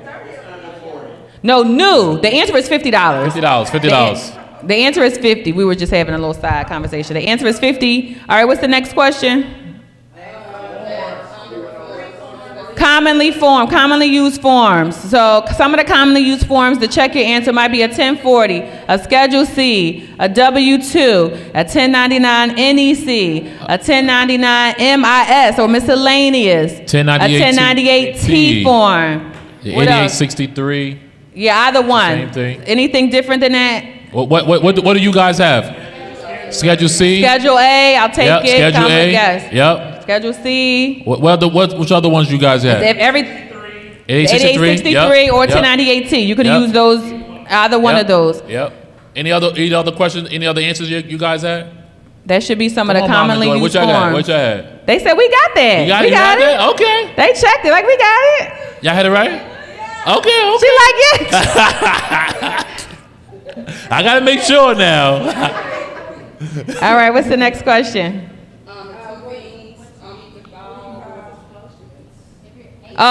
If you're 18, what 2 credits could you qualify for? There we go. Education and child tax credit. Yep. Right on the nose. Education and Man, child tax credit. Ready, I think they ready to quote. That's it. I think y'all ready to start quoting now. That's it. You ready. You ready. Man, I think y'all ready. That's the basics. That's what you need. Get out there. You feel comfortable. Some people start telling you, this is what I got. All right. Y'all gonna be ready for tomorrow. You get child tax credit and education. Right? So it's really good depending on your income, but that's pretty much because it's based on how much you earn. Those are low to middle income credits. So it's all based on how much you earn, but that's the answer. Child tax credit or education. Okay, what's the next question? What's the next question? 2 myths. So some of the 2 myths, you could check and see if they have it. Some of the myths, right? You have to be a CPA, right? That you have to be a college graduate. You don't need your college degree. You could be a high school, have a high school diploma. Tax season is seasonal. It's not. That's a myth. You could do it all year round, depending as you grow your business. Anything odd or strange you guys need questions about? No? Okay, what's the next question? That was it. All right. Who got all the questions correct? Anyone got all? That's all 15. Okay, who got 14 right? 14? Uh-oh. Oh, that's her paper. Oh, okay. She did. So your husband and her, all 15. 14? 14. Okay, let's see. Okay, let's see. They said they both got them right. Huh? Yeah. So this is hers? So who had them all 14 right? Oh, you did? Okay. No. Okay. So you said you're not competing? I'm not competing. Oh, okay. So we got single for one, schedule C. She checked it. All right. Okay. Man. Give her 59. Come on down, girl. Give her a hand. Come on, you know we got to use it for content, girl. Come on, we got to take this picture. Woo! You said you taught her? Here you go. She got $50. $50. She is the star of the class today. Yes. Let's go. All right. Give yourselves a round of applause again, guys. Good job. All right. So we're going to open up for a little Q&A. Then we're going to have Derek Harper come up here and drop some gems on y'all. So you guys have any questions, Q&A for taxes, things that we went over today or a little bit outside? Any questions? Questions and answers. This is Q&A. Questions and answers. Matter of fact, if y'all do have a question, just raise your hand. He's going to bring you the microphone so the people virtually can hear the question. No worries. It could be anything you thinking about, like, dang, what about this that we found out today, that we talked about today? It's never a dumb question. Never a dumb question. So, like, with the formula for taxes, like, just going based upon scenarios and how it works, when you do your income,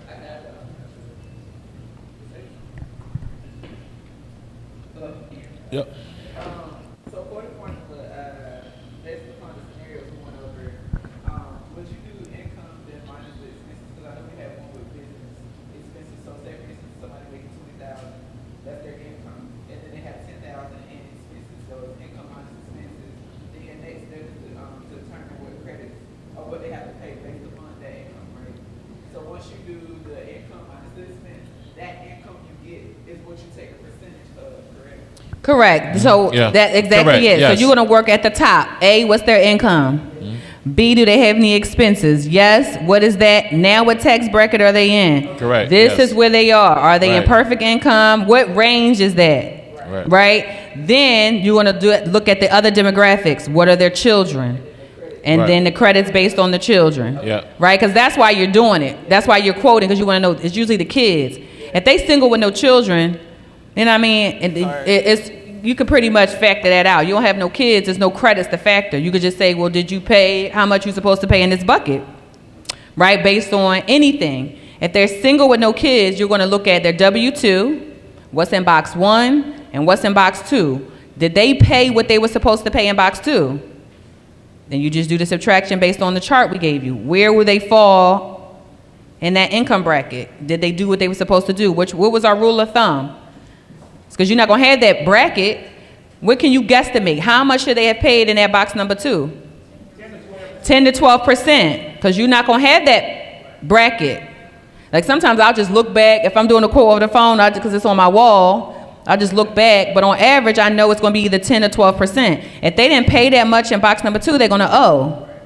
That's if they're a W-2 person. Now, if they're straight self-employed with no children, you're going to owe from the rip because why you earned your money throughout the year.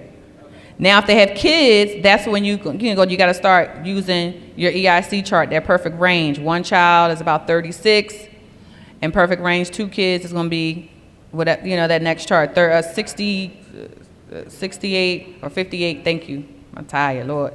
Around 58, but that's how you start. How much they made, where do they fall? Do they have anything less? Deductions, credits, expenses, now where do they fall? Do they have any children? All right, now how much is that? So always start how much they made, what is their income? Any deductions or credits? And then what's their filing status? And their filing status is really going to be based on children, right? And if they're married. Any more questions? Did that help you out a little bit? Yeah. Okay. John? It's just something that I'm curious about. I just want to ask you because you're professional. So let's say someone makes $100,000, right? 100,000. Let's say. Okay. So I see this in TikTok. Let's say they pay taxes, and after all the deductibles, right? So let's say they have expenditures of $20,000, right? So they have to pay $80,000. And that's the bracket or percentage, let's say 30%, right? Mm-hmm. But they don't pay the 30% out of the $80,000. They pay the 10%, the first $10,000, and then from the 10 to 20, they pay the 22%, and after 30, they pay that's how you calculate, or you do one? No, that's how the software system breaks it up because it adds in that standard deduction.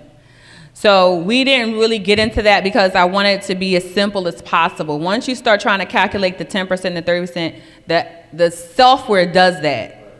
I don't even want to complicate the people because that's almost using the long form. Ain't nobody in here want to do that, John. Don't even do that. Don't even flop. The software is going to do that all. Right. So again, a lot of time we just went over the stuff just so you understand what the software is doing. That's the reason why we're kind of going over it. But really, once you plug in everything, the software is going to calculate everything. You don't need it, but the thing about it, you just need to know what the software is doing. That's the reason why we're going over all the different calculations, but the software is going to do all of that stuff. There's no need for you to be doing no calculations. You're going to be plugging and playing. Software going to go. But we went over it because it's going to help you quote. Right, correct. That's the reason why we gave you those calculations because that's going to save you the time and money to zip through to be able to say how much you earn. Okay, they add $50,000 on average. They need to pay about 10 to 12% in. The software is going to separate that. Between the standard deduction, I wouldn't even want to send y'all out in the field. You're going to have to. That's like doing taxes like 50 years ago when you had to use a calculator in a long form. Right. It's no need to be like, hold on. Oh, you standard deduction? Nah, software going to do all that. Because it calculates the first 10% as this. Yeah. Yep. Any other questions? Did that help you a little bit? Yeah. For sure. Any other? Oh, Tanya.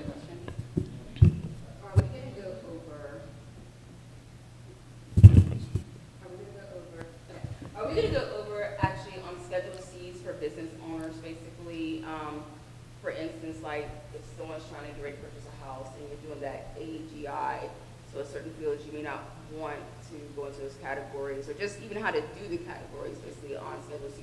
So tomorrow we are opening up your computers and we are putting in forms and scenarios using the Schedule C. Yeah. Now the reasons why you may do certain things, we're going to go over that too, right? So just to piggyback on what she's saying, what happens a lot of times is that most people don't want to pay taxes, right? So they say, okay, I made $80,000, but that same person in their box number 2 pays 0.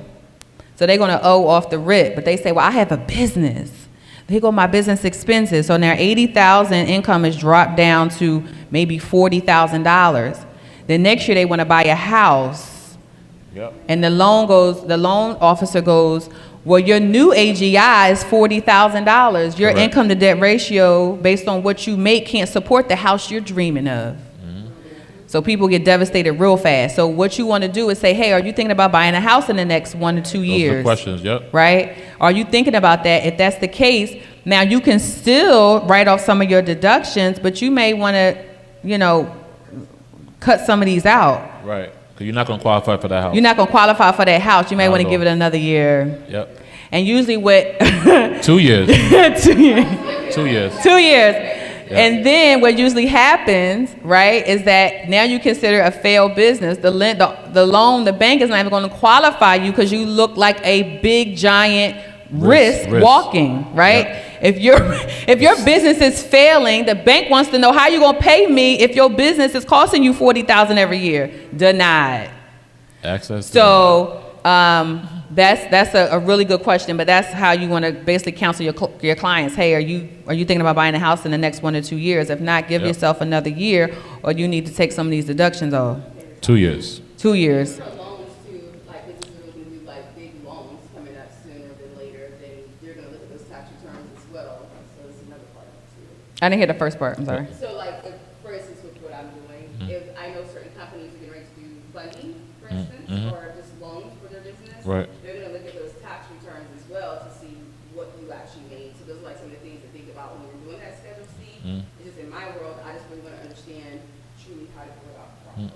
Yeah, for sure. That's what we're telling people. You need to legitimize, put your business on the Schedule C. Get it from under the mattress. I know you don't want to pay taxes, but that's what tax planning is about. And we're going to talk more about that. That's why a lot of self-employed people need to start paying their taxes quarterly. You need to plan so you know if you want to buy a house next year, you can plan accordingly. Nobody wants to be surprised in the next year when they come to see you in April. Who wants to be surprised and say you owe the IRS $80,000 because you made a certain amount of money the year before? Who wants that surprise? Nobody. It's nothing you could do in April.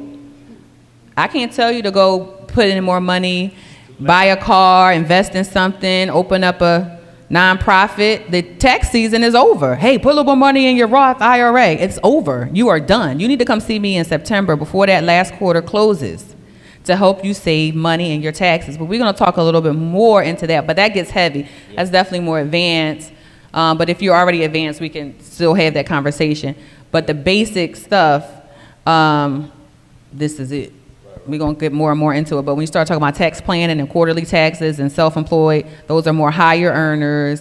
Or people, even if they have a W-2 and they're higher earner, that's a way they can help mitigate and save taxes. Starting a business, getting a nonprofit, right? Some of those things we're going to talk about a little bit more. Yeah. Oh, and just saying what she was talking about, like a lot of companies this year to get the PPP, they rolled a lot of stuff off so they can show those losses. So that's going to be another factor in. But the IRS is a tricky business, just like with the stimulus. They told us, hey, you can help them file for their stimulus. Well, your stimulus was protected from child support and all that. But once you file it as a tax, now it lost all that protection. And now they was able to take it for child support.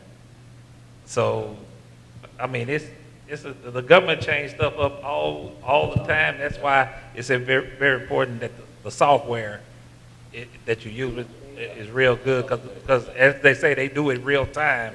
And the software is, I mean, all this knowledge that they're pouring into us, they put it into the software so you won't have to know all of it. So yeah, it's to give you the basics so you can seem more knowledgeable. You need to know a little bit what you're talking about. That's going to help you sell yourself. You can't say, I don't know, my software going to do it.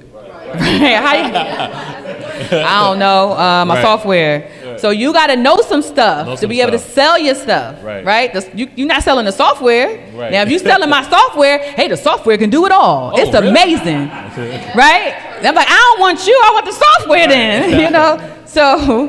But I would say that's why you charge prices. You got to charge a person, say $500 because it sounds like you're doing a whole lot of work. You know, the software's kind of doing all of it. But it's just like driving a car. Yeah. You still need to know where to steer it. Right. You still, as knowledgeable as you are, you know, you can follow the GPS if you want, But if you familiar with the area, then you know, wait a minute, that's a new road, or they got construction. I don't want to go that way. You need to still be knowledgeable, know where to steer the car.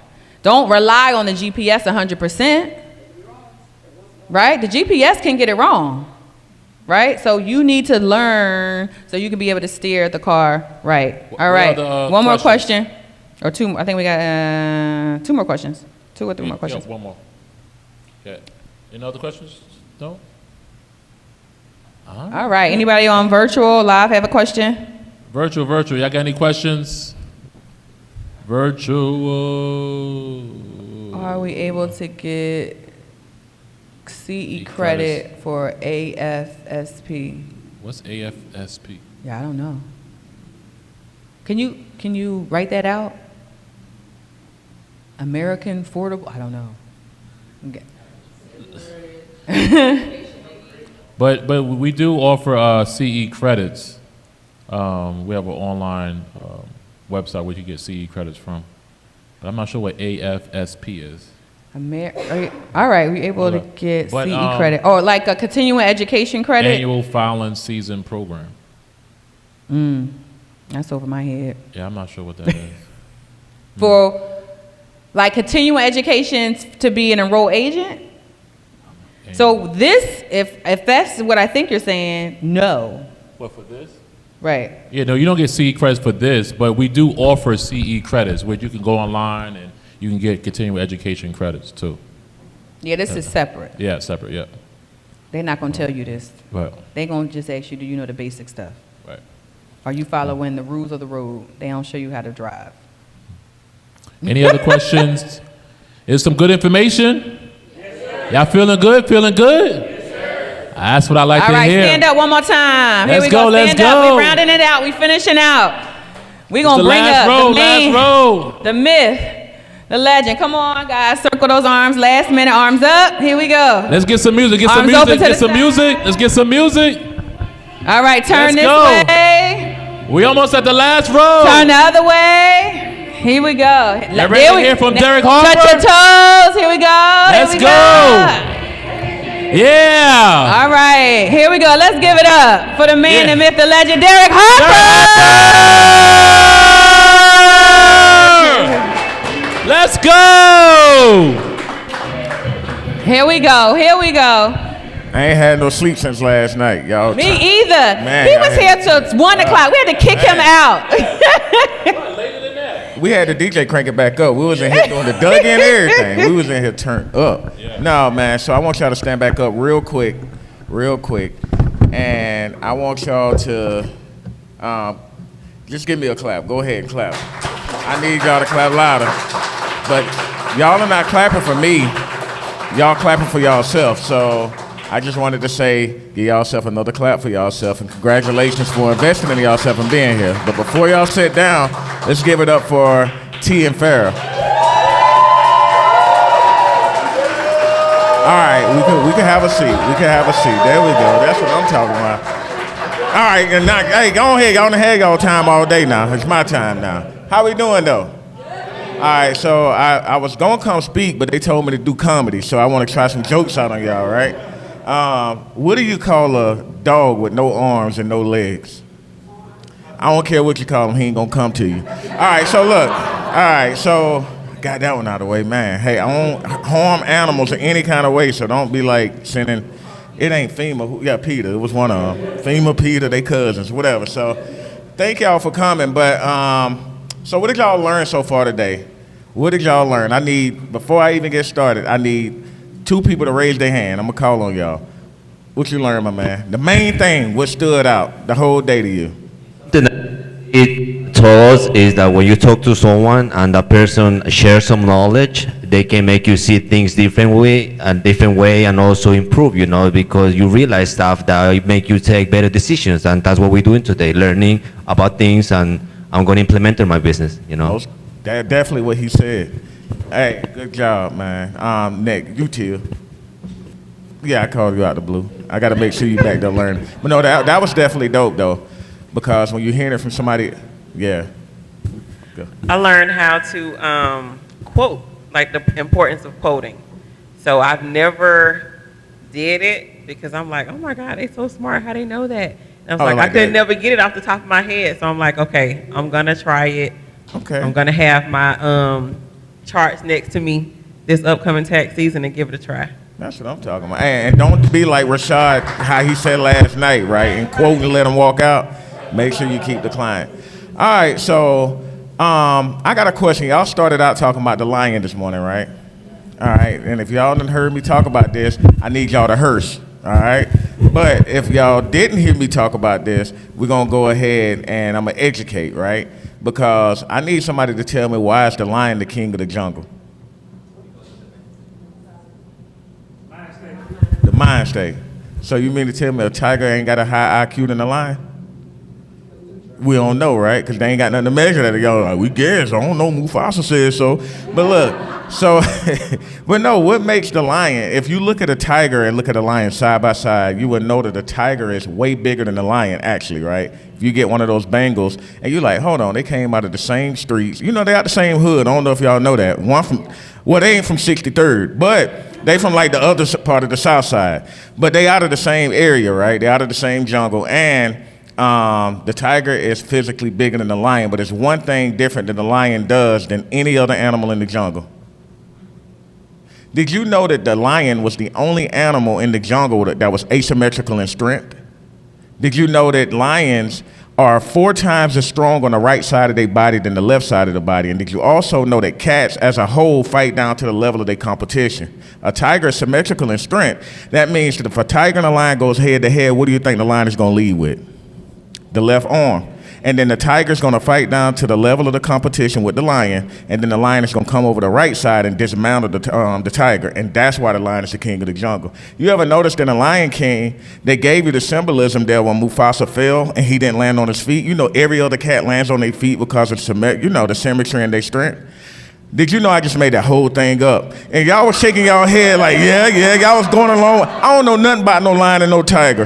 But what I do know is I sounded so convincing because I sound passionate about what I was talking about, and then ain't nobody in here was gonna challenge me and didn't believe me. So what I'm trying to tell y'all is y'all don't have to know everything about taxes, but if you sound passionate about it, I guarantee you people will follow and believe in you, and you can actually learn it and get better later, because done is better than perfect, because perfect never gets done. All right, so that was a good one. I need a clap for that one. All right, so that was my one joke, my whole line of my tiger joke. I can't dance, but I'm gonna try. But no, so I came to talk today about personal branding and becoming the authority in whatever you have to offer, because now what happens is I run into people all the time. I coach high-level CEOs that get stuck and can't actually make it to the next level. And one of the biggest problems that they have is what? Consistency. You know, branding and marketing, a lot of people actually get those mixed up. What's the difference between branding and marketing? Marketing is putting yourself out there, but branding is who you are. Marketing is a guy walking up to a woman saying, hey, you know, you should go out with me. Branding is why she say yes. You see what I'm saying? So the thing is when you're actually branding yourself, that's basically saying, how I want people to see me, who I am, and when they ask, hey, who is this person, they all say the same thing within a tenth of each other. Hey, that person cares, that person this, that person is passionate, right? So you can't just go out there and market when you haven't taken care of who you are yet, and when you haven't realized who you're trying to help. So I don't want y'all coming to this class, because if you realize everybody in our circle, one thing that we do is we care, right? And we have the passion for the people. That's why y'all here. If we didn't care about y'all, wouldn't none of y'all book. Right? But the thing is throughout this tax season and coming up to this tax season, you got to ask yourself, don't wait till January, February and be like, why they ain't coming? The thing is what are you doing between now and February to make them come? What information are you giving them? As you learn it, you should be online telling people, hey, this is what's happening, this is what's going on. Because what you're doing there is you're positioning yourself as the authority so that when they do have a tax question and do need help, who you think they're going to trust coming to it with? Because a lot of people actually just, hey, coach, I got a mailing list. I'm just building my mailing list. And, man, when I get it right, I'm going to send an email out. I was like, how long you had it? About a year. You mean to tell me the first time they're going to hear from you is when you're trying to sell them something and you think they coming? So the thing is you got to give yourself to the environment that you want to eat from. So take 20 people and throw a cookout. And all 20 people, if they bring a dish or bring an item to that cookout, how much food y'all going to have? But what if 19 think like the other person and they say, man, the other 19 gonna bring something? Now, if nobody brings something to the table, what you gonna have left at that cookout? You're gonna be looking at them like, man, Aunt Pearl and them don't never bring nothing. I'm tired of that old tater salad they be bringing and blah, blah, blah. You know, we black folk. But anyway, so the thing is you got to be giving right now, and you got to outgive everybody else. The person that gives the most, position themselves for the win. And the win ain't always, I gotta get the sale, but you gotta realize that every single person on the other end of that computer, on the other end of that email is actually a human with a family that actually is trying to change their life. You can't be looking at them as money. You can't be looking at them as followers, as, oh, these people here, I'm trying to get them to come into my tax. The question that you should ask yourself every day is, how can I wake up and help that person make their life better? And if you can answer that question, I promise you that's the difference between people coming to you and coming to anybody who just got an ad out there saying, hey, $6,500 for 2 kids. Y'all see them, right? And that's the difference between what y'all gonna do. Because if I see y'all out there doing it, I'm gonna actually troll y'all online. And y'all gonna be like, oh, okay, that's Derek bothering me. You know, I'm gonna make sure I take this down. So the thing is I need y'all to write this down. Because I know I said it before, but it won't resonate with y'all when y'all leave here, because y'all gonna forget everything I say. I go to probably 100 conferences a year, and I forget everything I learned there, but the stuff I wrote down. So the first thing I need y'all to write down is, and I'm gonna say it again, done is better than perfect, because perfect never gets done. Done is better than perfect, because perfect never gets done. And I got a lot of queens, right, that's coaching clients. I'm a promise I don't say that word female, because I used to say, I got female coaching clients, and then all the queens look up like, boy, you know, like them old aunties to cuss you out. So the thing is, so the biggest problem that I have with some of my queens is coaching clients. They say, Coach, I don't want to go live because my hair ain't done, my face ain't beat, my makeup ain't right, this and that. And I'm like, so you're going to stop the world from hearing from you because you worry about how you look. So the thing is if you was on fire, Lakeisha, and the only person that had the hose to put the water out for your fire was across the street, and you only got a short amount of time to actually get that done, do you care about how they look? Do you care about the qualification? What about, he ain't got to be on fleek, like young folks say? None of that, right? What's the only problem you worried about in there? Getting your fire put out. So America, it's so many tax people, there's so many people out here on fire right now, and y'all worried about how you look or worrying about why you don't have everything set up to be able to serve them with. So now, that's what I said right now, done is better than perfect, because perfect never gets done. And remember this, it's I don't know who said it, but I'm trying to credit somebody for this, but I just start living by this, though.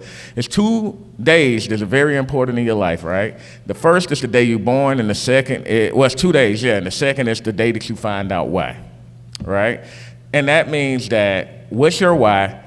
Who are you trying to serve? How are you trying to serve them? And how long you want the relationship to last? So when you engage in a tax client, right, I want you to make sure that you understand that you're not just engaging them to get their taxes done. Nobody wake up and be like, man, you know what, boy, my taxes getting done. They think about the money coming back from the taxes if they happy. People like us hate the tax day, right?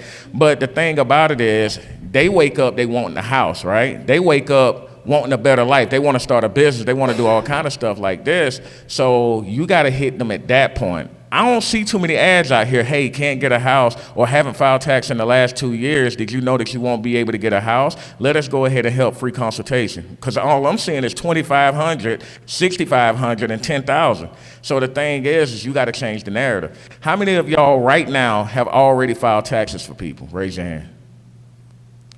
Do you have a free webinar? You have a free webinar? So that when people come in and they get introduced to you, they go into your webinar, right? What's your call to action after your webinar? It depends on what type of webinar it is at the time. Oh, so you got a bunch of them. No, it's been about 2 years since I've done taxes, but like you said, if you find out what's an issue that people are already having, and that's what you want to niche to get people gravitated to you, basically. Okay. For instance, if you haven't filed taxes, let's just say you need to purchase a home, my call to action, that example would be, Hey, I got a mortgage specialist here coming through, and we actually going to have a live webinar tomorrow where we talk about 5 things that you can do to get your taxes in order in the next 30 days to go ahead and get a home. right? That's the name of the webinar, that's the call to action, and boom, now you get them into that webinar, you got their email, you got their phone number, and then they get a chance to actually win a book from you if they put their address on there. So now, if you complete the trifecta of getting their phone number, their email address, and their physical address, then you actually can control the marketing of what goes on with them. So the thing is why did you stop filing taxes? Because I knew something totally different. And Oh, you just a hustler. Nah, I'm messing with The you. person I was learning from, they're more of a person who, you know how people advertise that Mhm. tax business, Mhm. and who wants to work under this with the Ethan or Like the American tax thing, and what's the... similar to that. So it wasn't your real true business. You get a percentage. I got 80%, which is cool, but at this point, I want only business to Gotcha. actually doing. So yeah. Okay. And then you just broke away from that because you tried and it was theirs and I you... was like, dude, that was just something extra that off. Like financials. Okay, gotcha. That fit at the time. So you offer the credit too? Okay, that's perfect. No, that's perfect because now that's what I was talking about. So when we start talking about lifetime value of a client, that's, getting them in there and making sure that you can complete this. So write this down. This is how you're gonna get a bunch of clients right here. It's called the MAP program. I made this up. I'm trademarking it now, but y'all can use it because y'all are part of Tee's program. But it's called a MAP program, and it's called Mortgage Abandonment Prevention. Mortgage Abandonment Prevention Program. What's an abandonment? Abandoning something. That means that take a mortgage broker or take a real estate agent or something like that, right? From the person that comes in that want a house, that don't leave with the house because either credit or either taxes not being done, that's an abandonment. That means that person got abandoned in the process because they was missing something.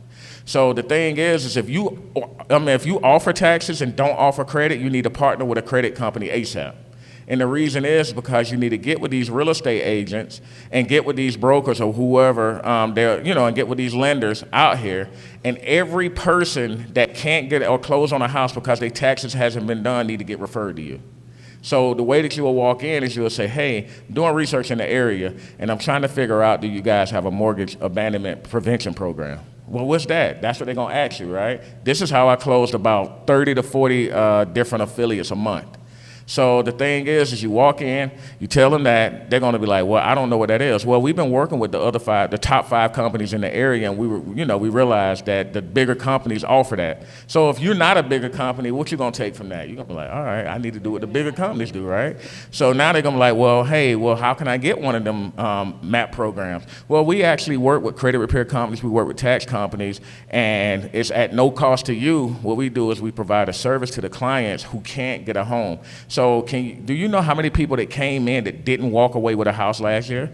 They don't have that number. They're gonna be like, we don't know. Did you know that most people that have MAP programs add another $400,000 to $500,000 per year to their bottom line? Now what you think they're gonna say? Well, hey, we got an actual program where we can track these people. All you have to do is everybody that comes in that can't qualify for either credit or their taxes is missing, we actually have a database that we can track them, putting them back into the program to prevent that abandonment and send them back to you so that you can go ahead and close on the loan. So if we can work out a partnership that way, does that sound like something that you will actually, be interested in? Most of them are gonna be like, yeah, because first thing they heard was $400,000 to $500,000 a year bottom line, right? So now when you actually do that and when you actually offer that to them, you just created these strategic partnerships to get clients. Now, when you start talking about companies sending you 20 to 30 to 40 clients a month, that's leads throughout the year, you won't have to just focus on the 4 months. You can focus on offering that service throughout the year so that you ain't got to shut down in April when everybody else shutting down. All right? So did y'all write that down? What's the program called? And what does MAP mean? Y'all said who? Mortgage abandonment. Y'all said abandon. So I guess y'all put 2 words together. Yeah, mortgage abandonment prevention. So you're preventing them from being abandoned. All right, so after you do that, the whole goal is to create your marketing that's gonna take them somewhere. Everybody wants to buy. This is what I want y'all to write down too. Everybody wants to buy, but nobody wants to be sold. Because if I hit you up and say, hey, what kind of cable do you have? Did you know we got an alt-click? I'm hanging up real quick because now you ain't even gave me the value. So when he's talking about quoting and he's talking about added value, you got to be able to give them more value than anybody up front. So my recommendations between now and tax season, get you a webinar.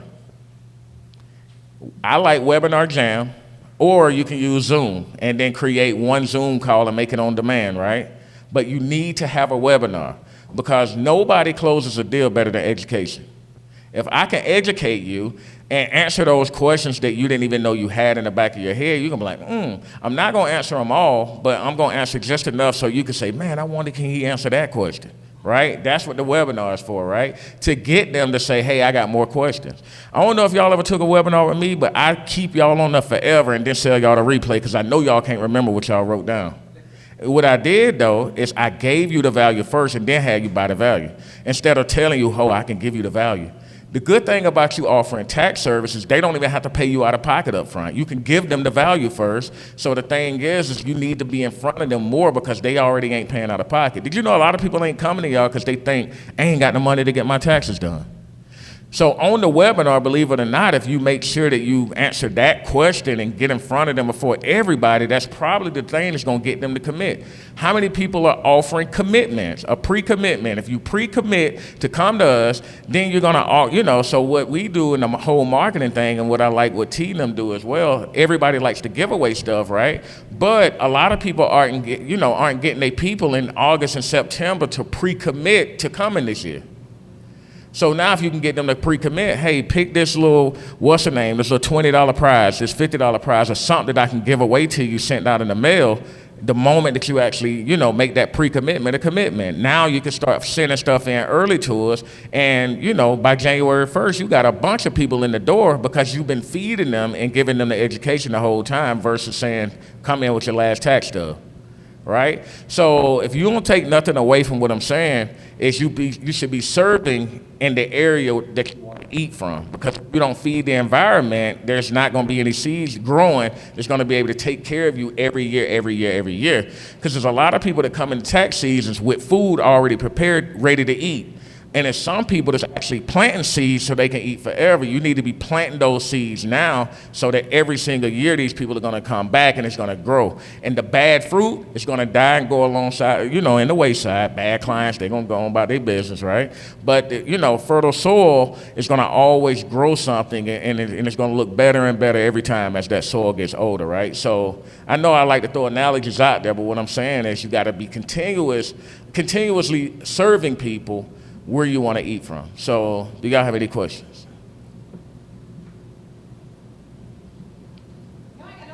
No questions. Because I done came up here and preached to y'all.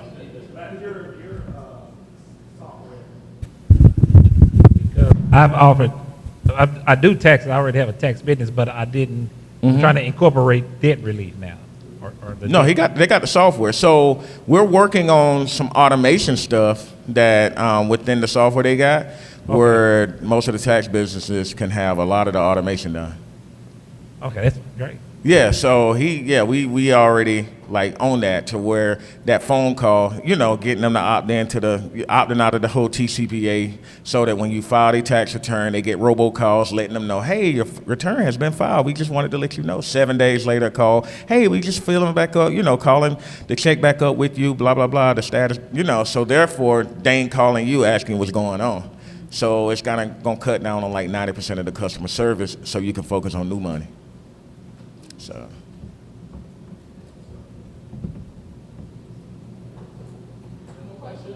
No more questions?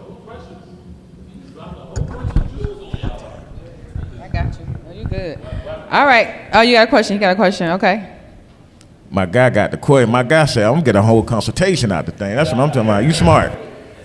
Just a question about the webinar. You said it. How long will you make the webinar? Because I don't know, you don't want to make it too long. Don't. I talk a lot.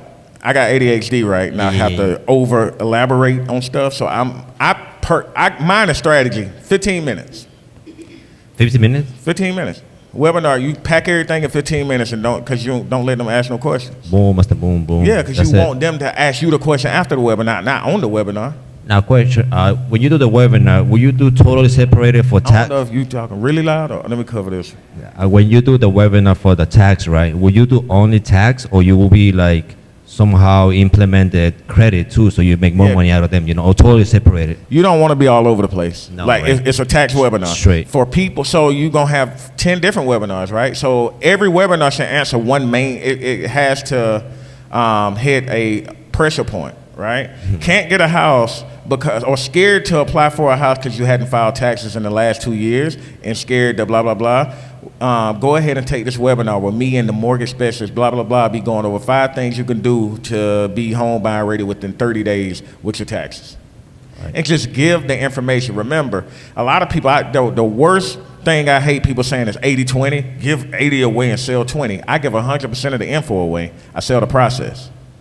Because the thing, everybody else getting 80% of the info, that 20% that you're missing is the information that's going to actually cause them to close the deal. I give 110% of the information. I research information to give, even if I don't know it because it's more fresh, because they're going to need the help with the process. And the way my deal is, any money I got to spend, you got to pay for it. So if my team that I'm paying has to file your return and it's costing me money, it's going to cost you. But if I'm volunteering this time to you, you good, right? So the thing is I'm giving 110% of the info. So it's a race to the most info that's going to make them trust you because you're answering the questions that they have. So if the person with the most webinars is answering the most questions, keeping them 15 minutes, talking at them, giving them so much, and dropping the mic, and they're going to be like, oh, I had questions. You think they're going to go ask somebody else the question from your webinar, or they're going to ask you? Those are consultations at that point. Thank you so much. All right, guys, give it up for Derek Harper.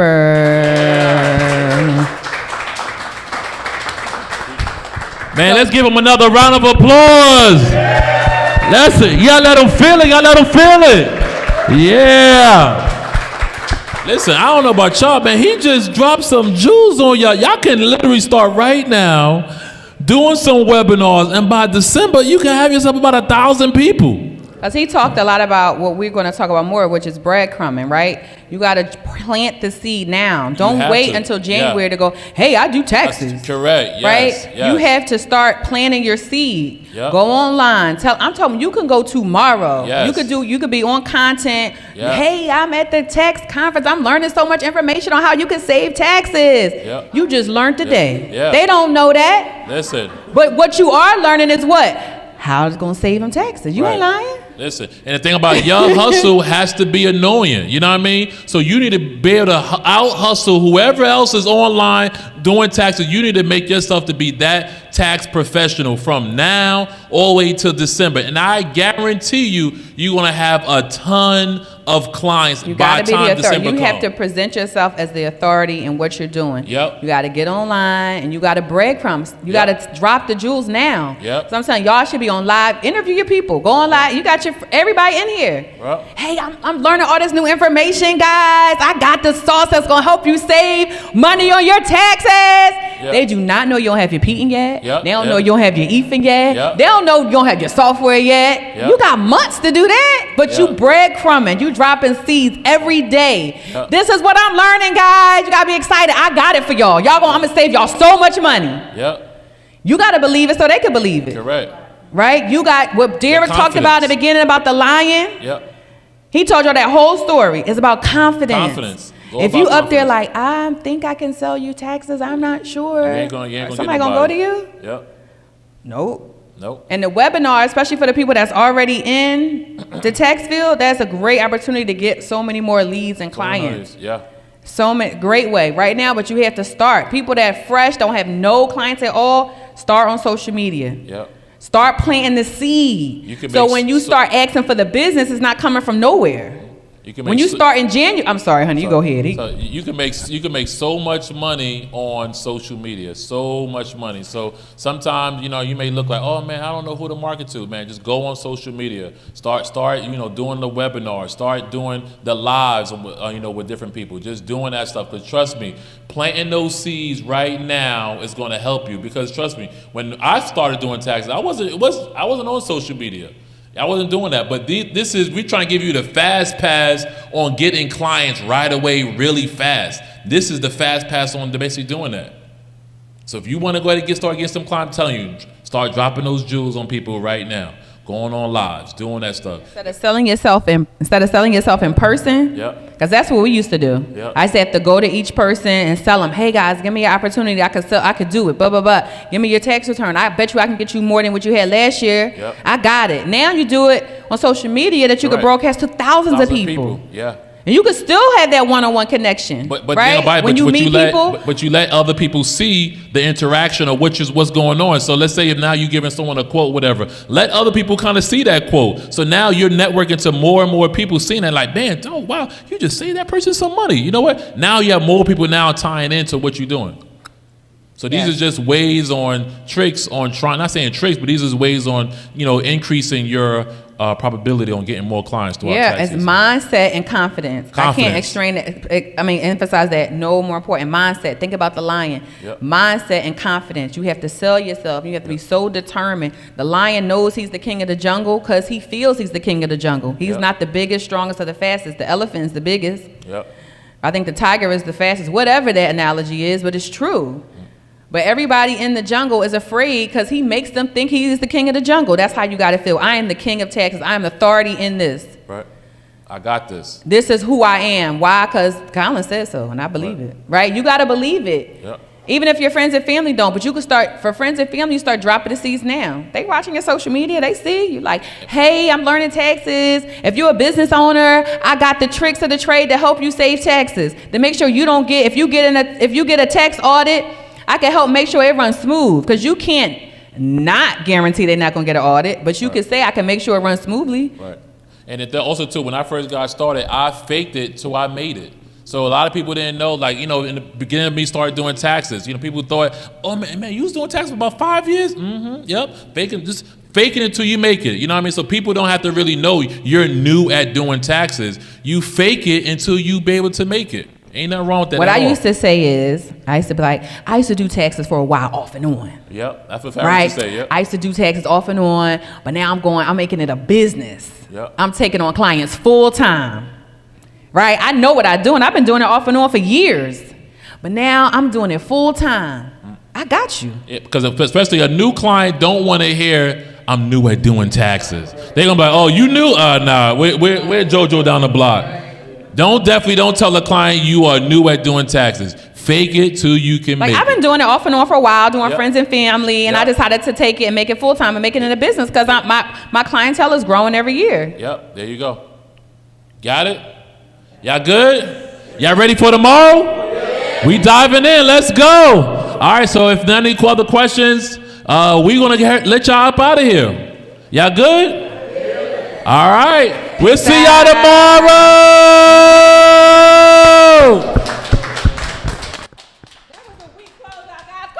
Let's go.